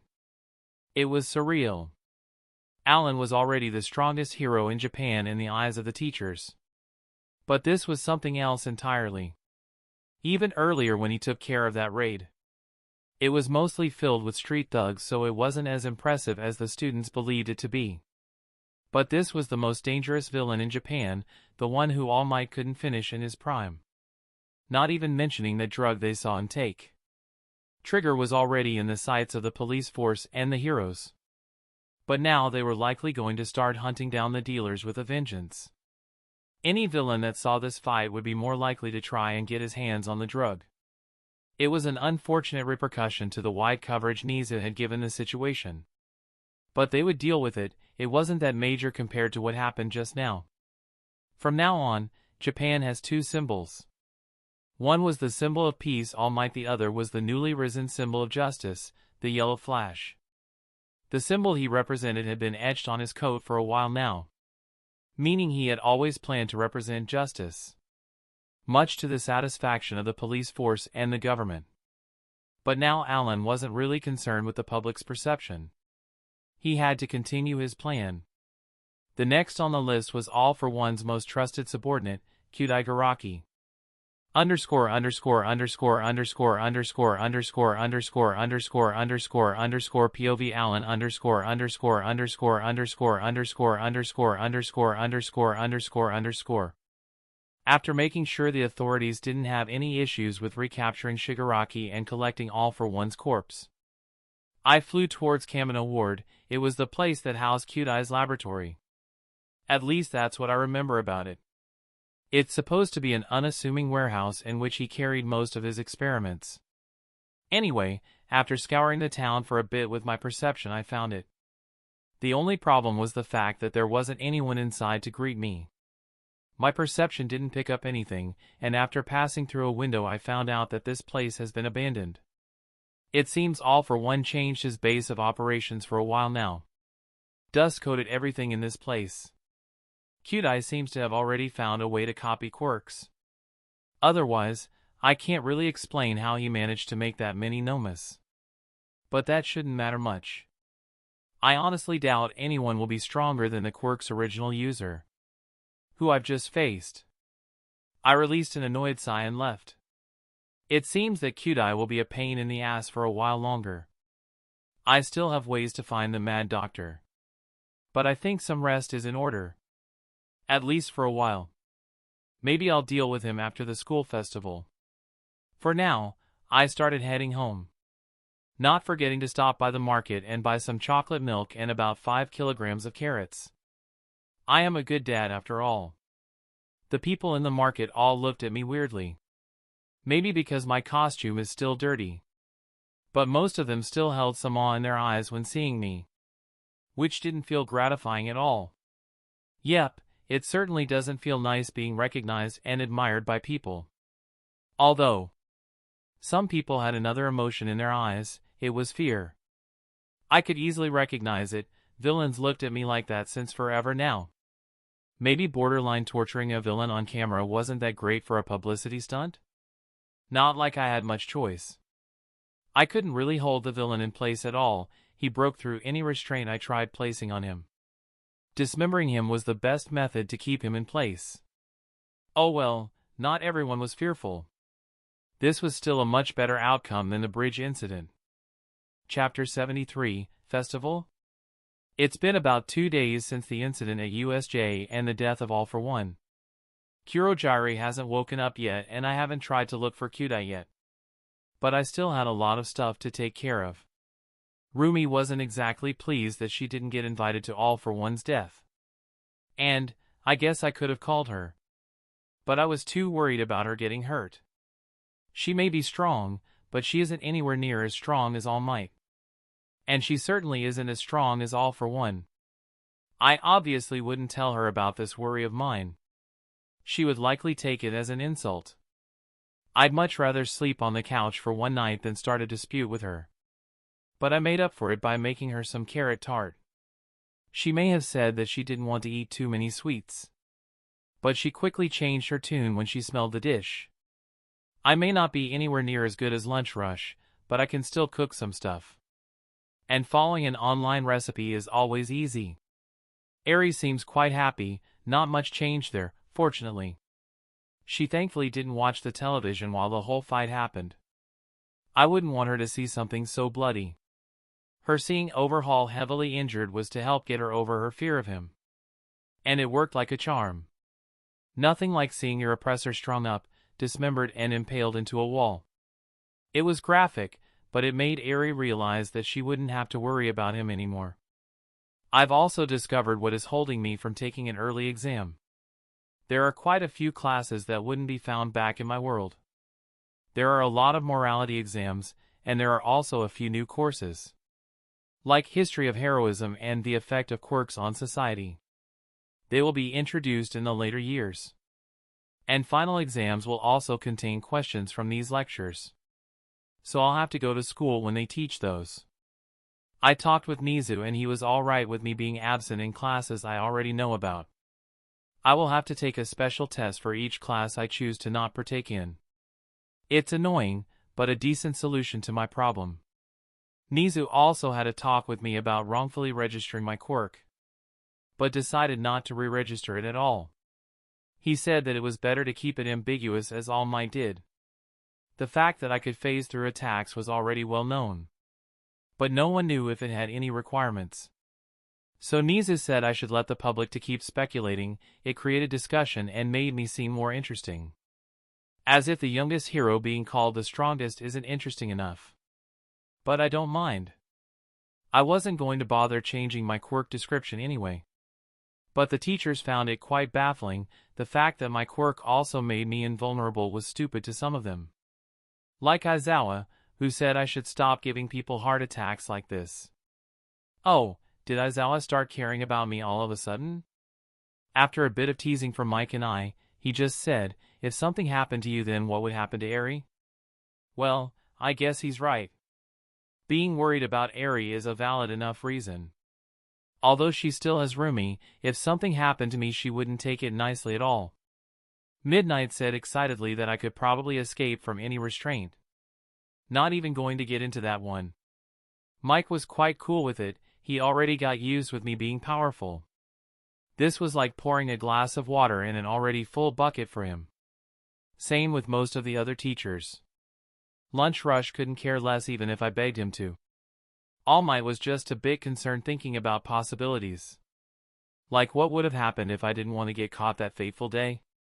What would have happened if I became a villain? Stupid thoughts, but it's not like he can help it. Worrying is in his nature.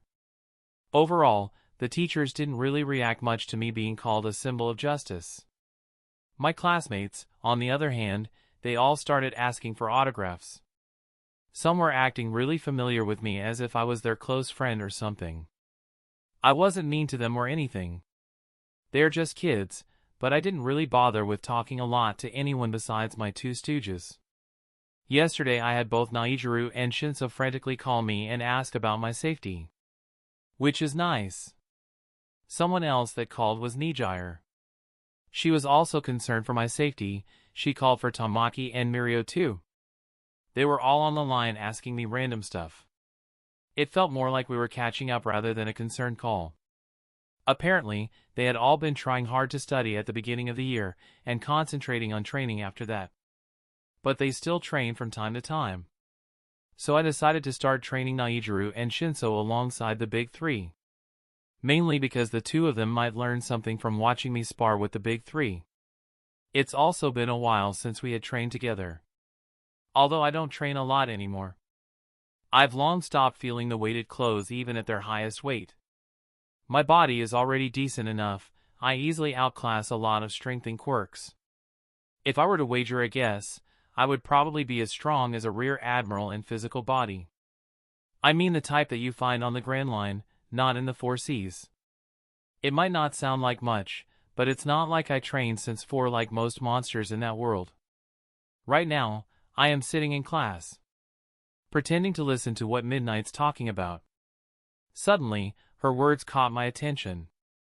Mainly because she spoke really loudly. I'm sure most of you know this. But in a week we will be holding the school festival. I could hear gasps and squeals. It seems everyone knows what the festival is. Shinso seemed clenched his fists tightly while Naijiru's mustache seemed to dance around a bit. Don't know if it was excitement or fear. But it better be the former, because otherwise, I will beat the fear out of him for the rest of the week. Everyone wanted to shoot for the hero course.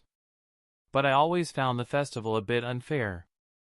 Most of the students in the hero course have powerful quirks, with a few exceptions.